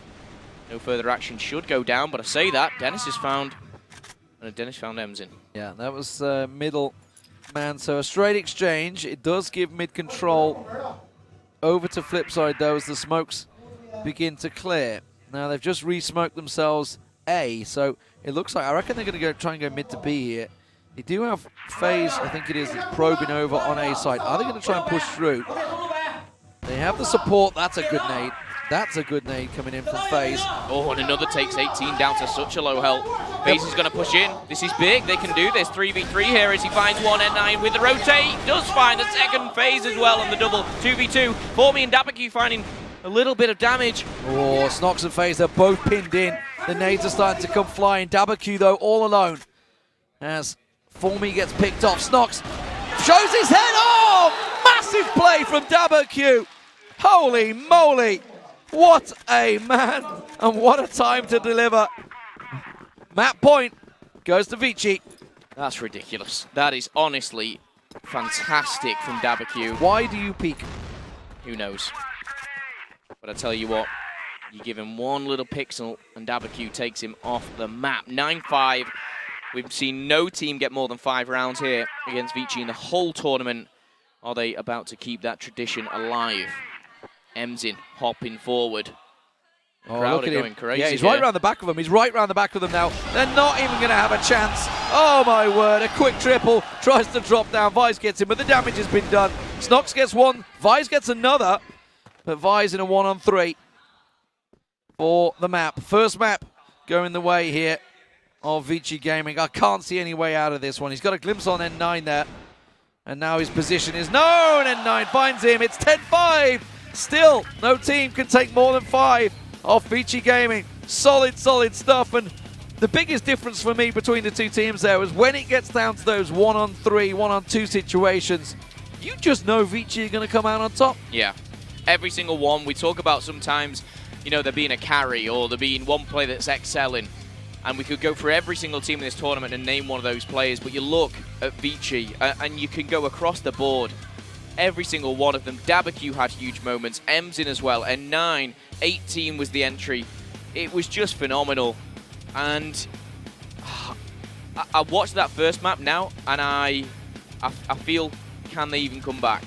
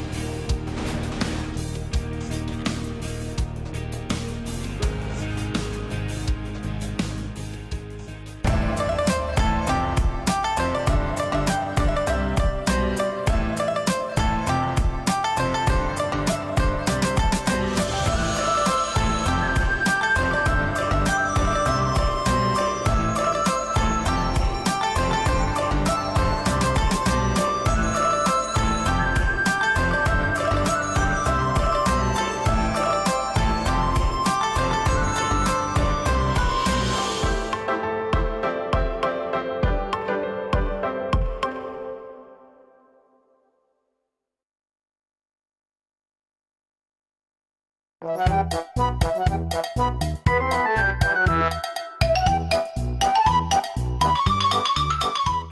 大家好，我今天来到了这个苏州著名的拙政园，好了，我们一起去看一下吧。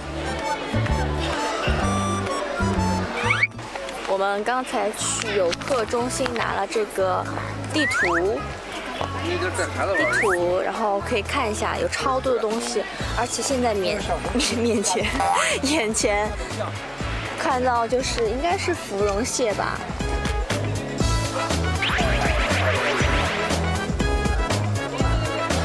四部主体战士，他这个古人应该还蛮有情趣的一个人吧，毕竟四面都是落地窗。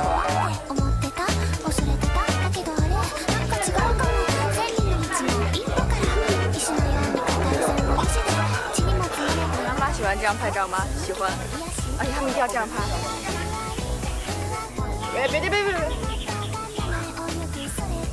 开闪光了。你在拍什么呀？我拍里面有啥？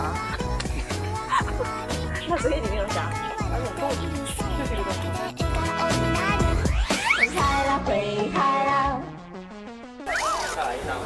你知道那个第一个字念什么？你知道第一个字念什么吗？知道这个字念什么吗？什么香馆？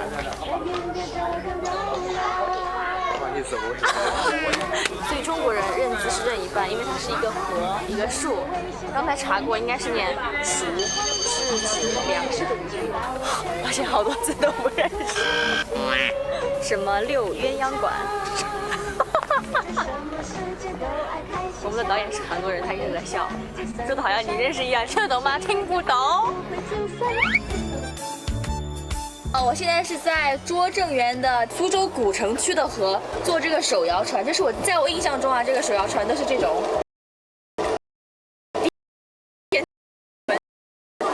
自己来控制，我觉得还蛮神奇的。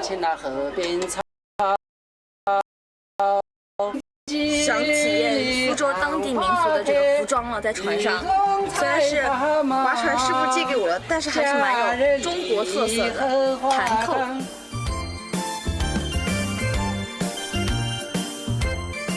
妹妹你坐船头，哥哥你岸上走，嘿！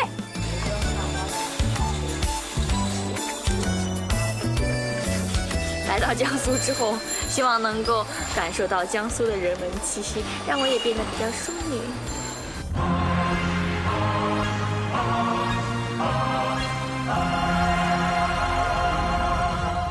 趴下！妈妈来到这种景点一定会有动作，第一个，第二个。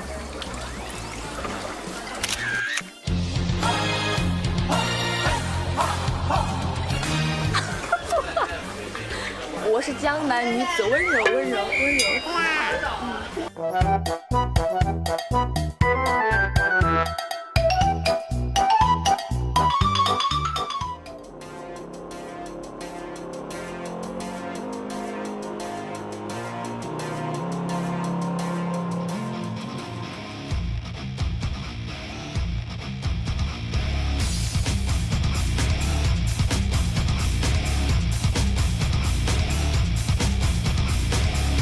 Welcome back, ladies and gentlemen. Map 1 is in the books, and then sadly, it didn't go the way of Flipside, or well, happily, if you are a Vici Gaming fan. But I suspect most people watching our stream will certainly be cheering on the Germans or Europeans, whichever you prefer. MVP, of course, well, it's only going to go one way. It was N9, I think he picked up the ace in that one. I'm not sure. 18 definitely did. I'm sure 18 got the ace. 18 got the ace in round 3. And N9, I think he got an ace when he pushed out. I'm not 100% sure on that one, but 12 headshots out of 18 kills. Holy cow. I was going to say the same. It's just stats which are very appealing to look at. But of course, the scoreline 10-5. And again, they retain the title. It's not even close in regards to this was the 1v3 final scoreline. Yeah, the 1v3 for N9. This is more than likely why he got the MVP. Yeah. Beautiful stuff there. That was that quick shot. Yeah, it was the reaction shot. Incredible stuff. And then, of course, catching the man around the corner. There he is, the young lad. youngest member of the team. And yes, keeping himself topped up in that. It's not the same, is it? That Red Bull. It's not. It's not the same. In case if you ever come to Asia, you would experience what is Asian Red Bull. The amount of is it taurine? I can't remember. That's in that is scary.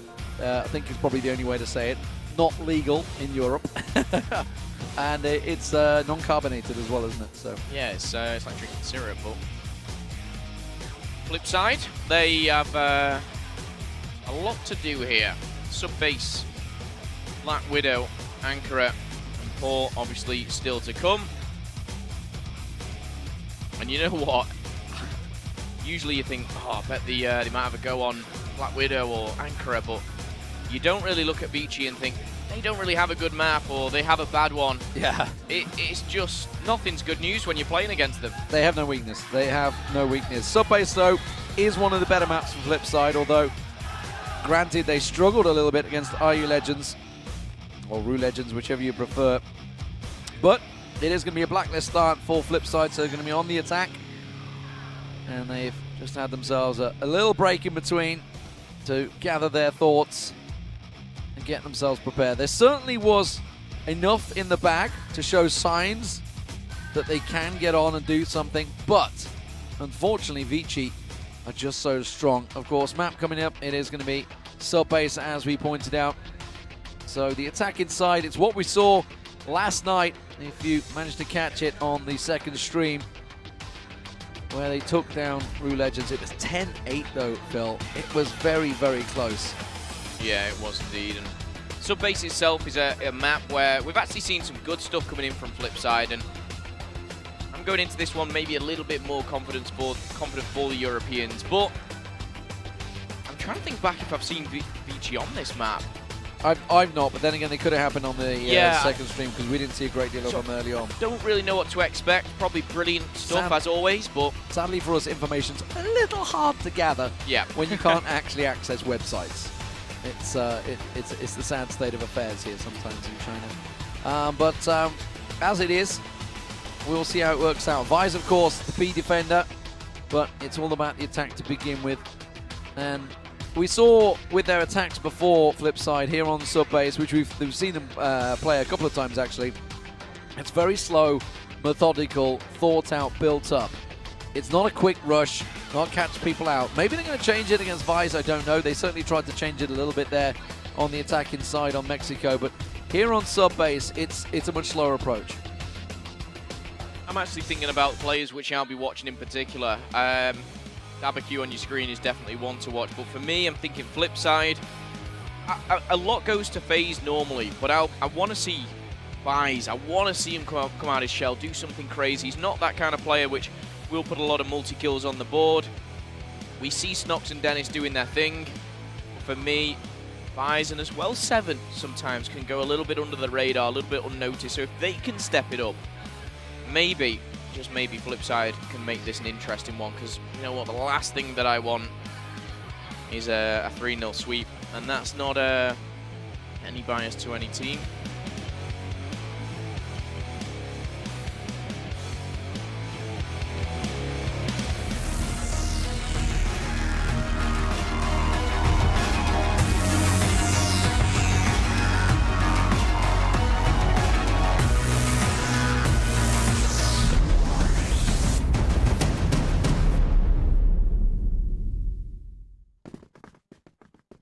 It is the grand finals, and map 2 is underway. Flipside Tactics on the attack, representing the European hopes and dreams against Vici Gaming from China, the champions, the national champions, and looking to be world champions as they are 1-0 up.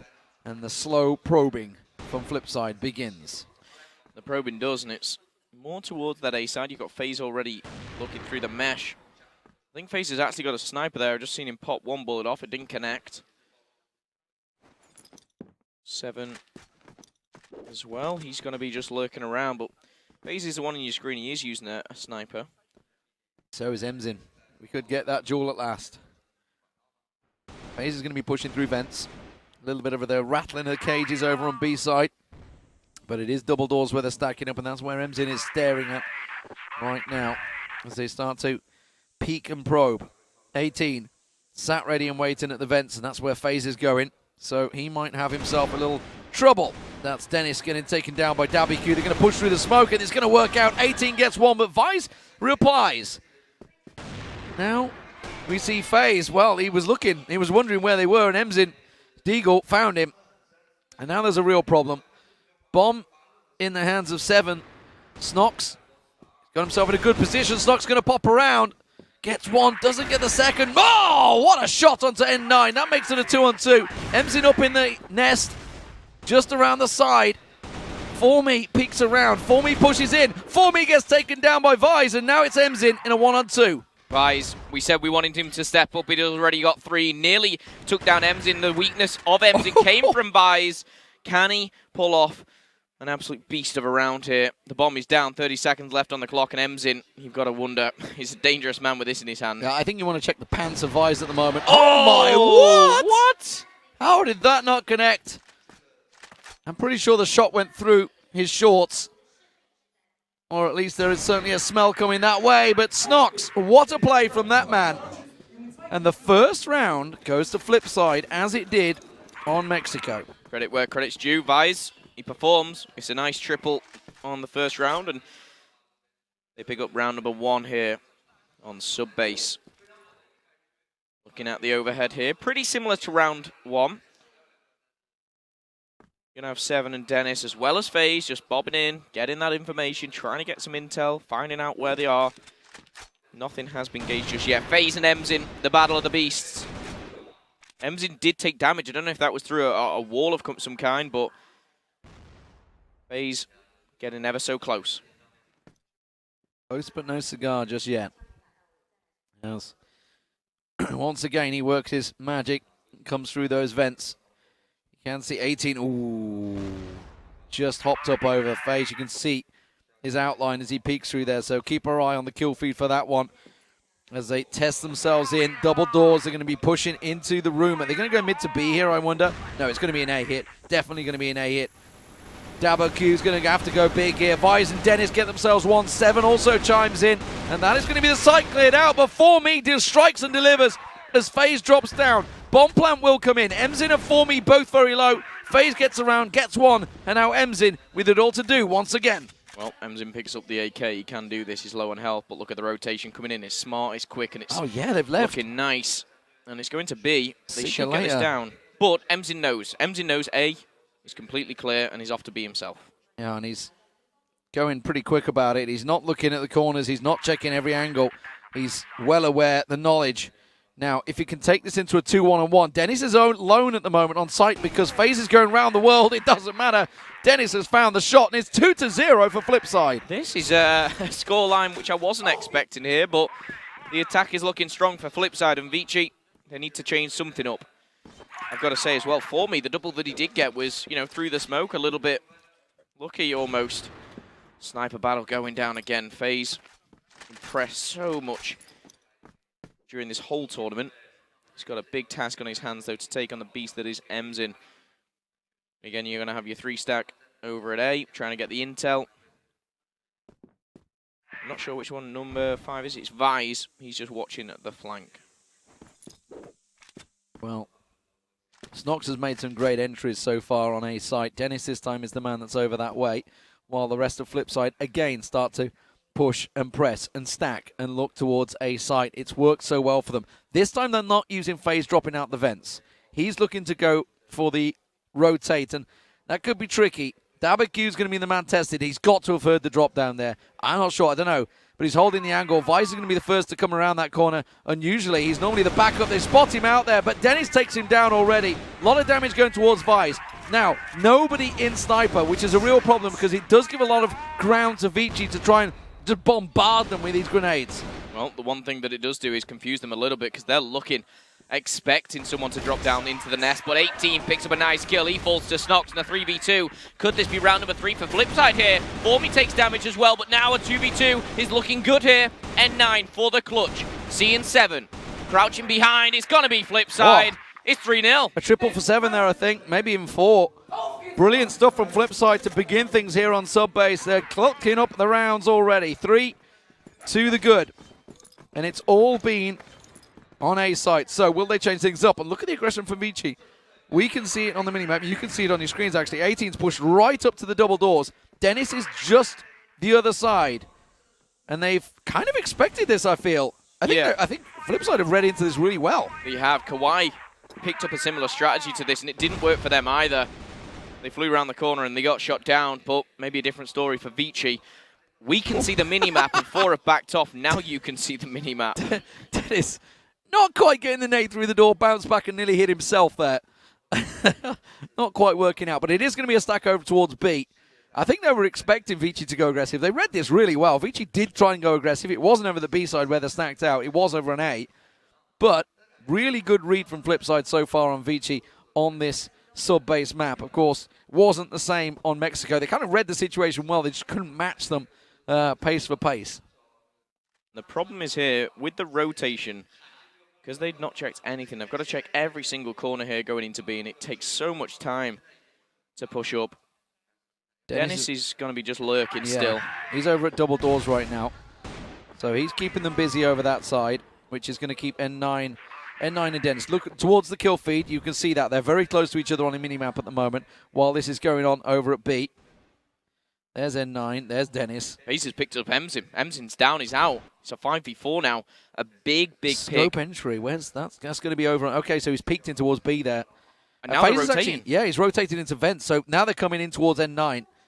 And N9, are they going to be expecting this corner? I think they will because of the aggressive stance that Vici took early on. I think they're expecting him to be in this corner. They're not going to check the first man, the second man. And that's just about the best trade they could hope for. 18 gets one, FaZe drops down in his face, but he's got no health. No health at all. A 2-on-2, but slithers of health for both Flipside members. Dennis can't get WQ down, and now FaZe has got to go heroic. Yeah, heroic is the perfect word for it. Then he's going to have to push in with the deagle. And for me, takes him down, and you can see there wise words coming in from the boss himself. And you know what? Coming around that corner, he not only got the double, but he injured 2 more really bad. I can't believe they didn't even check it because they'd taken control. They'd pushed up, yet they're not one person. It was the third man that came around the corner that checked that corner. Yeah. Unfortunately for Flipside, they lose the first round here. That's a butt. It's a big butt. And it's Emzin who is in the vents. There's no one really contesting him, as you got your typical 3 over at A. And quite well pushed up, actually. One just holding the middle as well, but Emzin is the one in the vents. I'd love to see what our number 4 is doing here. Yeah, it's FaZe. I don't know whether he's got the scope or not, whether he's staring through doors. N9's number 2 that's approaching around. Dennis is holding the forward angle.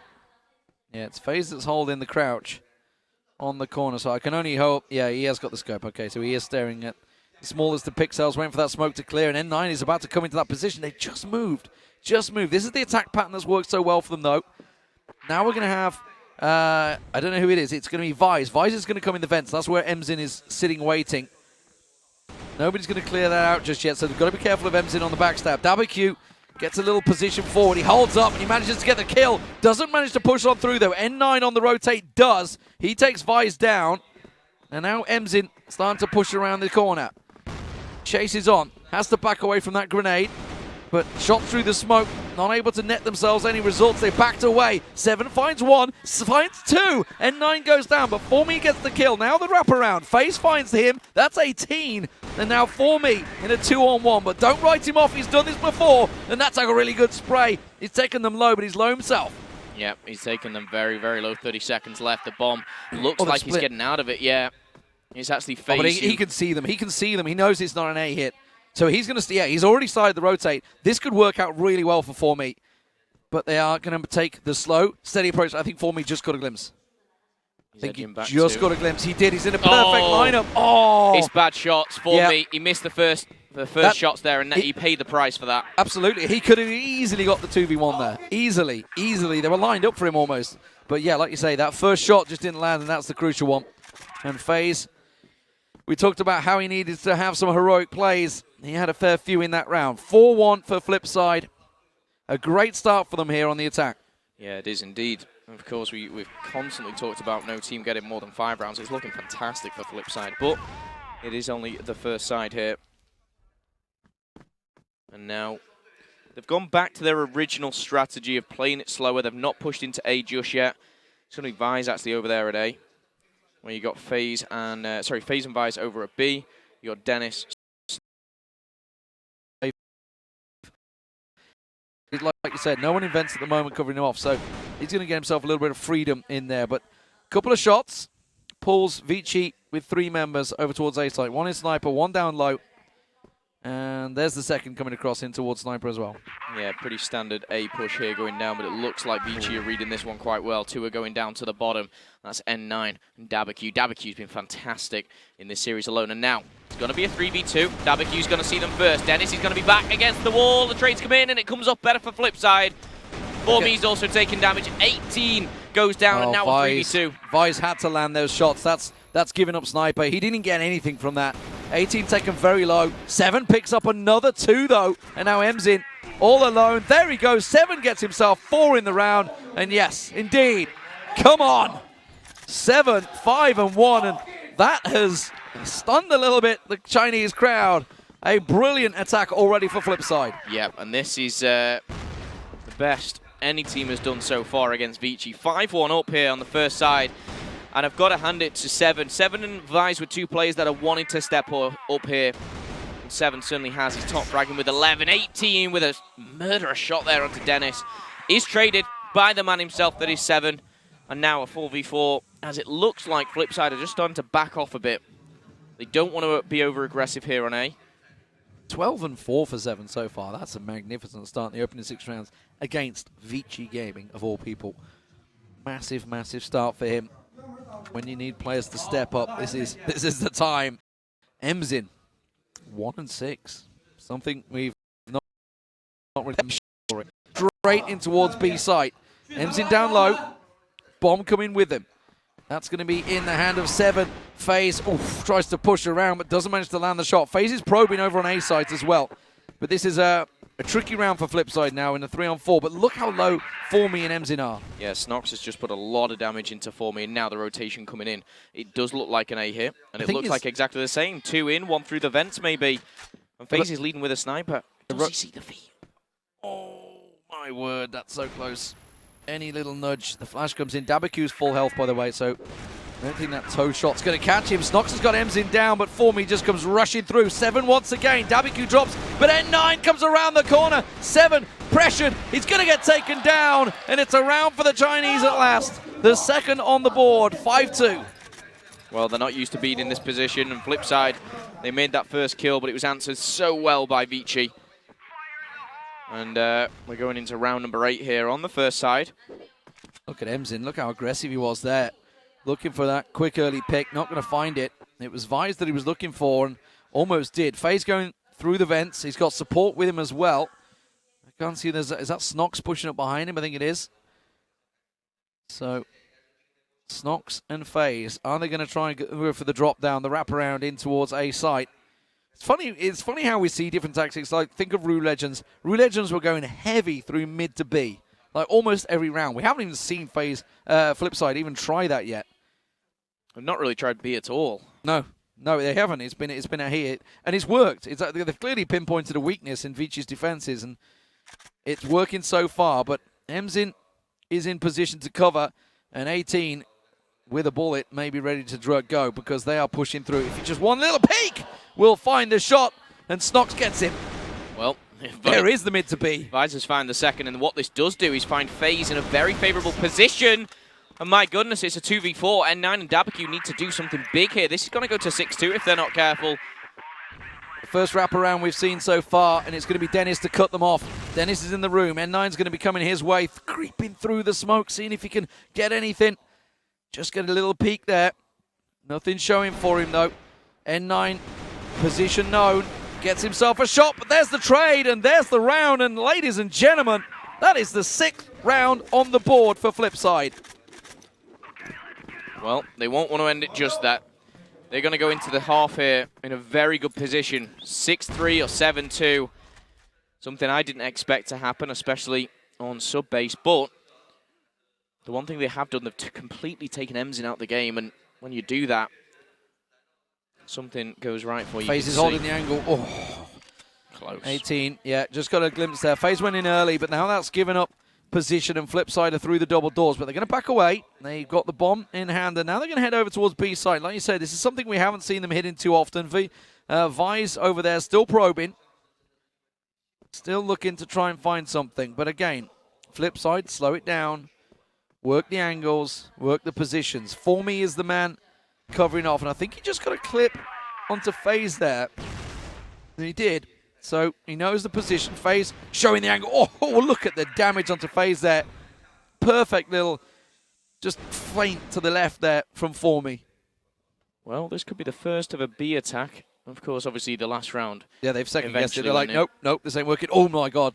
Oh, N9's going to be right ready and waiting. FaZe just walking straight into that. Yeah, there's only one winner, no matter who it is on that side of the vents, though. But N9's staying there. He's holding down these vents, and with the advantage in numbers here, he can do. Bomb just been dropped for a second, as we do see 18 having a bit of gunfight going down. This is going to be Dennis, who's taken damage. Emzin's joined him. They're going to be pushing on towards the doors. This is going to go badly wrong, unless 7 can pull some major heroics off here. If they push through there, look at Emzin holding the angle. 18 has just backed away. Check the vents. N9 with him. They have 5 members on A site, and Flipside are walking straight into it. 40 seconds left on the clock here. They're walking into a wall. A beast here, and there you go. Talking to beast, Emzin finds 2. He does get taken down, but Formy picks up a 3rd, and there is going to be the end of Flipside. We go into the side, the half time, should I say, with Flipside leading 6-3. A good end for the boys from China. Well, it's the most rounds that anyone has taken off Vici so far. Now they have the unenviable task of defending. There was hope for a 7th, I think, at the end there.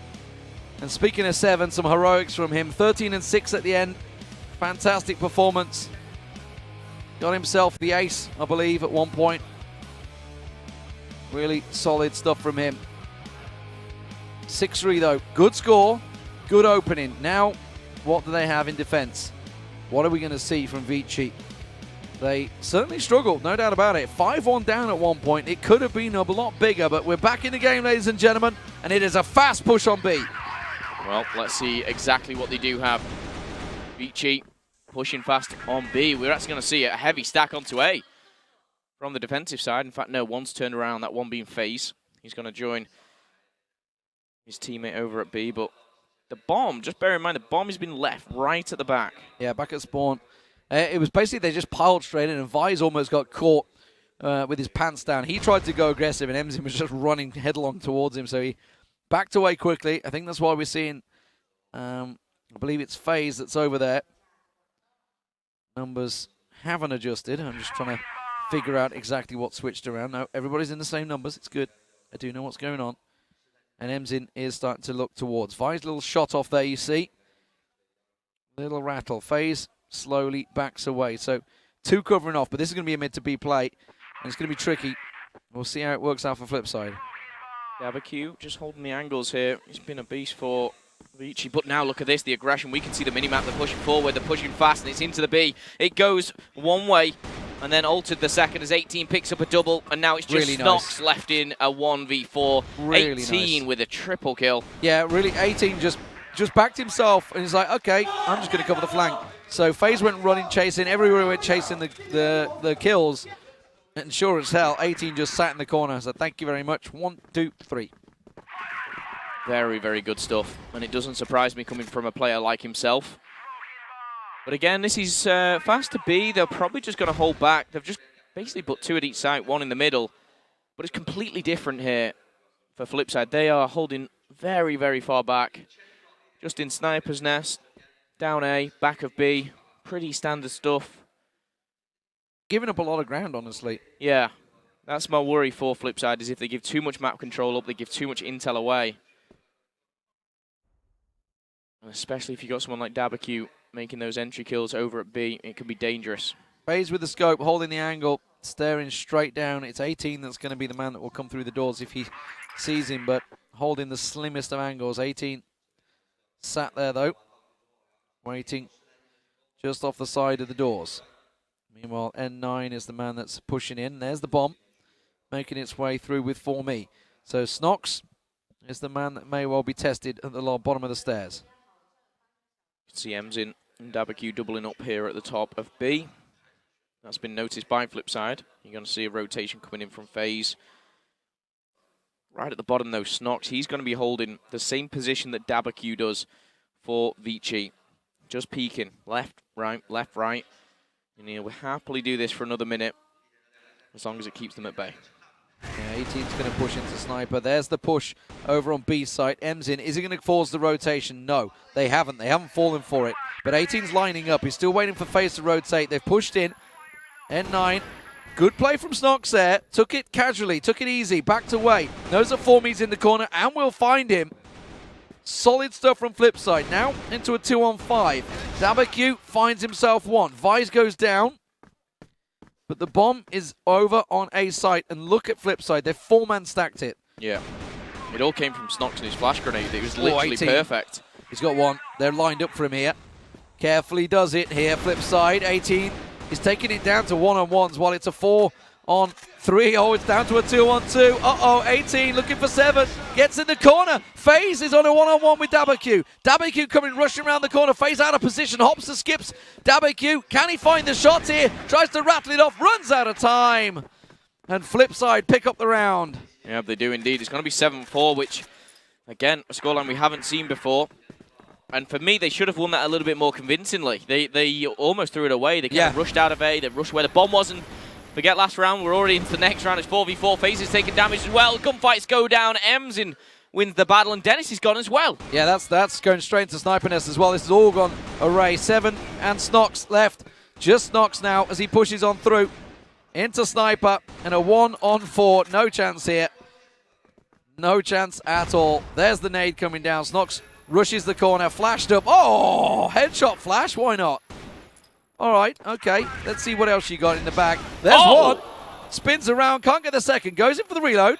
Now 30 seconds. Surely not. This would be unthinkable. Well, it's 4Me that's going to point. They went for the double peek there. 4Me going to get taken down. He can't quite get it, though. In a 1-on-4, he gets 3. And a shake of the head from 4Me there. Damn right he should, but Emzin steps in and finishes it and says, come on, guys, calm down. We had a really big start there. A 1-on-4 almost going the way of Snox. Now, will that give them any impetus to push on? Well, it was aggressive previously, and it's the same this time, but trying to find something through the smoke there. And again, we see Flipside playing very far back. 2B, 2 mid, 1 down A. Map control given up for Vici. And I think this is a huge round. Again, it's one of those mental rounds where 7-6, you know, you're crawling your way back, you're back in it. But 8-5, you're 2 rounds away from losing the map. Vici will be doing everything they can here. Visor's in such a tough position over on this B site. He's got FaZe with him now. But again, he's going to get pressure. Dabaku going above. He's the only man that's probing. The bomb has made its way across through mid there. And it's going to be a mid to B hit once again, I feel, as they set themselves up. So FaZe, he's got to go big. There goes Vice. Yep. Dabaku gets the better of him. It isolates FaZe completely. He gets a 1-for-1 trade. That's about all he's going to get. Dennis, though, picks up a quick one. But unfortunately, it's down to Snox once again. Yeah, and it's a 1v3 this time, so maybe possible, but more than likely not. Not coming up against Vici. He's in a very similar position, but further up this time. I'm not sure they know where he is. So he's picked off one. Dabaku goes down. Emzin round the corner. Not going to be enough. And 9. And 9 catches him on the cross. 7-6. And as you said, vital round, and I think that may well just be enough for Vici. I think they're going to push on for the win here. They're going to go pressure. Oh, FaZe is going aggressive. FaZe is going to try and rush on through. He has to make this work, and he hasn't. It hasn't worked. He's got one, though. Oh, almost got the second. Emzin makes him pay the price, and FaZe had pulled away. So that's given up B-side completely at the moment. But are they aware of it? Technically speaking, he trades 1-for-1, but Emzin is weak. I think he was lucky to get the one he did. In all fairness. He kind of... It's one of those moments when you're in a 2v1 and you kind of split your aim and then you're undecided on which one to focus. Yeah, you might damage both but pick up none. Yeah. He actually gets Dabaku. Good folk. Okay. Good pop out there from Vice. He's been losing out that duel quite a few times, and Emzin gets taken down. Now a 4-on-3. Snox down on A site, about to get busy, it looks like. Potential round here for Flipside. They can't give up the advantages like this. numerical advantage. It was a 1v3 straight up. He's out of position. He's but he far 7 yet to get a frag. He got what, 12 in the last half. 18's just spotted him as well. Good night to Snox. 7, you're going to join the club here. Not a so 4 on 3, don't pick up a single kill. That is basically the story of this. Now 7-7, that is it. Vici picking up this map. It's demoralizing. You're in that position where you're 7-4 up, 7-5, 7-6, 7. You were wrong. 4 rounds back to back, yeah. Don't second guess yourself. This is what I was talking about before. Like just like Rue Legends, they're getting that mid to B play. It's what Vici been doing every single time, and they've not had an answer for it. Honestly, they've tried to put the guy in the corner, which is where we saw Dennis. It's a horrible position sometimes because you're exposed. You've got nowhere to hide. But look at this. They've got an aggressive defensive position this time. They're going to try and go for the crossfire play. WQ trying to get the peek through. They managed to get one. The bomb still placed down. Oh, Vice is about to get completely caught out. WQ has hand hit. WQ's weak. Down at B. We've got 2 people, though, lingering around the middle. Fox is now in a safe. The kill on 8, holding that position. FaZe is going to have to go superhuman for his team here. WQ in the vents, and there is FaZe. Give up this position. N9 though finds Dennis. There's a kill and FaZe strikes again, and 7 finally delivers, gets his first of the half. That's got to feel good for him. And now the round on the board. 8-7, Flipside back in the lead. Okay, so they played the mental game very, very well. WQ's taking down Snox. FaZe has gone aggressive again. He picks up 1. He should be taken down, and he will be. Emzin has got his number 18, goes down to Dennis. This is so quick. Yeah, through the window. Vice is also there as well. Oh, Emzin with the deagle. Oh, my word. And now 7 and Dennis left in a 2-on-3. You know, the aggression, every time they've tried the aggression in that room, it's traded, but never in their favor. Or they maybe had a 1-for-1 trade at best. It's not worked out for them, and it seems that at the moment they're grasping. They're looking for something to work. But the problem is, if 7's the shot caller right now, he's not having a good half. So mentally, he might be a little bit checked out. You don't know. You don't know how this works. I'm grasping at it here. But A site's going to be very much free and easy to take for Vici. Nobody defending this one. They're kind of split over at B site at the moment, expecting to take on. But it's a real tough situation. We need some of those heroic plays that 7 showed in the first round. Well, the grenade coming in from N9, not good. Well, because you just completely exposed. Another good grenade. Look in the corner. And he will pick him off for me in the end. And the round goes to Vici, but applause from the crowd. They knew how close that was. 8-8 the score. Do you know what? It's respect to the opponent for me. Flipside are really taking this game to the very edge. Look at the amount of nades that Vici just used. Yeah. They're like, okay, they're going to rush us again. And nobody there from Flipside. So Snox has basically gone, okay. In all honesty, because WQ and Emzin have been pushing his position every round, and they've been coming out on pop. WQ, again, looking to go stairwell. That's where Vice is. WQ has been winning this duel. FaZe having a little peek there with him. Actually, Dennis, I tell a lie. It was Dennis that's going the long-range shot.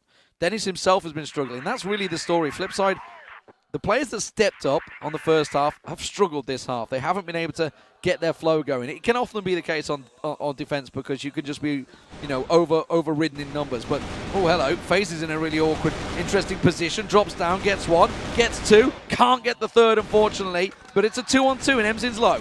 Well, FaZe has taken a couple down. Emzin, he's solo. This should go to Flipside. It the nade. Hello. Triple from FaZe. It's double from Snox. Points, ladies and gentlemen. They should be like, yes, come on, boys. We got this. Well, not happy at all. Once again, grenades going in, and grenades wasted here. The crowd are going insane, getting behind Vici now. But I tell you what, Flipside, they're not so coming.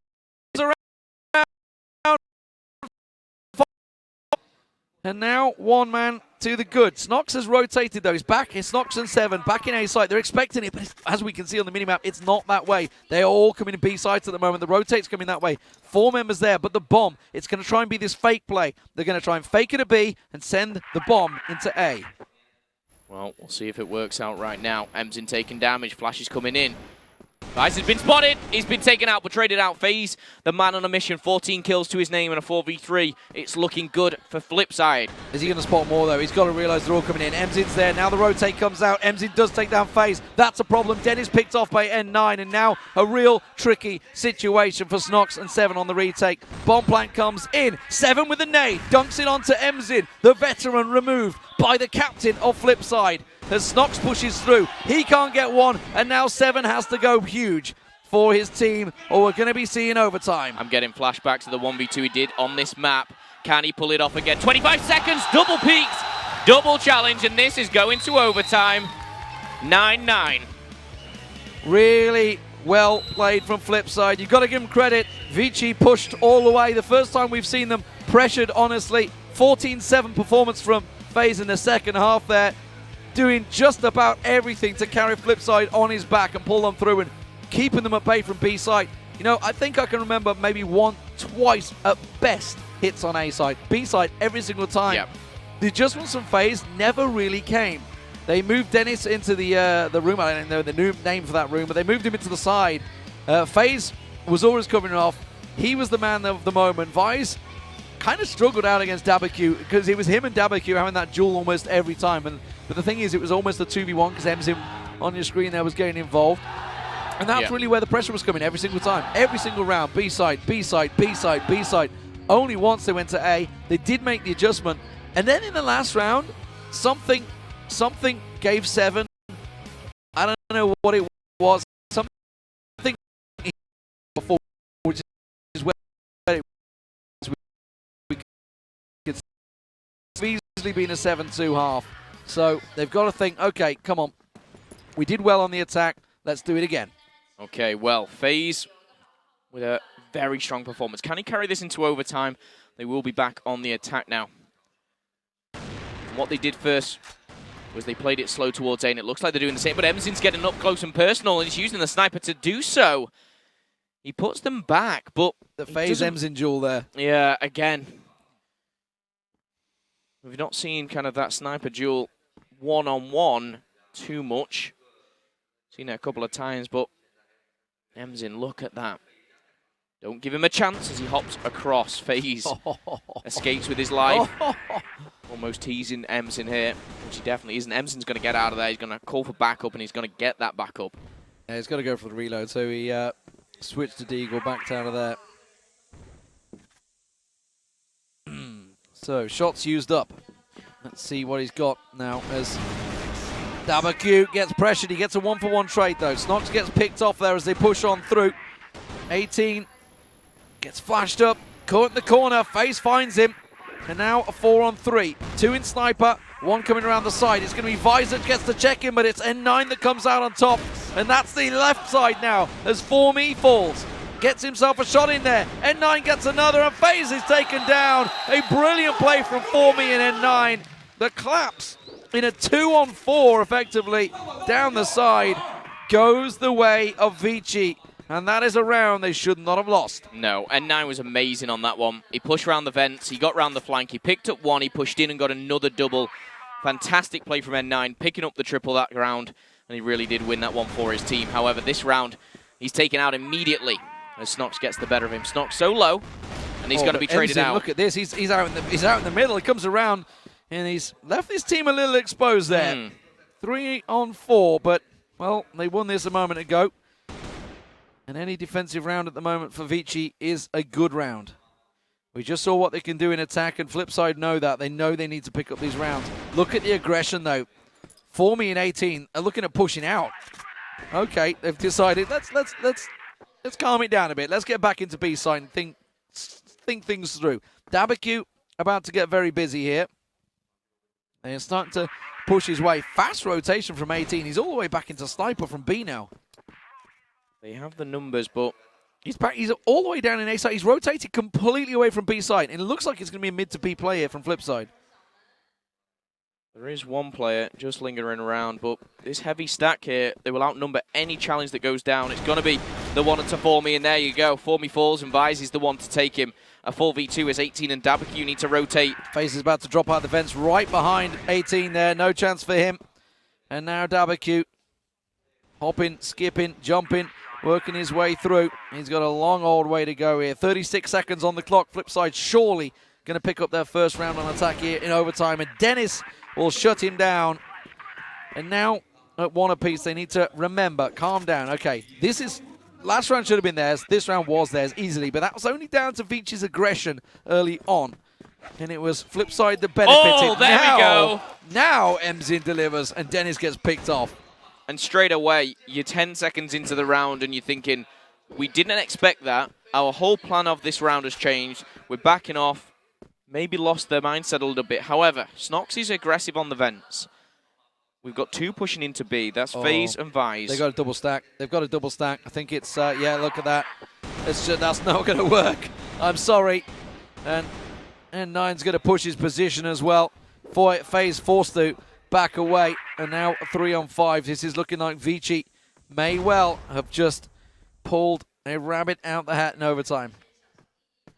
1-1 is the score. And again, I'm looking at Snox. Here we go. Grenades going in. No. He needs to back off. Okay, it's only a flash. It's all right. No, it's a smoke, sorry. Not affecting him too much, but if he drops out of there, Emzin has him. He does drop down. He drops through the middle. He takes down Emzin. We saw it at an unfortunate angle, but now they can Snox push gets forward. a second. Suddenly 18 goes down. That's rattling through the smoke. Dabaku trying to reply, but suddenly it's gone from a 5-on-3 to a 3-on-3, and things change considerably. They've held position. They've held stock. Snox working his way through. He needs to wake up, and he has. That's a third for him in this round. Now N9, he's on next to no health. As they stack around the corner, they're going to come leaping in. 7 gets 1, Snox gets taken down. It's FaZe chasing him out here. Careful as Dabaku tries to poke him out. There's going to be the smoke going out. The flash comes in. FaZe chased down here. Dabaku looking for him. Oh my God! I do not believe he let that go from a massive, massive advantage garnered out by Snox. FaZe caught off guard, and Dabaku using all of his experience to chase him down. And it's 2-1 to Vici on the defense. My goodness, he was one shot away. The face of Dennis, you can see. That round should have been Flipside. One more bullet connected. But what a perfect flash when he came in. Look at their faces. That they are checked out right now. They are not in there at the moment. Moral has gone through the floor. They need to shake themselves off, get themselves back ready. It's not done yet. It's not done yet, but it's not looking good. I've got to be honest here on sub-base. Flipside are showing their class, and we are back in the game. Let's hopefully jump back in ASAP. Oh, aggressive stuff from Vici. Look at this, a 4-man push once again. And, you know, think back to the defensive 5 for Flipside. Obviously, it went 6-3, and that's why the crowd know that this is very much almost a done deal. But they had them big jewels in this room right here many, many times. And Vici, remember. But look at this. Snox is just checking out the floor. So Snox is ordinarily the A defender for Flipside. Obviously A site left open a little bit, 2 in the sniper, but Snox over here, remember what I was saying. B site hit round after round after round after round. Emzin and Dabaku. Now Vici are being clever because Emzin is over on A site. Now ordinarily, where Emzin is where the bomb ends up going. So he's over on A site right now. We'll see whether it rotates that way. Well, you can see Flipside have gone heavy defense on B. 2 right in the corner. You got 1 in the middle and no one down at A. The bomb is over at the B side for Vici, but you do have this duo pushing through. Number 1 and 3 there. It's Emzin being that number 1. Yeah, he's making his way down. He's suddenly like, yep. There is nobody on stairs, boys. Checking every angle, but he is going to report that this is open. FaZe in events, gets caught. 50% hit points scraped off him and doesn't net anything for it. Little trade, actually. Vise trying to pop off a couple of shots. Seeing what he can find. Emzin continues to go looking, seeing if he can find anyone, and 7 just around that corner. If he was to peek, well, it would certainly be curtains for him. Now Emzin, the full wraparound. B once again is where they're going. 7 finds 1. That's 18 being picked off. Vise gets another. But N9 took FaZe down, but it's not over yet. Snox, this is the man that has switched, but Dabaku once again is not to be moved. Switches out the weapon, got the shot, makes it 3. Can he make it 4? No! 7 just about cuts him out, and a sigh of relief from Flipside as they finally get themselves that defensive round. That was Snox's play. He was looking at the floor in that corner for so long. He picks up the double. They didn't see him, but Dabaku comes in. Big double. He gets the 3rd. And you know what? I thought he potentially was going to get that 4th. He got away, though, with his life with 7, who took him down. 2-2 here in overtime. Flipside really showing the quality, even going toe-to-toe with Vici, who's absolutely decimated the rest of the competition here. Of course, previously being Flipside, they beat them 10-4. The problem is, if they don't win this, it could well be over. Black Widow is the next map, and that is massively in favor of Vici Gaming. They need this map win.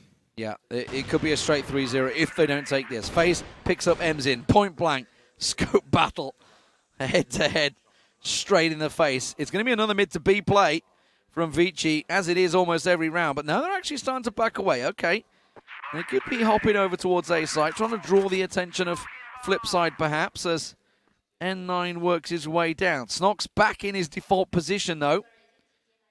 Down on A site. Now we see the 3-stack. Make it a 4-stack as Vici work the way down. Snox has got to go big here. Can he get a trade? He gets a lot of damage down in N9. Picks one off, but it's traded out. And you can see 18 flashed out there. Looking towards FaZe. Oh, so close. Nillimus took the shot on FaZe there as he tries to hop through vents. He's going on the rotate. Plant goes in. Bomb is down, 35 seconds on the clock. They have the numbers, but breaking into this A site is very, very hard. And actually, look at this. Who's on the rotate? I can't see. It's 18 who's coming round the back. FaZe actually might have just spotted him there. He goes for the grenade. He should get the kill. He does get the kill. It's now a 3v3 and he's out of position. It's pulled him away and there's only 20 seconds. They have to go. They have to go. They have to push down the stairs, and this is only going to favor the Chinese. Dabaku and Formi get themselves the kills, and that was a big, big win for Vici there. The 3rd round on the board, and they are 1 round away from going 2-0 here in the series. And as I say, with Black Widow next, Flipside, you know the grimness on their faces. We could be either going to a golden round or map number 3. You've got to think as well, the endurance that goes into a game like this, to go all the way on overtime, to put your heart and soul into it, and to be up so much. Difficult for anyone to take the loss on this. Can Flipside even things up? Will Vici make it 2-0? The crowd are getting behind Vici here.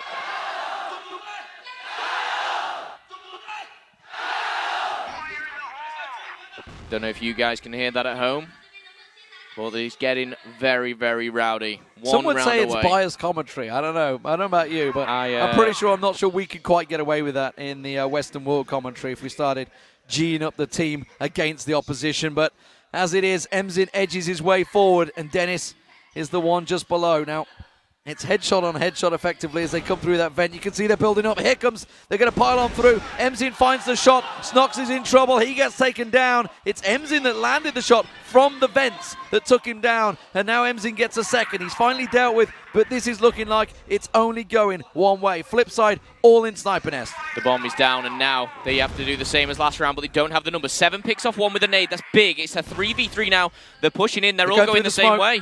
They're going to go through the smoke, and Dabaku gets picked off by Dennis. It's now a 2-on-2 as they push on round. Formi gets 1, Formi gets 2, Formi gets 3! And that is map number 2 in the books for Vici Gaming as he goes massive on sub-base. And wow, what a game though. Overtime, and Vici pick it up. And for FaZe, they knew the damage was done on the attack. They didn't pick up the rounds they needed. And Vici delighted with that, because next map is Black Widow, and that surely will only go one way.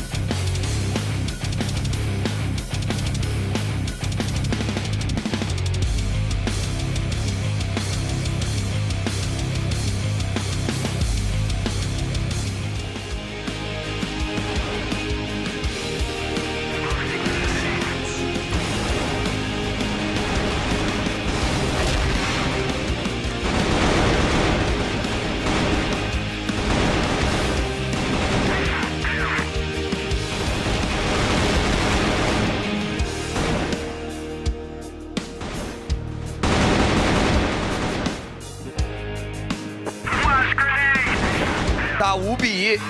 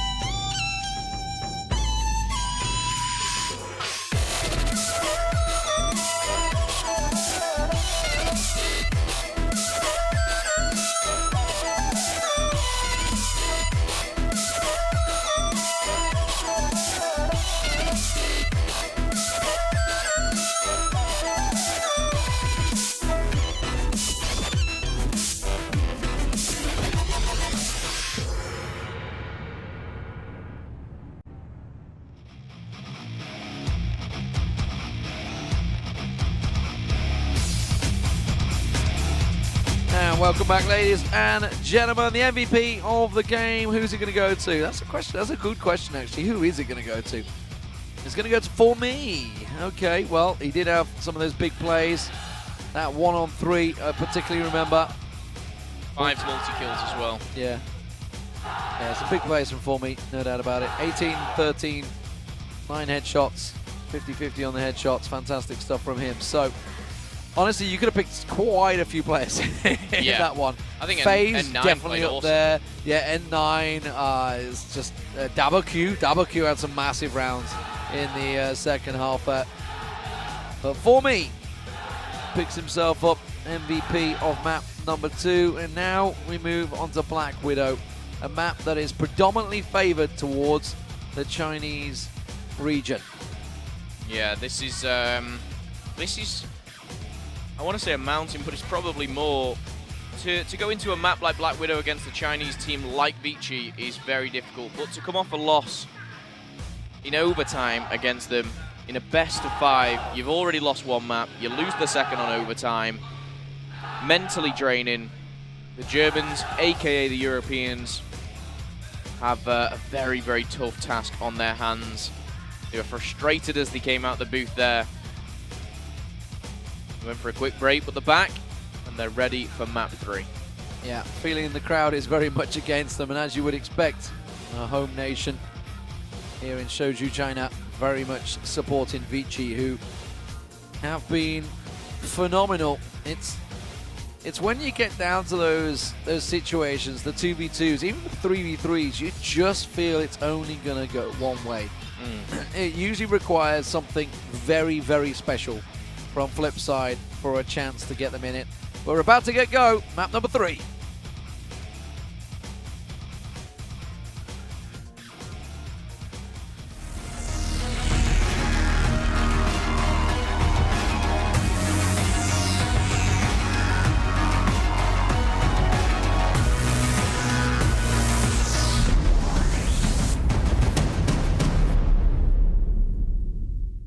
Well, we need to get straight in the game as soon as possible because it's already started. N9's find Vise already. This is down at Long A. A quick early push. And the aggression from Vici already netting themselves 1 kill. It's Nox that's tacked in the corner at the moment. And N9, just that little peek, he knows that someone's there. He knows that someone's there. His target placement actually a little bit off. What a headshot. It's... I mean, I chuckled to myself, but it's just horrible to watch almost. The accuracy is just disgusting. You can see both of the X exactly the same place. 2 of the players going down already. This is what we talk about, obviously, with the Chinese squad. Very, very strong on this map.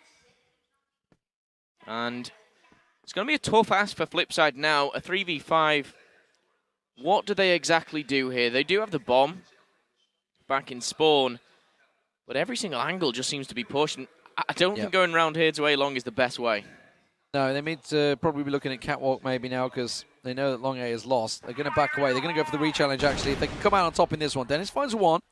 Now, N9's still in that corner, and they know because he's the man that's just taken 2 of them out. So they're well aware of the fact that he's going to be still around there.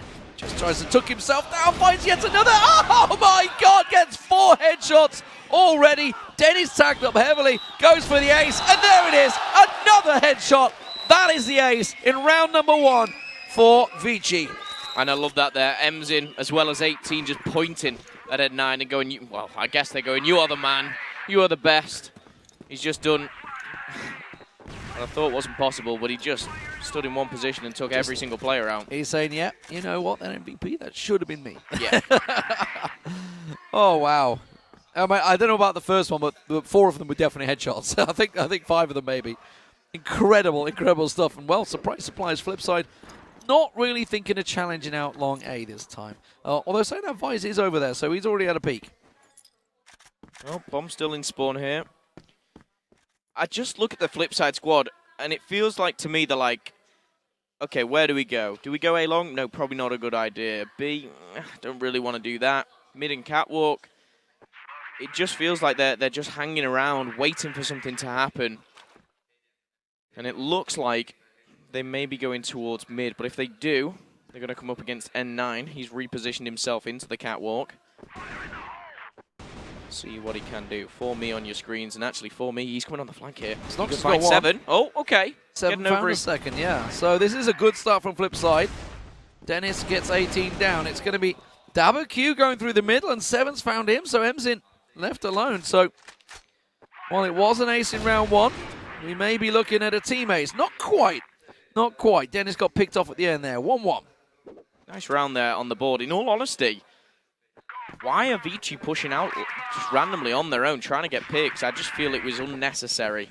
Maybe overconfident here, but it doesn't work for them this time. Will it work for him a second? Or will they just think, you know what, we'll let them come to us? Flipside still playing back, still playing slow, but it does look like they're edging towards B. They're going to find Emzin and Formy over there. Well, it is Emzin that's looking through the smoke, trying to get some of those shots, seeing if he can get a little lucky, but not going to work out for him as he repositions. As they now push forward towards that B site, we have I'll tell you who it is. It's they love to keep us guessing. The man that's pushed up catwalk. It is going to be. We'll tell you eventually who it's going to be. N9. Show us the damn, and damn overlay at some point. The only reason I found it's N9 is I've seen you've all just the other gone names. through everyone else. Yeah. So, well, there's 2 of them pushed there now. It's anyone's guess who they are. There's Formy waiting in the wings though, around the corner as they push in towards the A site. Still loving this third camera angle that they absolutely adore here at the Crossfire Stars Grand Finals. Finally, we get to a little bit of vision. It was N9, the man that got the ace. Don't want to challenge out him, that's for sure. No, Dabberq in a good position here, but he's backed up by Formy. The only problem is he will be outnumbered. There's 5 players all round there. N9 seems to be pushing up, getting some more intel, and just keep your eye on the kill feed because N9 could find a couple here. He's in that corner, in catwalk, and there you go. He doesn't. He finds only death as Snox takes him down. Yeah, headshot from him now. 3 push on catwalk. Going to get around the side there. Vice finds Emzin. 18 trying to tuck himself in. Just going to go for that peek around the window. That's a good cross shot from Formy. Gets himself a quick double. Dennis and Snox, they're trying to drop through underpass. The bomb, of course, going into B side. So they're around the back. FaZe gets him with the pistol. And the second round goes to Flipside somewhat unexpectedly. Indeed it does.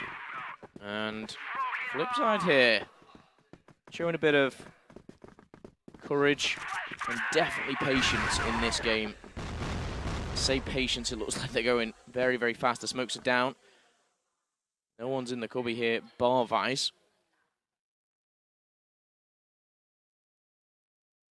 However, no one's also on A long for Vici, so this time Vici may have to rotate round. They've kind of spotted this, and it feels like they know they're not coming towards B. But then again, look at that. I mean, we can see the minimap. Look at this, though. Still halfway through the round, they're rotating right back through their spawn. Very, very slow pace. Snox just hopping up and down for the grenade there. Well, as it is, positions being held so far by Vici. Nobody being found. Vise creeps forward with the rest of his team. 7 and Snox hopping, skipping, looking at the angles as Vise creeps on through. Still Dabberq keeps a watch on double doors with the support of N9 and 18 to the left.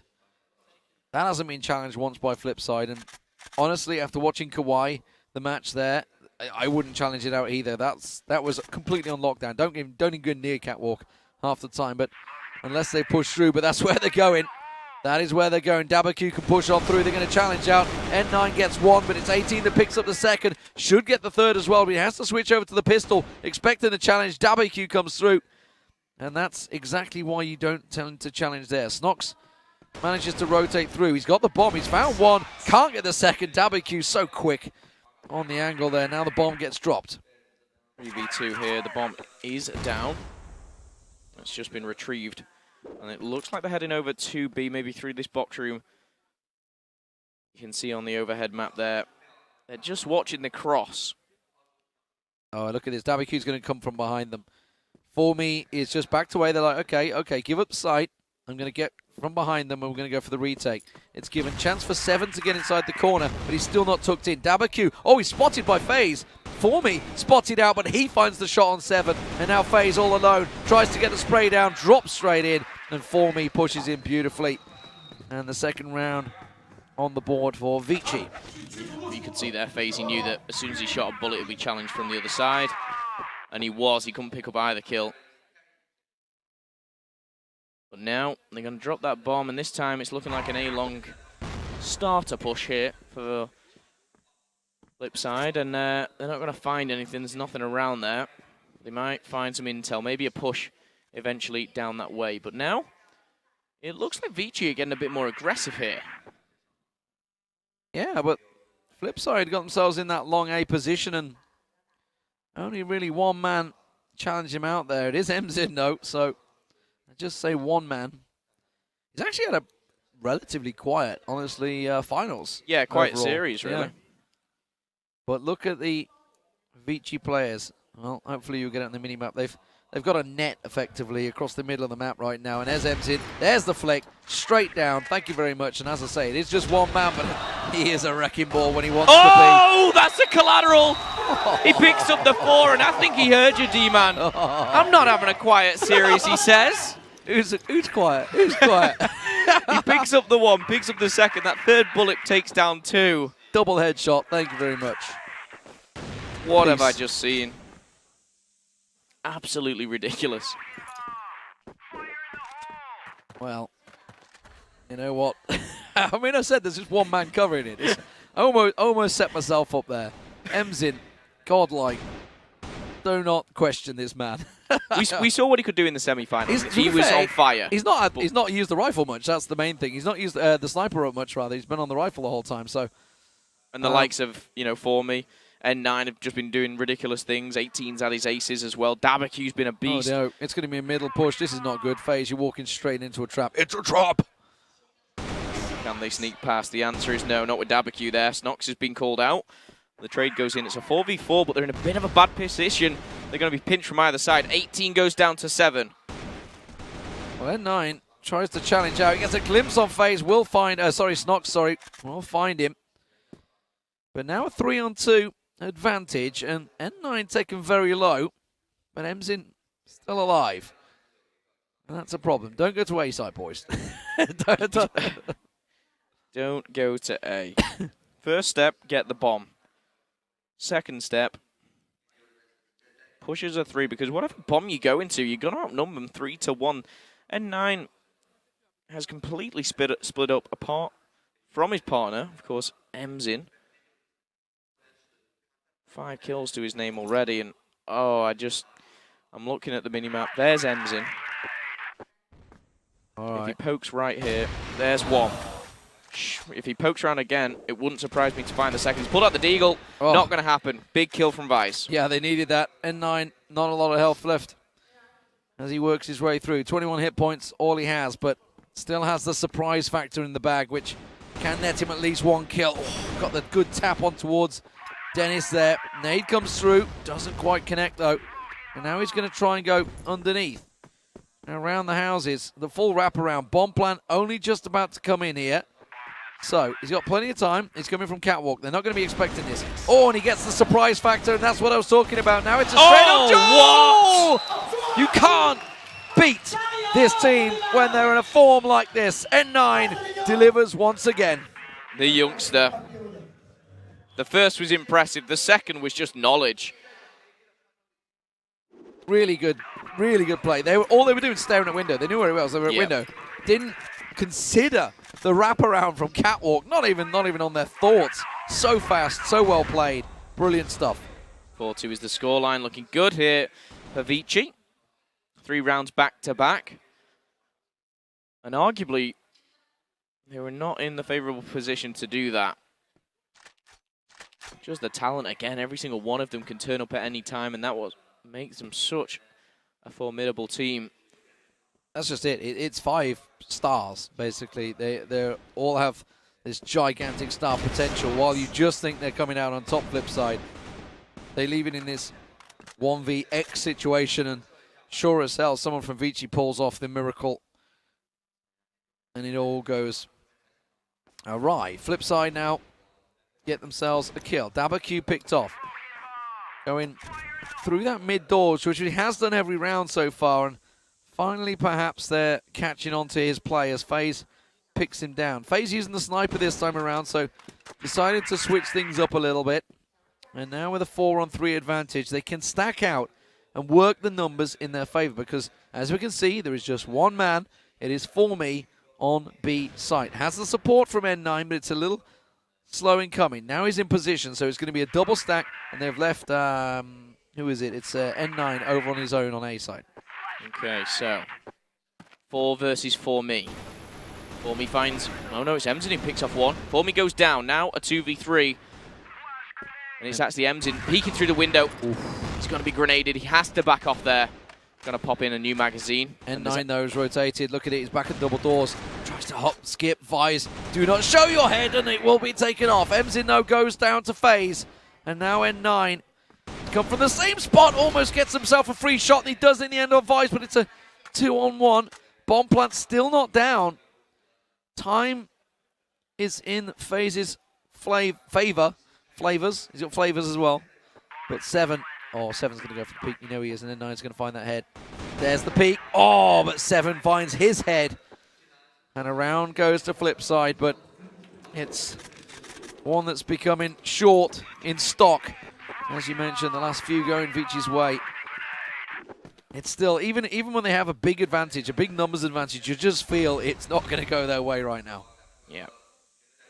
Well, on the defense here, A-Long, in fact, I thought for a second was going to be completely given up. It seems like Vici are sensing a B push here. They've got no one watching the middle, no one really pushing up catwalk. But on Flipside squad, they're all going towards B. Now, they've got this double setup again. Formy and Dabaku have actually swapped positions now. They're just left and right in box room. Smoke's going out. Double stack could work well, couldn't it? It's worked a number of times before. They expect it, though, I feel.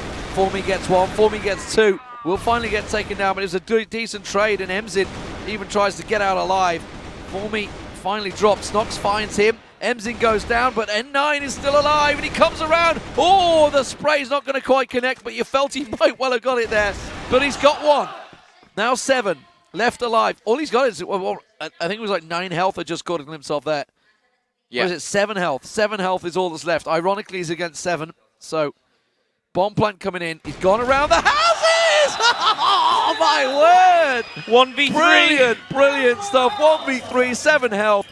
And he picks him off. Oh, it's just too good. You leave N9 there. You leave Formy there. You leave any single player from Vici in that position, and they can pull it off. Oh, this team is showing its quality here in the grand final. 5-3 is the scoreline, and ladies and gentlemen, it's potentially the last map. Of course, winner takes 200,000, loser 100. Emzin, he's put away the sniper, and he's got aggressive with the AK. It's a map they're so comfortable on. They're so comfortable on. They know the angles. They know the routes. They go around the houses. That from N9 there, he knew the exact route to line up the shot and get that, and he knew the exact timing to be in position at the right time. Last man standing, Snox. 6-3 first half. Good night, flip side. Defensive round, hard or not, has gone very much in favor of Vici Gaming, and we could well be looking at a straight 3-0. Yeah, you've got to look at this, the way that went there. Flipside actually took a 2-1 lead in the half. Went 2-2, eventually 3-3. 14. And then it was just all so one-sided. 14-4 for N9 at the end. Obviously started things off with the ace. I mean, it's just. I mean, you could literally list every single player there. They all had a moment. They all had a moment. C7 shaking his head there as well. Almost thinking, what do we do against this team? What can we do? I mean, the fact is he went for the plant in the open. I don't think he was expecting the rotate, and that's twice now. Yeah. They've been caught out by such a quick rotate they've adjusted their position and they're back in place, and sure as hell catch them off guard. And flip side, they're just not used to the speed and fluency that Vici are showing here on Black Widow. We know it's very much Chinese territory, and it is proving very much that way. Vici on the attack to take home the grand finals. Okay, so The flip sides, literally here. I see what you did there. Vise, Dennis, FaZe, and Seven. They have to pull something special out the bag. They need 3 maps back to back. They need to come from behind here. They're 6-3 down, and they have to defend against what a lot of people will say is the best team in the world, VG Gaming. I am interested to see how VG Gaming actually perform on their attack. In what's their method? Are they going to push down A long? Are they going to use the sniper? They're taking it slow here as well. They're not getting overconfident. They're not getting overly aggressive. Emzin's having some fun with this sniper at the back, and he's opening a lot of doors here for VG. Yeah, and he's also looking and thinking, where the hell is everyone? There's no one in A. Does no one want to challenge me? No, they don't. No one in A site. They're both down, going aggressive in mid from Catwalk. But, well, Bomb is making its way in towards the B site, and it's been carved open already. There's nothing to stop them right now. FaZe, oh, well. Oh! I mean, I reckon I could have got that one, but what just happened? It went from... Dennis just got 3, like, instantly. It went from a 5v3 to a 2v1. Like, that must have been mid. We didn't see it, but, well, Emzin is still alive. Oh, here we go. Emzin versus FaZe. This is the duel. This is the battle. Bomb is loose, and FaZe, I think, has it covered off here. But Emzin, he's not going to go the direct route. Emzin being Emzin. He's going to look around. He switches to AK. FaZe looking for the angles. 30 seconds on the board. Emzin, where are you going? Only 30 seconds, bud. You can't go all the way to A site. You haven't got that much time. Okay, now he's going to go into B site, straight through doors. He's so confident, so supremely confident that he knows where FaZe is. Checks his corners. And he senses him. He knows where the bomb is, and he's going to go out aggressive. I'm sure he made some noise there. FaZe gets the better of him. Yep. Gave him footsteps. Oh. Slips away. Few extra shots in the body. That's going to be 6-4. 6-4, yeah. Flip side. Get themselves the first round on defense. I think it's a settle the nerves. I'd love to see him what happened with Dennis.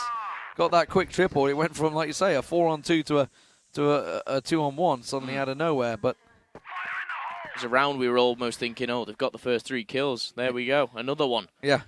But Dennis turns up, and he really does push his team forward in this game. By all means, very, very close here. Before this grand final, Vici just destroyed every single team, including Flipside. First game 10-5 on Mexico to Vici. Sub-base went overtime 13-11. Here on Black Widow, it's 6-4. Vici just 4 rounds away from $200,000. Oh dear. They're coming long A, boys, and there's nobody watching. There's nobody covering it. Dennis is at Catwalk. Okay, FaZe has made the rotation. So FaZe, okay, we saw what Emzin could do from this position. Dennis, over to you. FaZe, sorry, over to you. Lines up long. Gets a little peek out. Okay, Emzin, I think may well just spotted him there. Looks, now he spotted him. Now he spotted him. Everyone could have spotted him there. And now he's in a tricky position because he's going to try and go for the peek. And he's just going to get gunned down by the AK. And that is going to be the A site locked down by Vici. There's one man that's not with the team here. Oh, no. That could pick him off. Emzin finds 7. N9's going to hop through Catwalk. Dabo Q. And it's Dennis also trying to come through. Dennis gets 1. Snox gets 2. Dennis gets 3. 2-on-2. But there is the quick strike. Emzin with the deagle. And almost a victory cry coming out from the man that's been leading them, the veteran. They wanted one more championship. A lot of these players in Vici have said this is the last big tournament.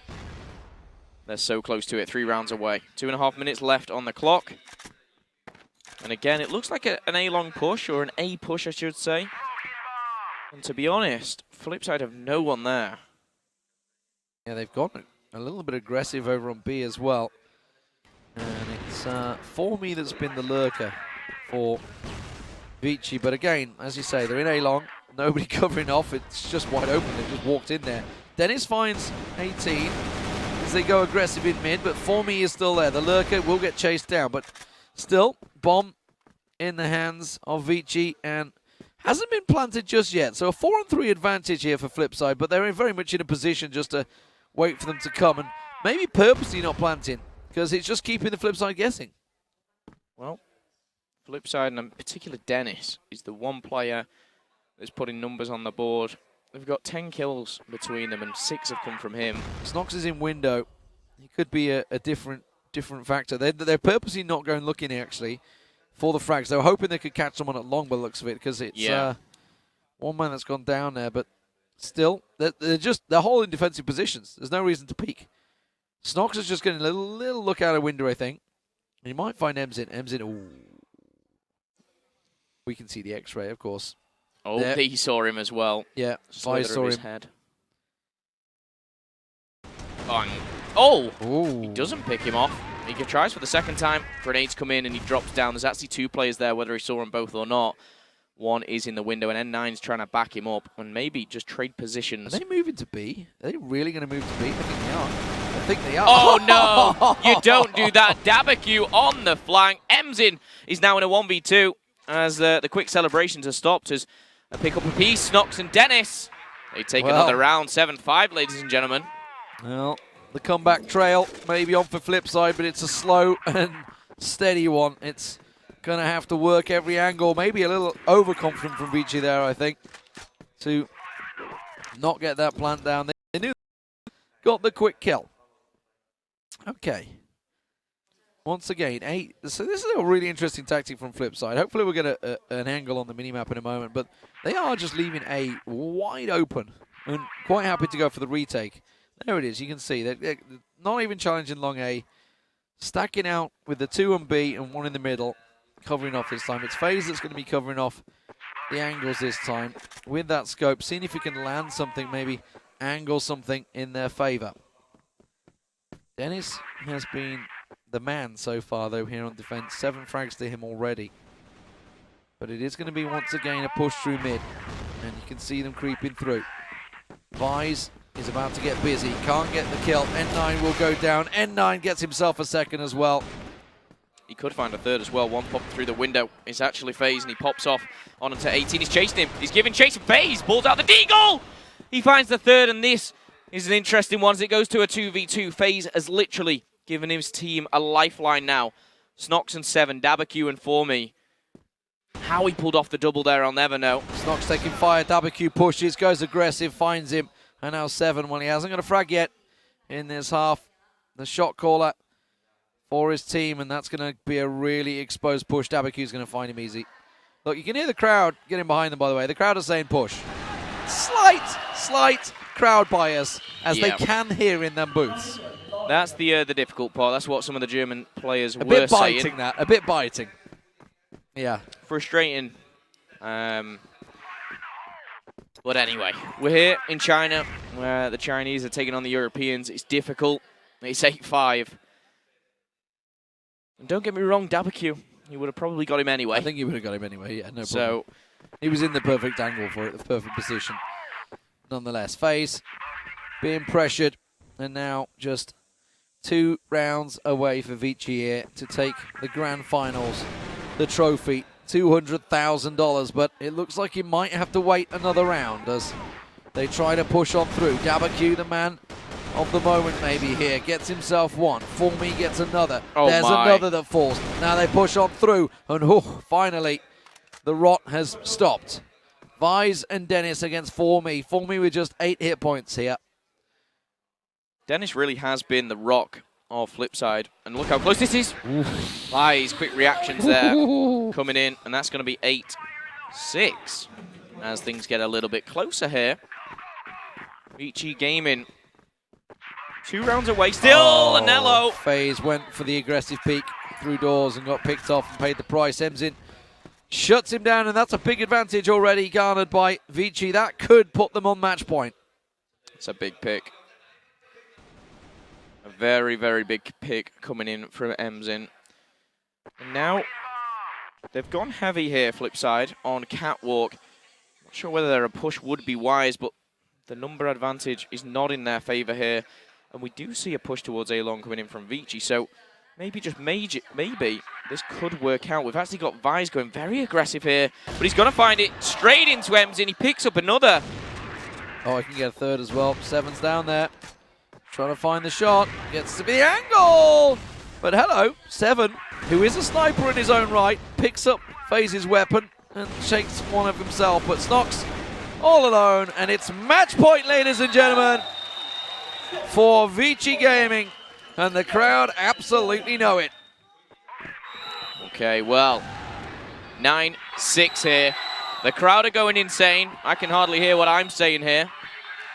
But with 2.5 minutes left on the clock, it's a very quick A-long push. There's two pushing in here. But look at over on B. Look at this. Snox has pushed all the way around. He's almost at spawn. He's going to catch Emsin now, completely off guard.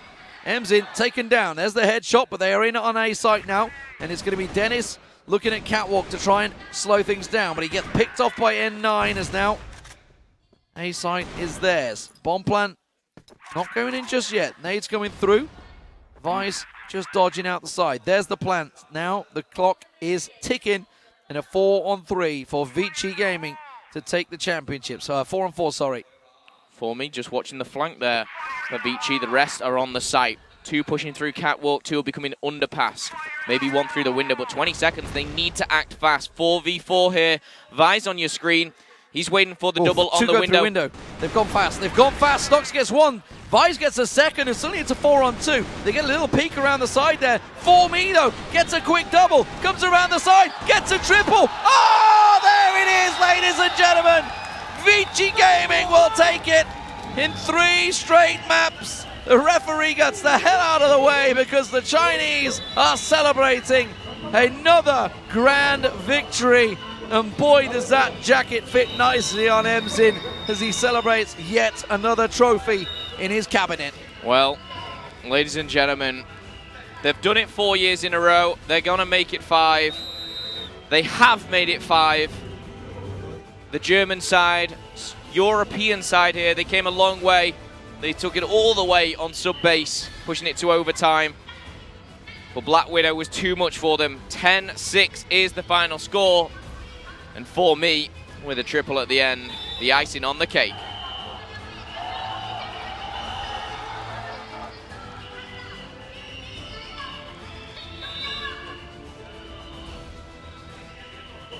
It's a beautiful trophy, and Vici Gaming have absolutely deserved it. Nobody really able to contest them. And it's going to take a couple of big lads to pick that up. I told you it was heavy. It's not easy. It's going to take 3. And the Chinese, once again, are the champions.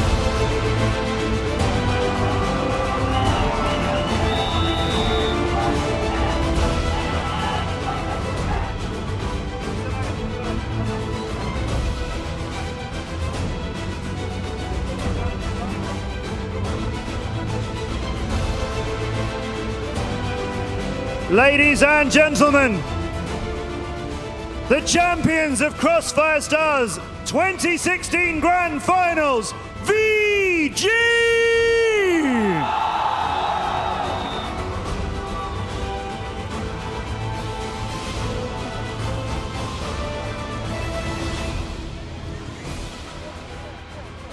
Congratulations, VG. NZIM. Let's have a little interview with you. Here we are. We're at the end of 2016. You have won the most significant and important trophy of the year. How do you feel? 今年年底你们获得了最高奖杯冠军，你们觉得现在心情怎么样？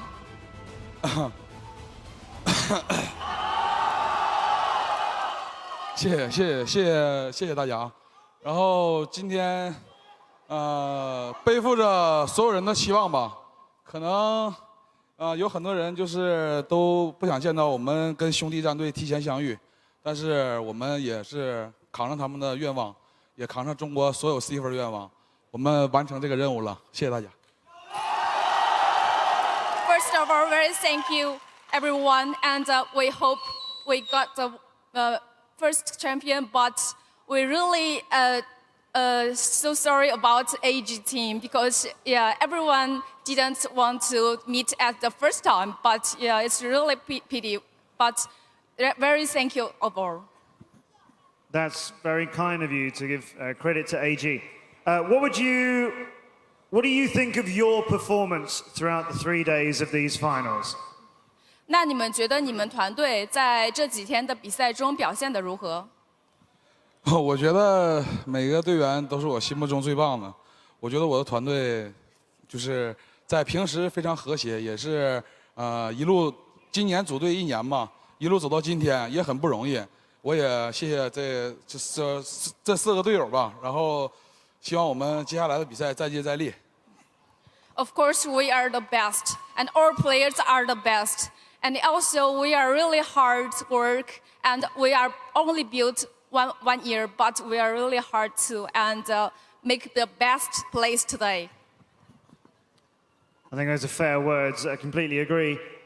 I want to ask, in the second map, when Flipside were ahead by quite a few rounds, did they ever worry or panic that they would lose that map? 想问一下，就第2局的时候，就是 Flipside 他们有点领先开始的时候，那你们有没有觉得很慌或者很紧张？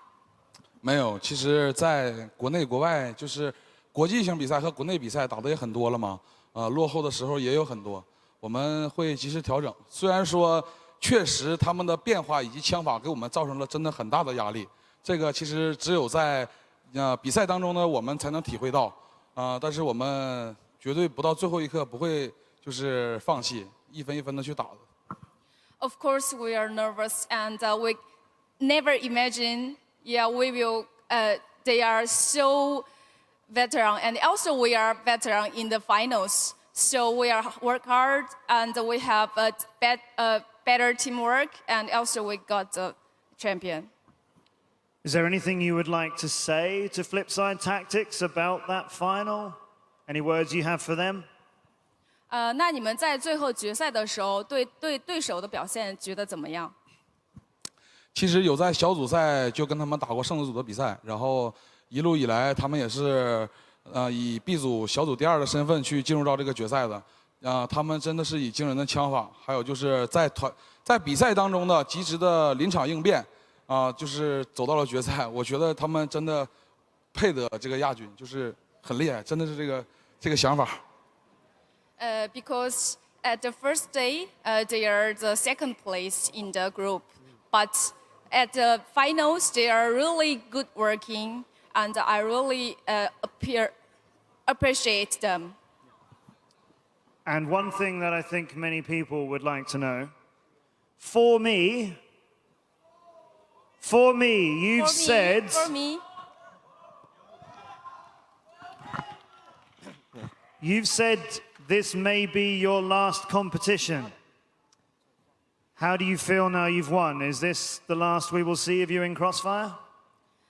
听说你在那个采访中说过，你这有可能是你最后一场比赛，有可能在退伍，所以说对这次的话，你打算的未来的打算是什么样的？现在也是已经确定了，这次 CFS 这次比赛也是我最后一次比赛了。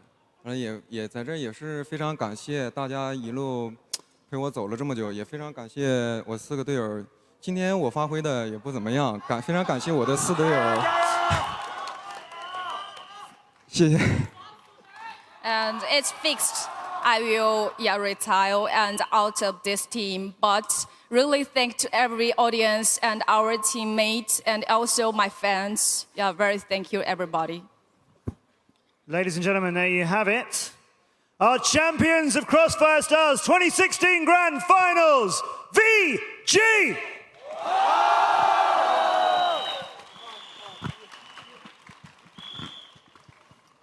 And now we will present the award ceremony.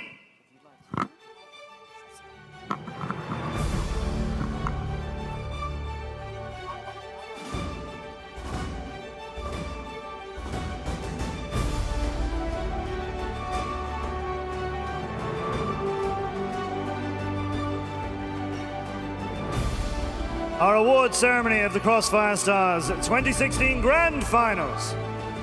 We shall invite our special guests to present the awards to the top 4 teams. Would you please welcome our first guest, the General Manager of Tencent K1 Department, Graham Schwitt.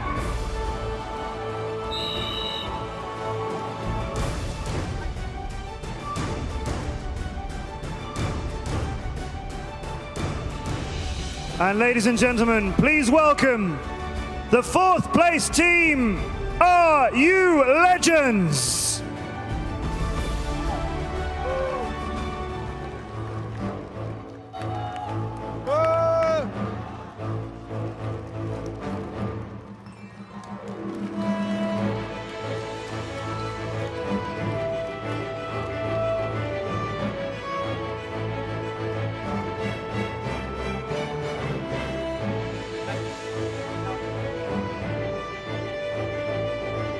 Congratulations to Are You Legends after some thrilling competition today.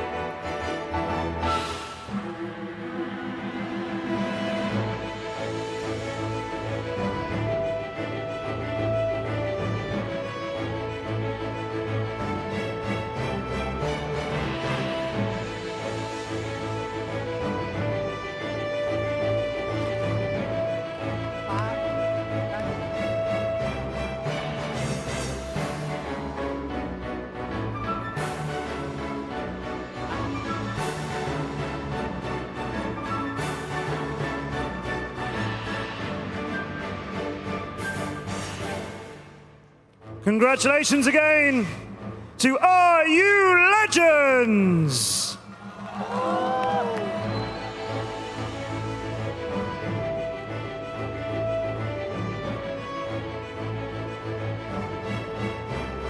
And now please welcome our 3rd place finalists in the Crossfire Stars 2016 Grand Finals from Colombia, Kauai!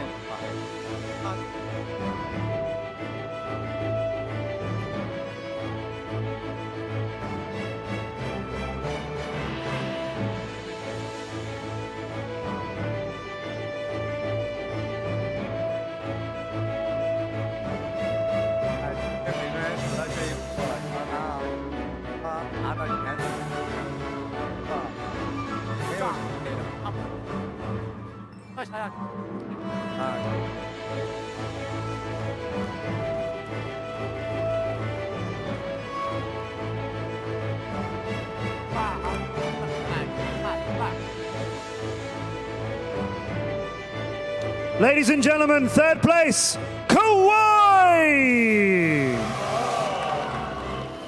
And thank you, Graham Schwitt. Please now welcome our next special guest, Busuro, the project director of Crossfire Studios.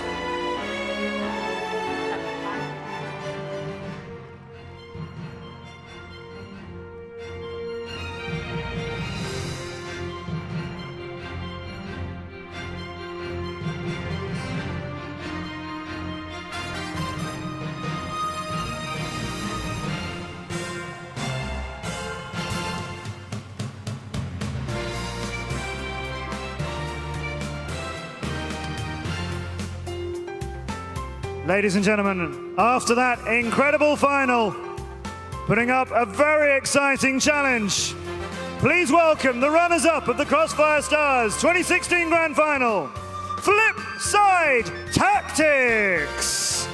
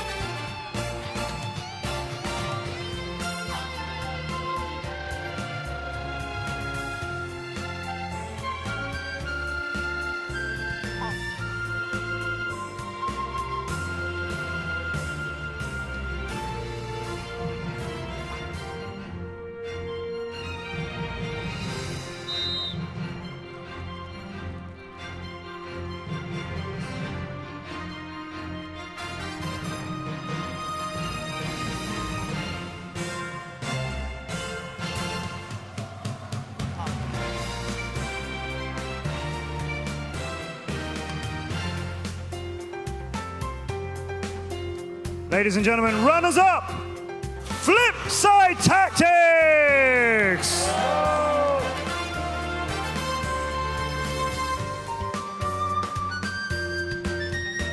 And of course, we now welcome back to the stage at the Dushu Lake Stadium, the champions of the Crossfire Stars 2016 Grand Finals.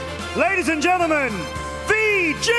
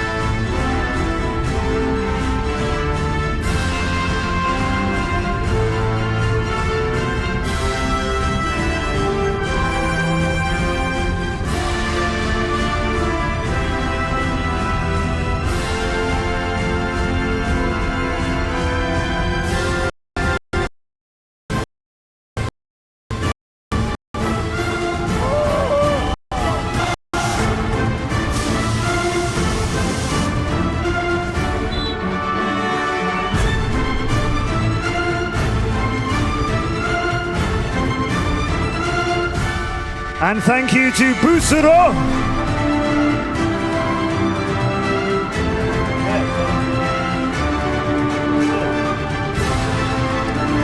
And ladies and gentlemen, our competition is now at an end.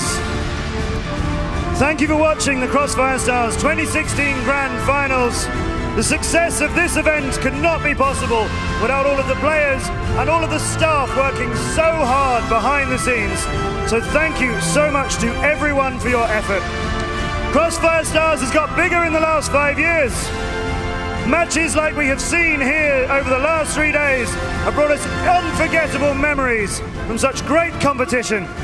On behalf of all Crossfire fans, I want to extend our thanks to our host Smilegate and to our partners Tencent and Banana Culture. We now have to say farewell. So ladies and gentlemen, congratulations again to VG, and we will see you again in 2017.